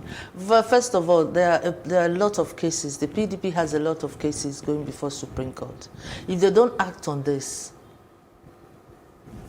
how would they see the judgment of the other ones? So this is to forestall a repeat performance of this same sort of judgment. To what end, really? If the decision, there is every likelihood that the Supreme Court decision might not be reviewed, might not. But then, going on, sorry to interrupt you, going on a protest, of what purpose will it achieve? Because the country is already in a heightened state of insecurity and anger in certain quarters. You know, adding that is like adding fuel to the fire. No, you see, this is politics. It's everybody's playing their hand. You want to go out to the Supreme Court and know that the Supreme Court judges did what is fair. And they are saying they're not fair. So they now want to make a statement to tell them that they're not fair. And if you pass the judgment and somebody made a big hue and cry and that you're not fair, subsequent judgments, you will take your time and make sure that you do what, when it is reviewed, that you come out clean. Your reaction? Why have we all of a sudden forgotten about Zamfara? Zamfara is a totally different issue. You understand? Now, when a judgment comes out, you understand what I'm saying? When a judgment comes out, this was the same Supreme Court that made a state that had members of a certain political party across board, from governorship down to the House of Assembly to every political offices, removed and given to another party, the same PDP. You understand what I'm saying? I wouldn't want us to really put too much sentiment into this. You understand what I'm saying? We had the likes of Justice Odili, who probably some would want to say sympathetic to the cause of PDP based on our relationship with PDP. I mean, the relationship with PDP. Without that's the fact that, I mean, everything is based on the essay. Everything, we just have to look at everything holistically. So for 9 of the justices to have come up with a common front. I mean, 7 of the justices to have come up with a common front. I mean, had it been, we saw during the time of Buhari versus Jonathan, it was 4 against 3. You understand? In other cases, we've seen 5 against 2. We've seen, you get what I'm saying? But this one, the all 9 of them actually came. The whole 7. I mean, 7 of them came and said this. I mean, these are learned people. Okay, let's look at this. I don't know how relevant this is to the conversation and their argument, but it is something that they highlighted, trying to say that the APC did not even get seats in the State House of Assembly, on which the election was held on the same day in the same polling unit areas and all of that. And they are saying, how is it possible that the governor will, somebody that was 4th position becomes first? You know, how relevant is this to their argument, do you think? Because it is the same characteristics. If you notice, if you poll one way for governor, most times people are stereotyped. If they poll this way for governor, most times they'll people, except if there's a peculiar governor that you say, okay, we like this man, but he's coming on a different pedestal. So you say, I'm voting for this man regardless of his party, and then you now vote for whoever you want to vote for. How about if we ask that the results? I mean, this only happened because Uzodimma took it up. You get what I'm saying? What if that 388 polling units also are the result of all the same members of the same party cancelled? But they did not come up. They have not come to fight it. So it's the person who had come to fight. Don't forget that at the inception of this case, it was 4 against 1. Ihedio against Uzodimma. Was this Rocha's candidate, you know, Umosu and all that. But then along the line, I mean, when you're going to war, you keep looking at your strength. You go into war based on your strength and weaknesses. And whereas at first, these guys, the case they were going for was another election should be reconducted. But it got to a point The lawyer saw it. We actually have a case. This vote had not been trumped. So it was from that angle.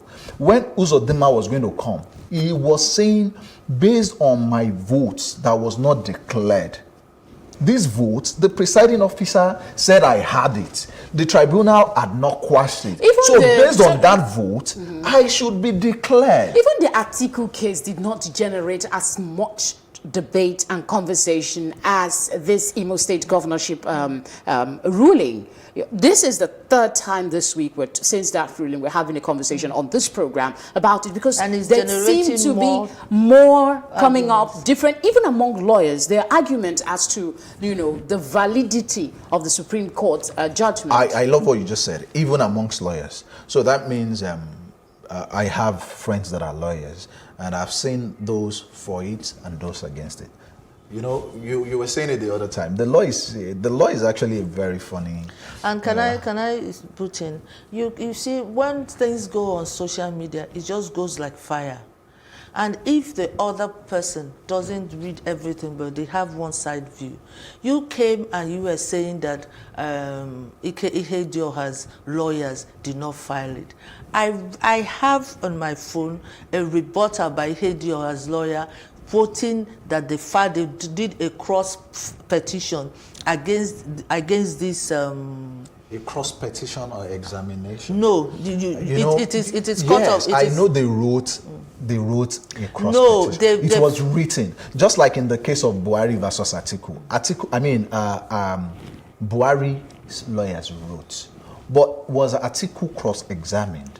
It was never questioned. When it got to the point of cross-examination, we all heard that this lawyer said, okay, they are okay with it. Okay. So anyway, can I clarify what I was saying? There is something called cross petition. The cross petition, bringing it to the notice of the court that they don't buy these votes that were done by, but the court never looked into it. So those are all of the salient points they want to bring out. Even if it is not. Even if the case is not reviewed, it is done in precedent that issue arose. Okay, so because we have very limited time left. I was having a conversation about this with a friend earlier today, and one of the questions that came to my mind that seems very ordinary is, what is the place of the Imo people in this matter? Because as it is, it's like they had one governor for 8 months, now they have another one. What would be their fate this time? Do you see Uzodinma being hope for the people? You say Uzodinma, like I said, I'm not saying he won that election fairly, you understand? But then the law is the law. The law has given it to him. It's an opportunity. And for me, I would always want to advise anybody in the position of power.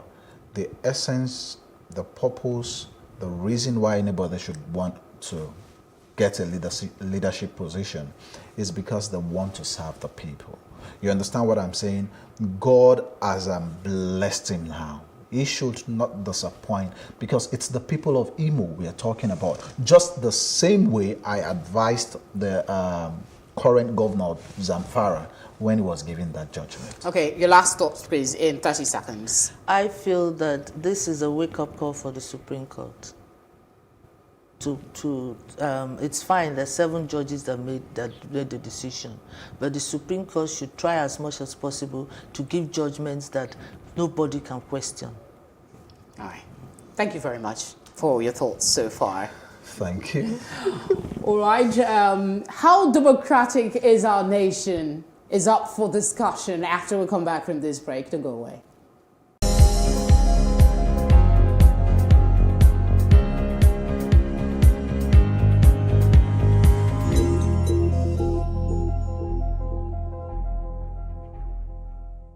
We're one-on-one with the serial entrepreneur, Edose Ohen. There's always going to be negative connotations associated with people in general, especially groups of people.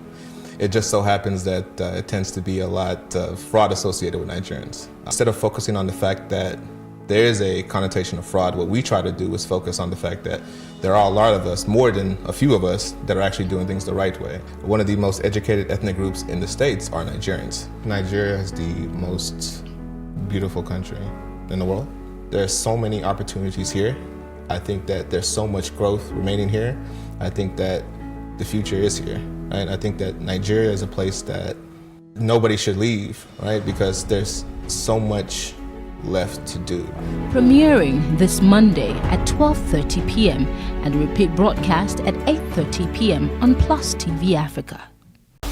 In a world of overwhelming voices, where everyone has something to say, it is important that we bring the core issues to the fore. As we lend our voices to inspire, inform, influence, and provoke your thoughts and action. We want to hear these issues and know what you are saying. This is not just women talking. It is an evocative program that touches the core of our existence. We take on topics some may consider taboo and want to sweep under the carpet. We understand that what touches one touches all. We know you have a lot to say, so let's hear you.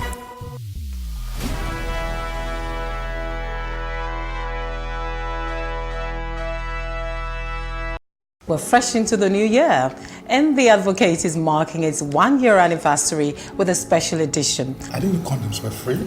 That's the thing. Condoms are free. When you're talking about if a case of condom being free or not, I was just saying I have to phone a friend because I'm not really in that department. We have a lot of capacity. You know, we're change makers. There's nothing we cannot turn around. I've had friends that said that, you know what, when I got married, I didn't think that what I went through with my parents, I didn't think those things were going to repeat itself. And then I entered my own marriage and I saw myself exhibiting something. I'm like, no, I need to take a break. We cannot build a nation without the strength of the youth and the wisdom of the elders. Nah. We don't just have strength, we have wisdom. That's exactly what I'm trying to say. Wisdom is Nigeria. Chill. It's all this.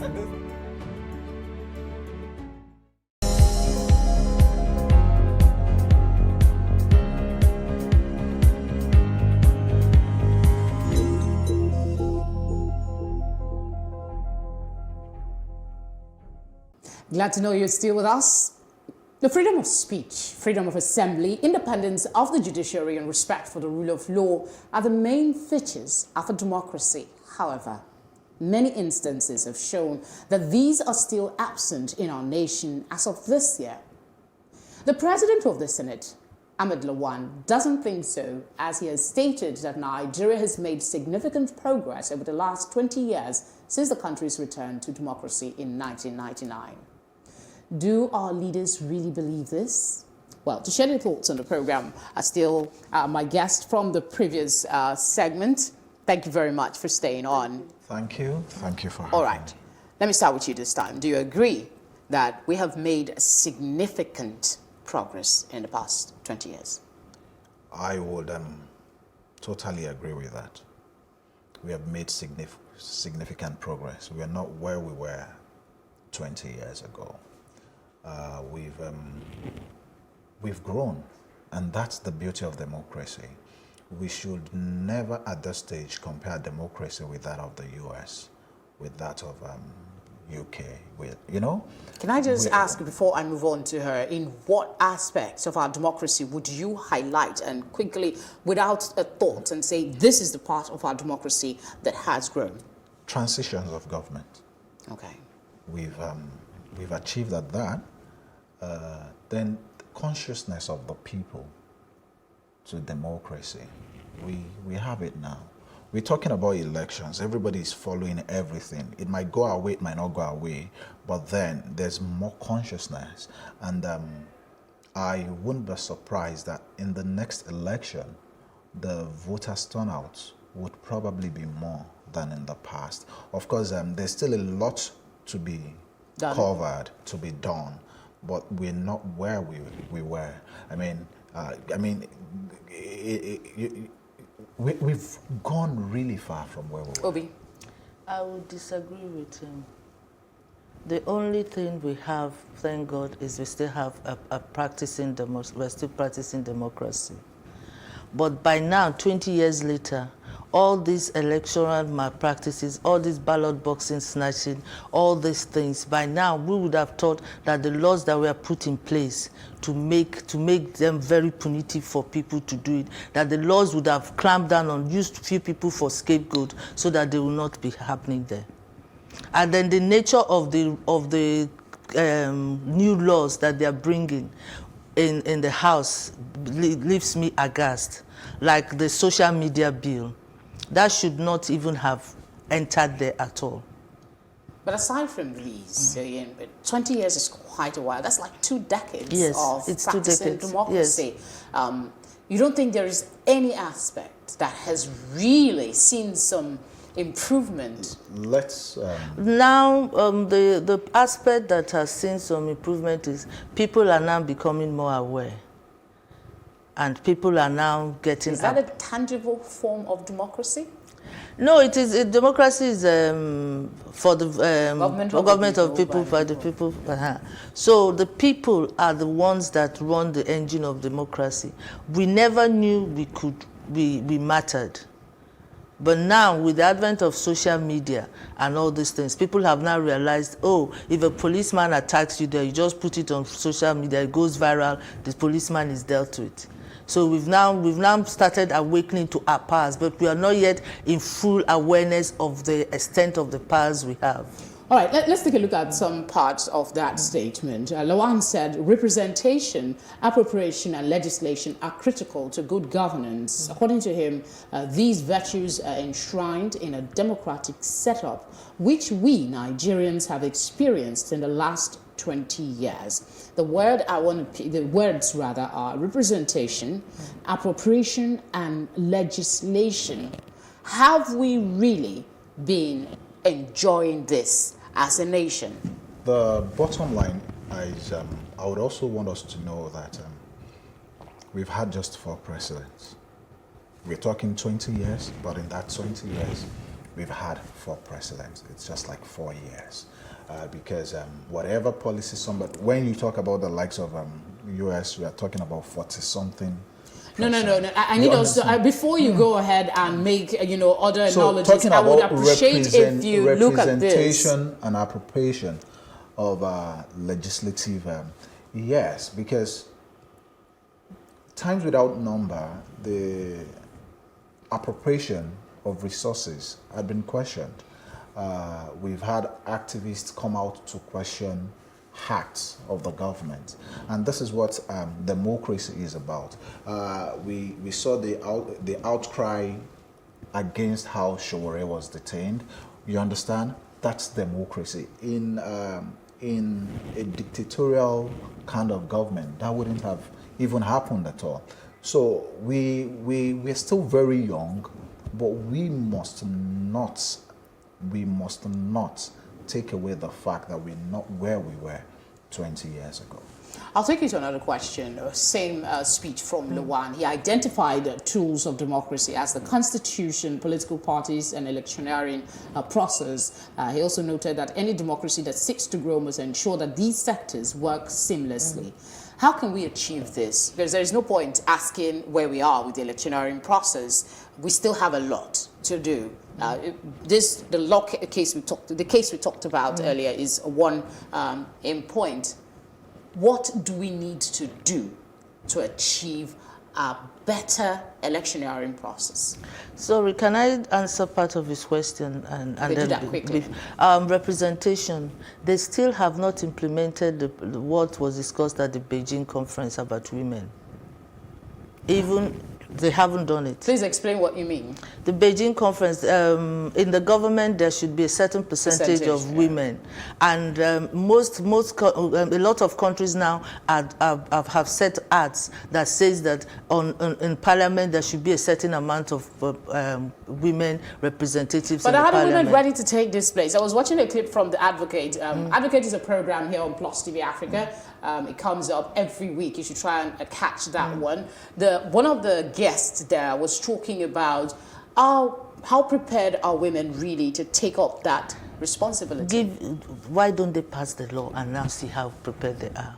Then secondly, going back to constitutional, the constitution we have is is like a truck, a Molue truck. Remember Molue truck? Yeah, for Lagos, it's a bus service in Lagos State. That is very rugged. That that you're pushing along. We're pushing along, and we're in 2020. We need a locomotive. We need one of these fast. Yeah. He said something about working to ensure timely passage of the Electoral Reform Amendment Bill, as well as the bill to amend the Nigerian 1999 Constitution. Yes, the Constitution should be overhauled. Do you see that happening in this night assembly? Well, they've said it. Let's pray they do it. Your thoughts, please. Yeah, like she said, they've said it. I mean, the fact that it's been said. Last year, this bill is not fresh. Last year we saw for the first time in many years the budget was passed. Within the January-December cycle. Exactly. So democracy is growing in Nigeria. It's growing. Yes, maybe at a snail speed, but we are so far from where we're coming from. Okay. There's something, when we talk about democracy in this country, we look at maybe the politics of it.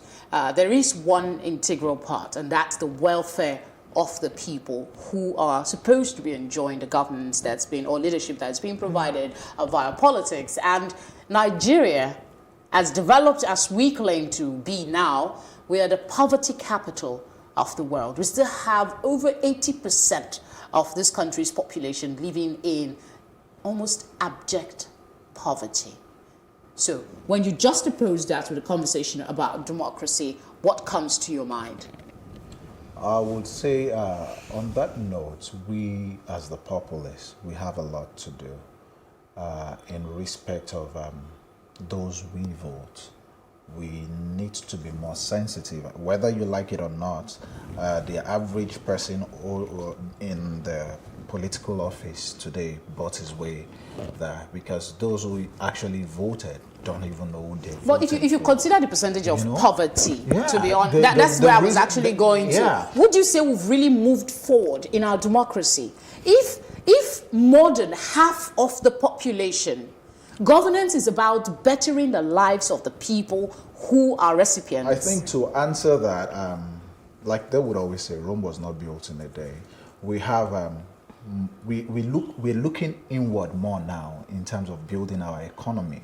That's a plus. These are the things that would eventually eradicate poverty. You now see a lot of young guys going into farming. We are seeing more entrepreneurs coming up, and this thing will be gradual. It's not just going to happen overnight. It's going to be gradual, and that step, the ignition has been tuned on, and over time, with time, we know we would get there. We should also put into factor that our budget is, do you know that Nigeria's budget is about, if not, probably not even up to the budget of a university, of one university in the US.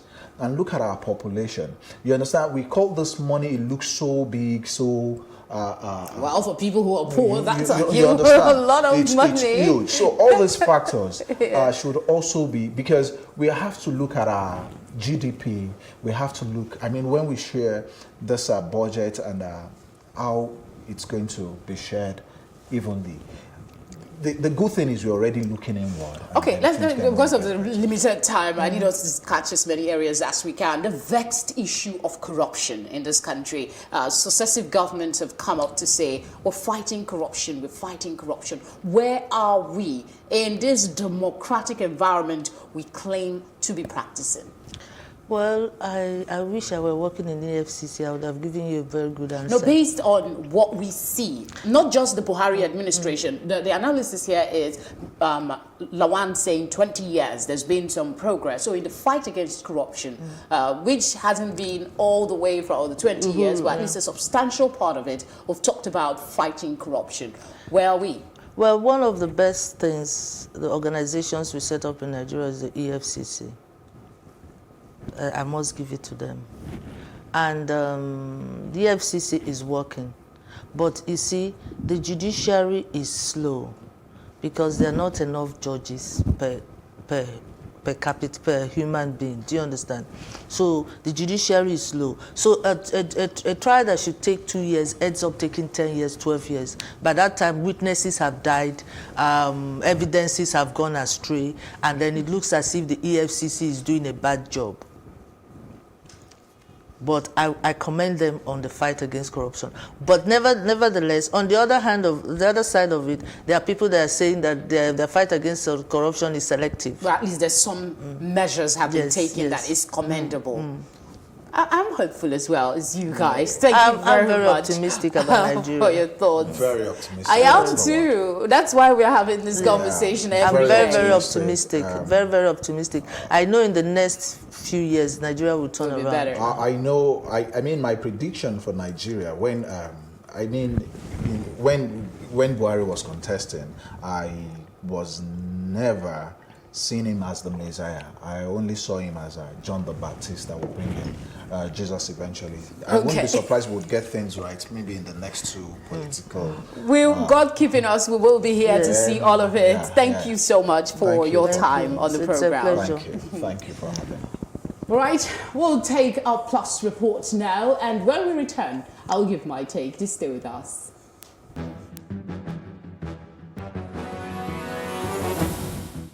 The Ministry of Foreign Affairs has read the Riot Act to foreign diplomats in the country.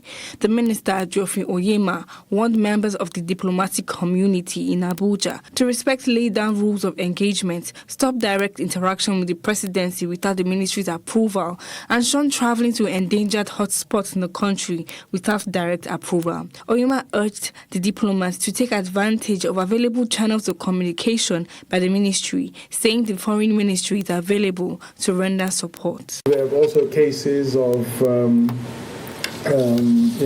of the diplomats making contact directly with the presidency and other maybe agencies and state level. We would prefer that, your first contact should be the Ministry of Foreign Affairs to facilitate some of those contacts for you. And this is just for you to respect at all times all the diplomatic protocols. Where there might be issues with within the ministry in terms of getting responses or getting things done, you can always upscale your engagement with the ministry to the Permanent Secretary, the Honourable Minister of State, or myself.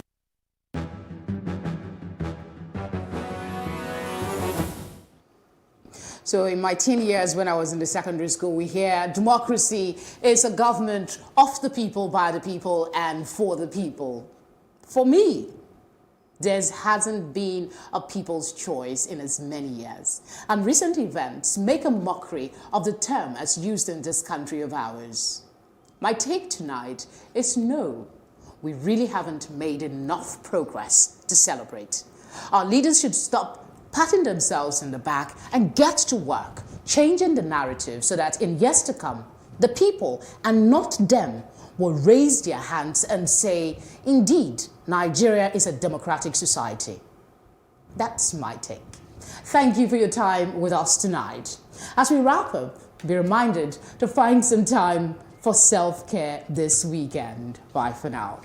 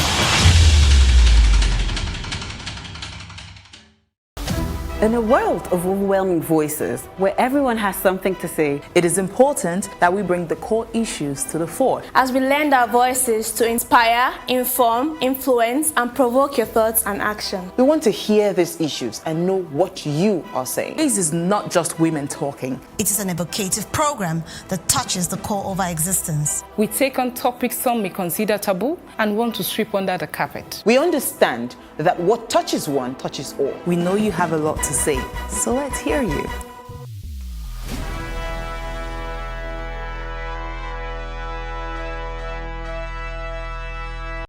Mona Lisa is all about me. It's all about you. It's all about our stories. The stories that never get told, but ought to. Whereby water transportation does not make financial sense, it makes economic sense. I was there for 2.5 hours on the floor. Nobody attended to me. If we don't take care of the poor will take care of us. It's about getting at the root of things and hearing from the horse's mouth. We have 15 public hospitals to make them affordable. In the whole of Africa, we are bigger. You know, Nigeria, we sleep, eat, dream, fashion. Those with the financial backing don't see fashion as an investment, which makes no sense. If they do it for free, they won't have money for the next case. Mona Lisa is about real life and the real lives, yours and mine. Make a date with Mona Lisa, and together, let's ensure that the important stories get told.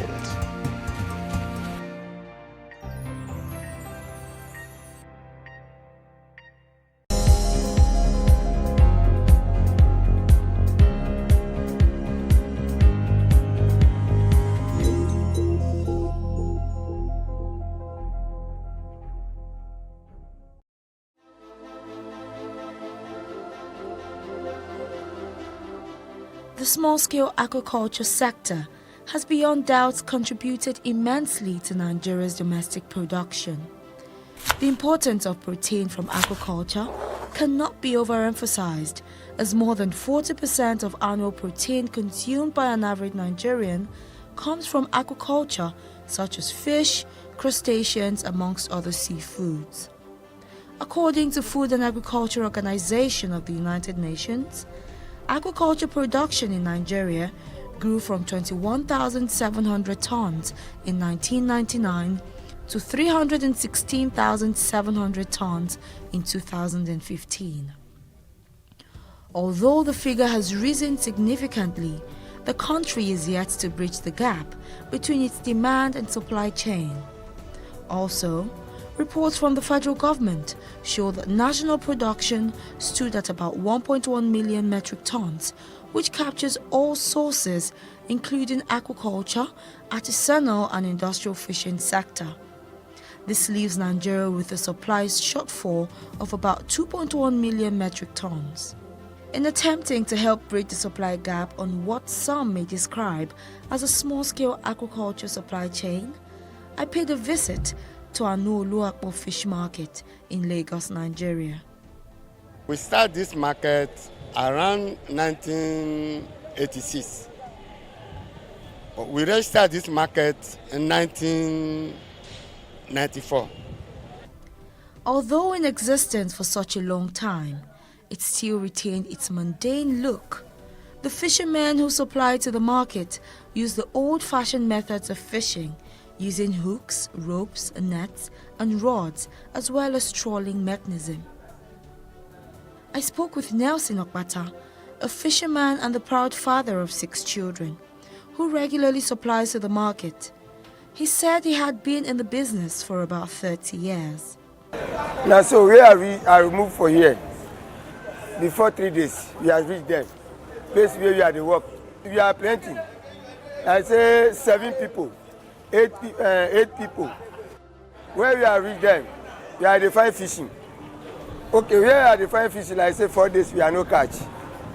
After that, 7 days, they have turned back.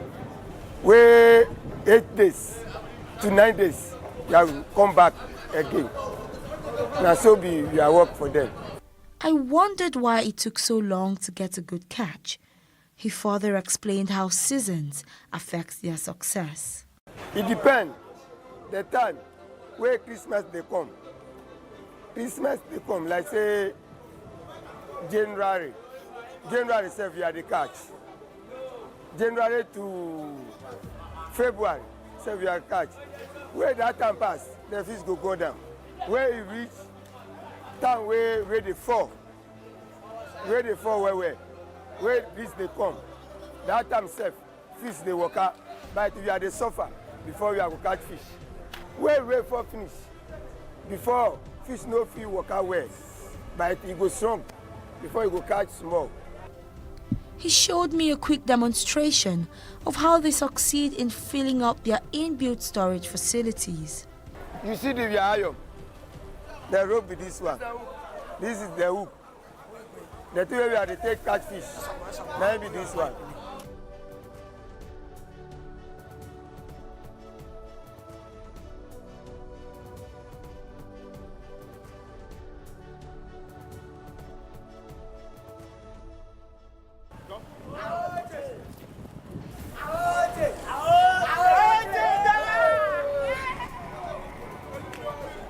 But if it's fish catch, you hold like that. You go see say fish catch. Wait, do it.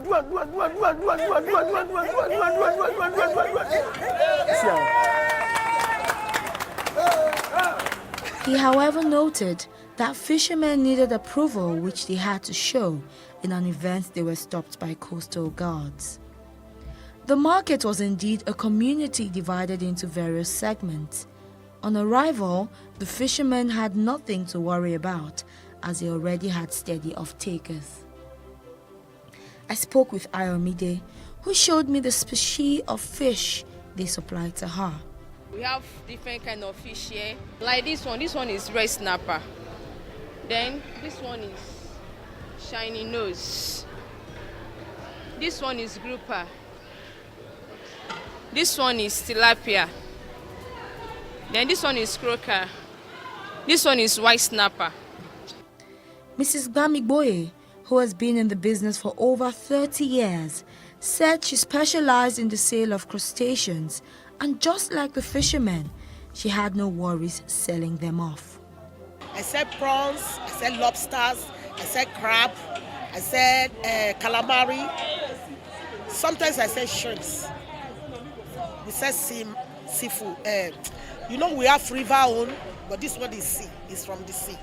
So when the trawler boat, the big boat, they bring it down here, then we buy. Sometimes, because we used to supply restaurants, we have many restaurants that we used to supply.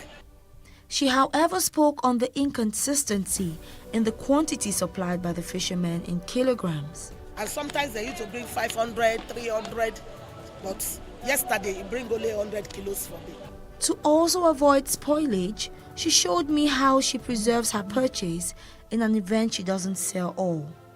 They were old and abandoned refrigerating systems which they fill with ice and sackcloth and immerse their catch. We don't have electric something yet, so we used to put it here. Inside ice block. If you want the one inside, see, it's very fresh. See? Because we use ice block, even fish. They preserve it with ice block. If you bring it, here you see, very fresh. That is how we preserve it. Although the supply chain management system seemed fair and well regularized in the market, even as they contribute to the small-scale aquaculture sector in the country, they shared their challenges with me. And on the part of the fishermen, Nelson said, We are going to accident for fishing. That one, no be small thing. You see, we are getting big fish, big boat, sheep, big one where they from abroad they come. We are getting light, flashing light. Where the time reach, we are the use them. Because of that big ship, where they come, you go look, yes. That one, where you no get that one, where you sleep, where night catch you, you go feel break your boat. All of them feel go die one day. But na engine, we are not get repeller for them, mechanic for them. But where you are engine go probe for them, you go use your man. From there to go ashore. Before you go call people where they for ground. Say so we are there here. The engine don't spoil. But somebody can't find boat, can't help yes. If you dey far, your phone, you no go read because of you no go get resourcing for them. But you go use your mind, where God self go help you. Use your mind small. You are get something for the boat where you go first before you go can gram. If you reach the race, where you ready for? You are not get some place where I go sleep. You go take this rubber. Any plenty people, you go put inside. Where you go do like that?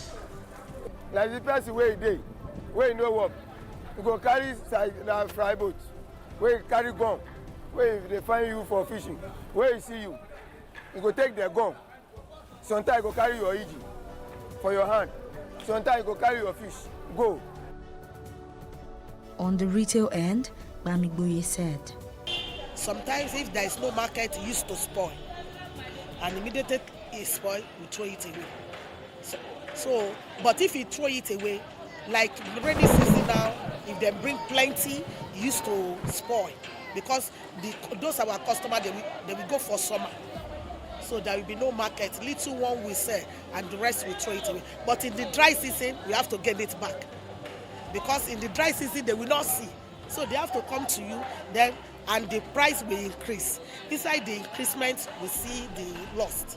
For Humvo, he had two main concerns. We need light, and then if the government can help us here, some people don't have more money to do their business. Obviously, for small-scale aquaculture operators like Nelson, as well as retailers like Bamigboye and Ayomide, more support from the federal government in terms of fostering an enabling environment will potentially position Nigeria to become not only self-reliant for her aquaculture needs, but also serve as an exporting terrain for neighboring countries. With all said and still being done, for the fishermen, after a successful or unsuccessful catch, a nicely prepared meal is a necessity. For Plus TV Africa, Irene Ubani.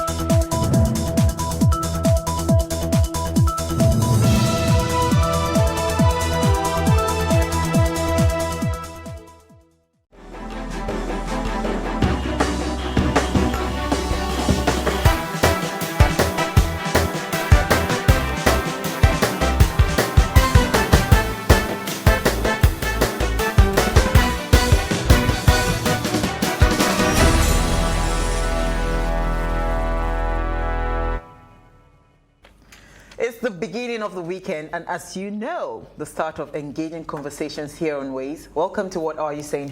#Ways, where we talk about topics in the news as it affects us all. I am your host, Osayuwa Mesale. I am joined by, drum roll, AK and EC. How you guys doing? Hello. You're looking amazing. Thank you. Like a pink princess. Thank you so much. How's your week been? This week has been... When you start with you can guess. It's been a very, very long week for me. It's been meetings back to back to back, you know, and I've had to go. In fact, I abandoned my home and I went to the mainland to stay with my sister because my husband is not in town. Wow. My children are in boarding house. There is no need for you to for me, it's been a short week because of those meetings back to back. So I barely have time to, do what I have to do. But how is the SME front doing though? Well, we're just happy that a lot of people are participating. A lot of people, it's a buzz now, so everyone is into it, which is not a bad thing. Awesome. Yeah. Awesome. Awesome. I hope people will start giving us money at 1 digit below 5%. Let's look at what the economy is saying. Ah, okay. Oh, when they begin to speak like that, they are not ready to do it. Isi, how are you doing? I'm very well. School has resumed, so what's happening? We're back to the grind. It's That's as simple good. as that. That's We've been fantastic. talking our brains out and we'll continue till the end of the session. Okay. All right, so here's what we found as today's quote. In my opinion, our healthcare system has failed when a doctor fails to treat an illness that is treatable. That's from Kevin and Lee. What do you ladies think? I just begin to now think of how many doctors have failed. Because when you think of the number of people that die from simple, well, should I say simple, but things like malaria that we should have known and can treat, it's just sad. So when you read this quote, and I just see a lot of failure, because a lot of people die from very simple things that are treatable in this country. That's clearly avoidable. Clearly even treatable. Let's even say treatable. So let's even use the real word there, which is treatable, something that could have been handled. And I don't even want to start with the stories that we hear, people getting wrong treatments, wrong medications, and it's just so sad.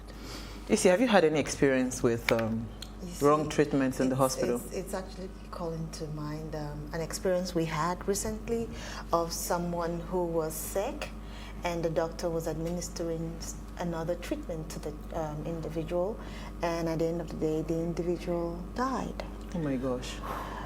It's something that has not been easy for the family to cope with, and now I don't think we have something in line for us to sue the company or sue the doctor or something to, you know. I think there's a provision for that, but then you now go to the process of... Guess what? We don't follow through. We don't. It's tiring. In fact, Lami when was that? I think it was Sunday, she was telling us something about a very close person to her that lost their only child. They've struggled after after many years of trials, finally having a child. I think the child was 5 or something. The child died. And you know, the thing is, because we are mourning and all of that, I think when do we start to actually hold doctors and all these people accountable? You know, I know you are mourning, but we need to prevent subsequent deaths Some from people happening. have tried, but the thing is, what is the process? Is it something you could get Easy. justice for, and then you say, prove it, and probably you don't do an autopsy? It's just a long, grueling process, and you're mourning, and it just keeps it fresh in your memory. So it's a lot to deal with. Well, today we're talking healthcare in Nigeria, and as always, we have amazing guests with us to discuss this. But first, let's take a quick break. When we return, we see what we found in news. Please stay with us. We'll be right back.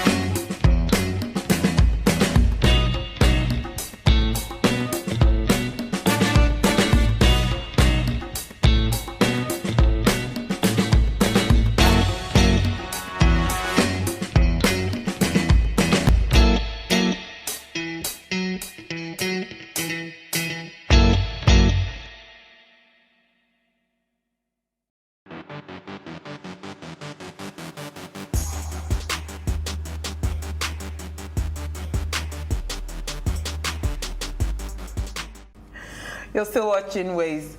Now, you have done well for the past couple of weeks. You have stuck to your New Year's resolutions, but are ready now to give them up. Whatever your reasons to break your New Year resolutions, you can do it guilt-free on Ditch New Year Resolution Day. All right, so you ditch those resolutions and relax. Stop feeling guilty after breaking them. So all your resolutions are meant to be broken today. Wow. Yes. Wow. Yeah. That's not so like, which one did you break today? So I don't do New Year resolutions. For me, life is a continuum. So you just keep going. And at any time, you can add anything that you want. So life does not end on the 31st of December. It's a continuum. And I have things I didn't fulfill in 2019. How about we go on doing that? Exactly. So, but there's something new I started this year, which is losing weight. So I signed up for a fat meltdown program, and I'm not giving up. I have to. see it to the end. Okay, so did you ditch it today? No, not at all. We're not ditching nothing. So you didn't ditch any goals today? None. You people are too serious, so please. Yeah. Please, Mariam and my sons. Leave us like that. You people are too serious. Leave us like that. You know what? I think it's interesting that everybody just feels they just want to have a reason not to do the things they're supposed to do, and it's not right, but you're just looking for that excuse. Some people have ditched it before today, so don't worry. Right? Yes. Right. So here's what caught our attention in the news. Who is starting first? I think Isi should go first. Okay, this has to do with the health sector. Wow. Okay. Yes. What's it called? Let's do this. A virologist who these are people who actually study viruses, found something, stated that his name is Dr. Olabusoye Adewumi. Yeah. He stated that vaccines are vaccination is best to prevent hepatitis. This is because most Nigerians don't know that they're supposed to go for testing to know that, we are not, what's it called? We're not, we don't have hepatitis. A and B. Yes, no, hepatitis A and B. And B. Yes, they can do that. Both of them are deadly. And hepatitis B is known as a silent killer. But highly preventable. Highly preventable if they do go for testing. Testing and then you immunize yourself from it. That's the vaccination. That's the vaccination. Yes, because vaccination. I had a nanny at one point. Yes. When my kids were a lot younger, and she was diagnosed with hepatitis B. Yes. So I had to, normally the routine for a child, that card, when we tick it, hepatitis is part of the vaccines that they take. Yes. But I didn't know that as an adult as well. I You needed can. to. Yeah. So I did that a long time ago. So you want to tell me that people don't know? People don't know. This story actually struck me because of the fact that I have a cousin who actually had a help come in to her house, and she was HIV positive and hepatitis B positive. So until she had the test taken, she didn't know. Which is very important. It's very important that your help or anybody you're bringing into your family should go through the routine medical test. It is very important. It's very important. I think we're very negligent of parents. How can you bring somebody in the house? You will now find out inside the house that the person has hepatitis. Because you must do medicals before the person even comes to your home. You bring the person in, exactly. Wow. Exactly. Okay. Yes. I think you have a very interesting story for us today. So I just thought that, today, all of you will be serious. So I found something very odd on The Guardian, that a man challenged his ex-wife to a sword fight to settle a legal dispute. Excuse us? Yes. The man's name is David Ostrom. He's 40 years old. Is he a Nigerian? No. This is from the abroad. Nigeria, sword fight. When they've not This is from the US. And his reason was that the woman has destroyed him legally, so he needs to take it out. And in 2016, a judge and Supreme Court justice had said that the duels have not been abolished. So the man just stood there and said, okay, if this thing is still valid, please, this is how I want to settle my dispute. And he was asking the court for that. And now the funny part is that he said he would like the lawyer, his ex-wife's lawyer, to stand on behalf of the wife and let them settle, because this man has ruined him. So it was really, really funny to me, but it also just shows how much people hurt.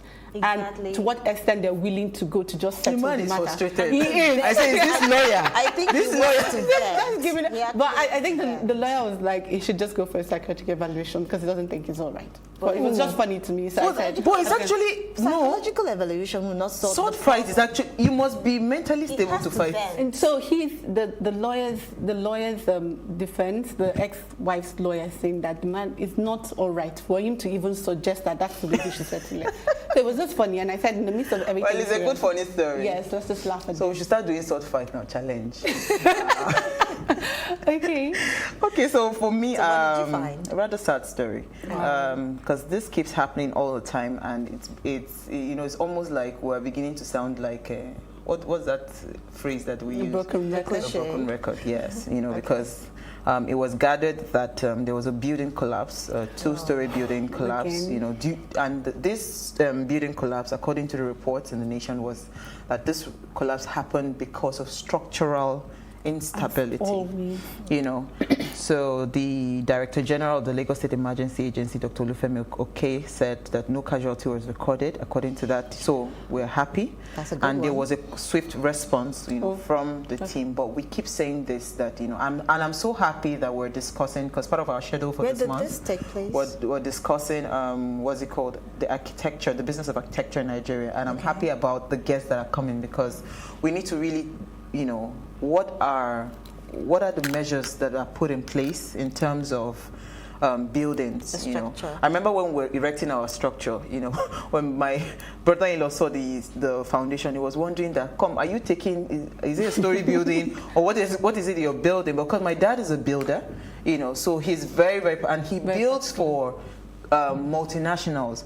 Okay. So, you know, when you're building for... And you have a standard. There has to be a standard. Yes. You know, the size of the blocks, the size of the this, you know. So if you're raising the building, there are specific roads, so many things that are put in place.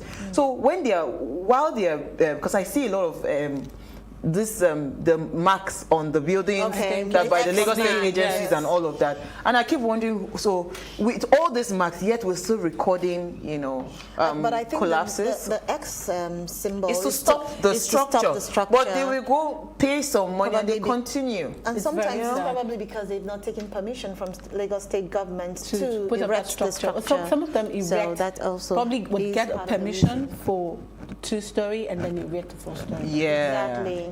Exactly. So there has to be monitoring that would happen for it. All right, so that's all we can take on this segment. When we return, we have Dr. Remy. She'll join us after this break. Please stay with us.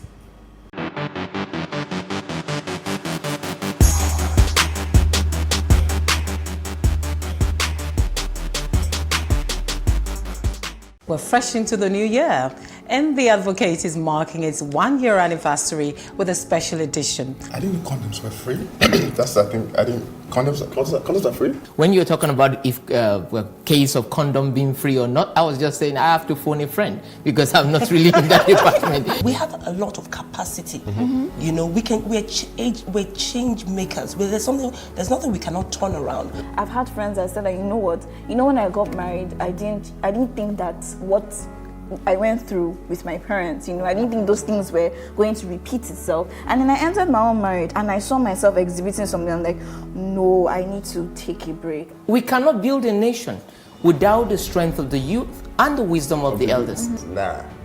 We don't just have strength, we have wisdom. That's exactly what I'm trying to say. Wisdom is Nigeria. Chill. It's all this.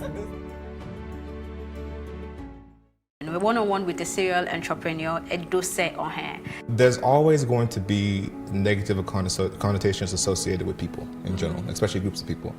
It just so happens that it tends to be a lot of fraud associated with Nigerians. Instead of focusing on the fact that there is a connotation of fraud, what we try to do is focus on the fact that there are a lot of us, more than a few of us, that are actually doing things the right way. One of the most educated ethnic groups in the States are Nigerians. Nigeria is the most beautiful country in the world. There's so many opportunities here. I think that there's so much growth remaining here. I think that the future is here. Right? I think that Nigeria is a place that nobody should leave, right? Because there's so much left to do. Premiering this Monday at 12:30 p.m. and repeat broadcast at 8:30 p.m. on Plus TV Africa. Mona Lisa is all about me. It's all about you. It's all about our stories. The stories that never get told, but ought to. Whereby water transportation does not make financial sense, it makes economic sense. I was there for 2.5 hours on the floor. Nobody attended to me. If we don't take care of the poor will take care of us. It's about getting at the root of things and hearing from the horse's mouth. We are fixing public hospitals to make them affordable. In the whole of Africa, we are bigger. Nigeria, we sleep, eat, dream, fashion. Those with the financial backing don't see fashion as an investment, which makes no sense. If they do it for free, they won't have money for the next case. Mona Lisa is about real life and real lives, yours and mine. Make a date with Mona Lisa, and together, let's ensure that the important stories get told.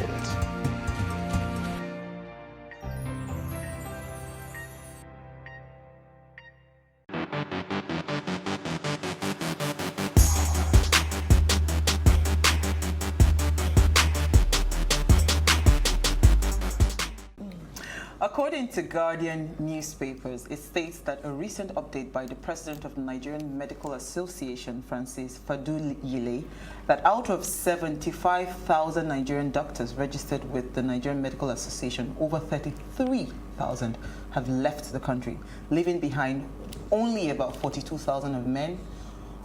All health institutions in the country of over 200 million people.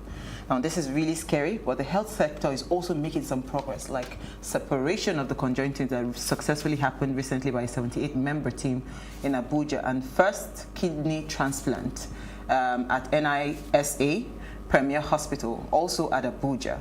How can the health sector be improved upon?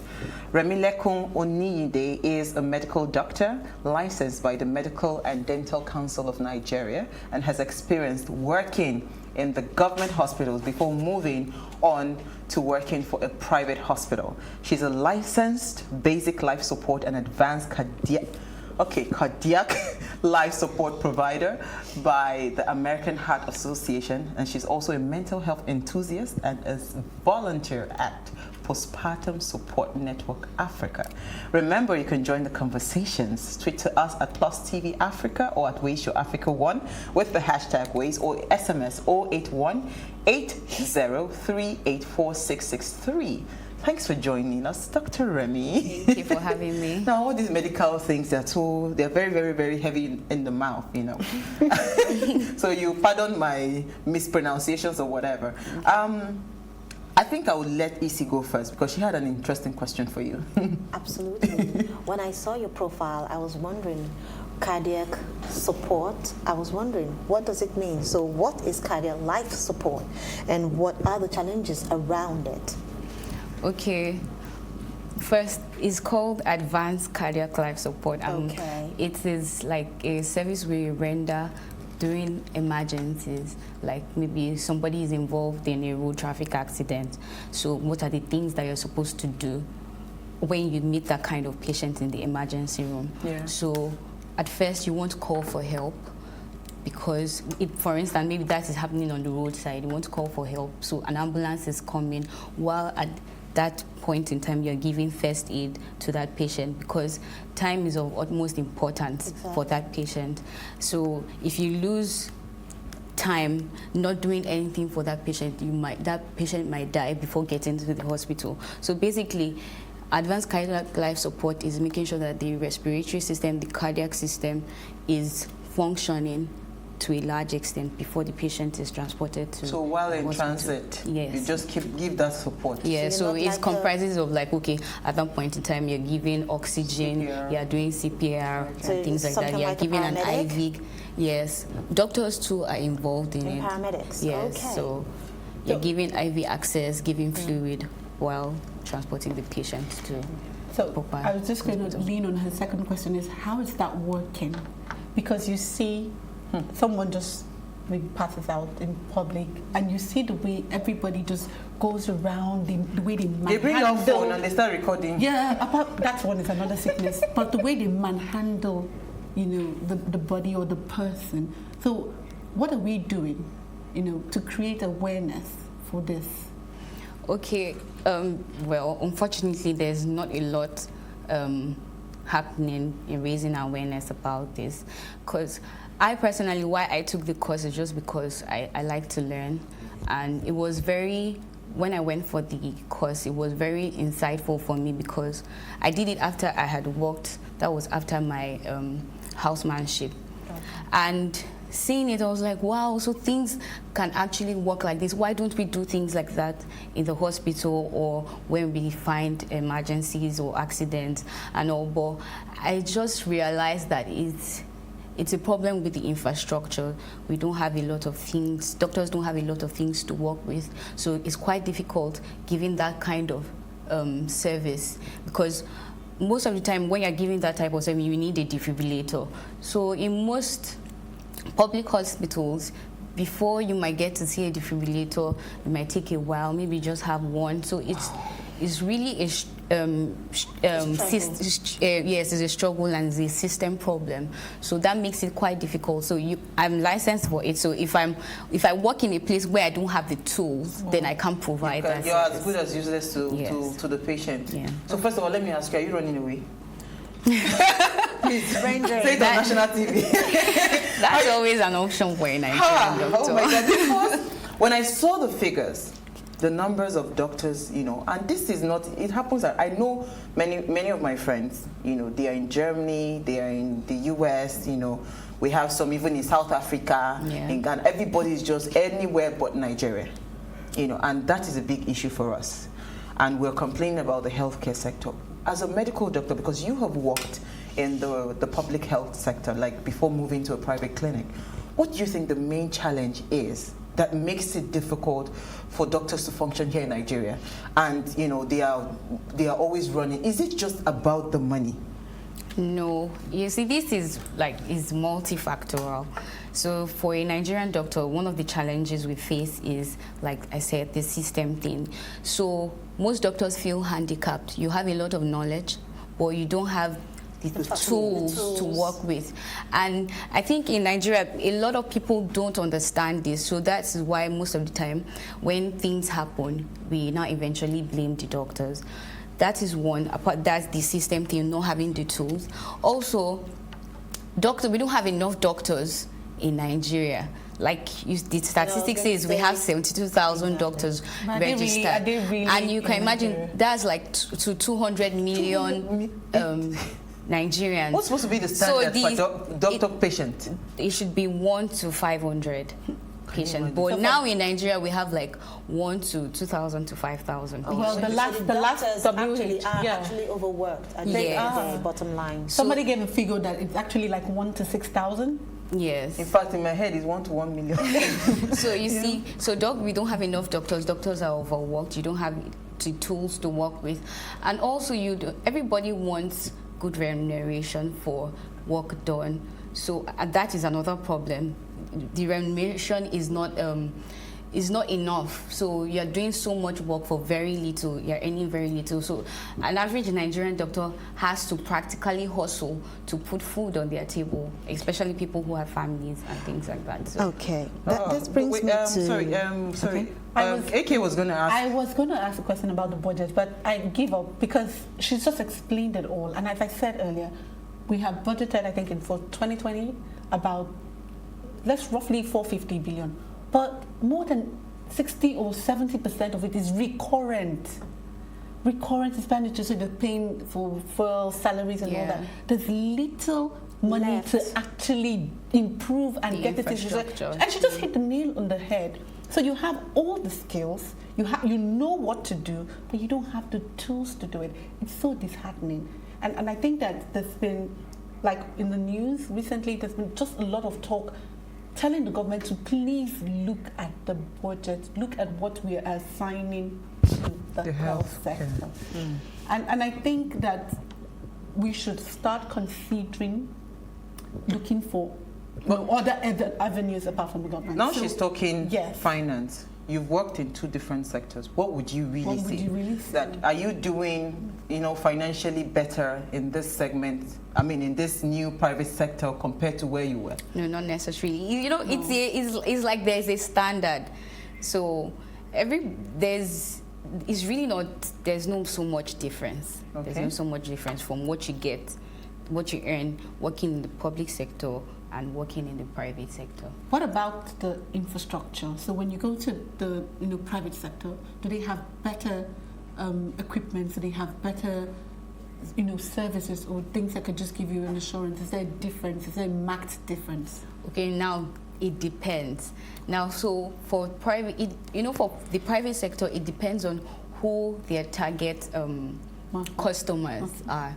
So for people who their target customers are the elites, you have better infrastructures in those kinds of places because, number one, healthcare is not cheap.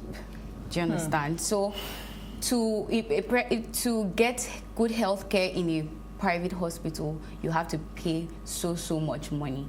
And how many Nigerians can actually afford it? Yeah. Now coming to, sorry, finish. So just a private hospital that their target market is the elites usually have better infrastructures than other. It just depends who your target customers are.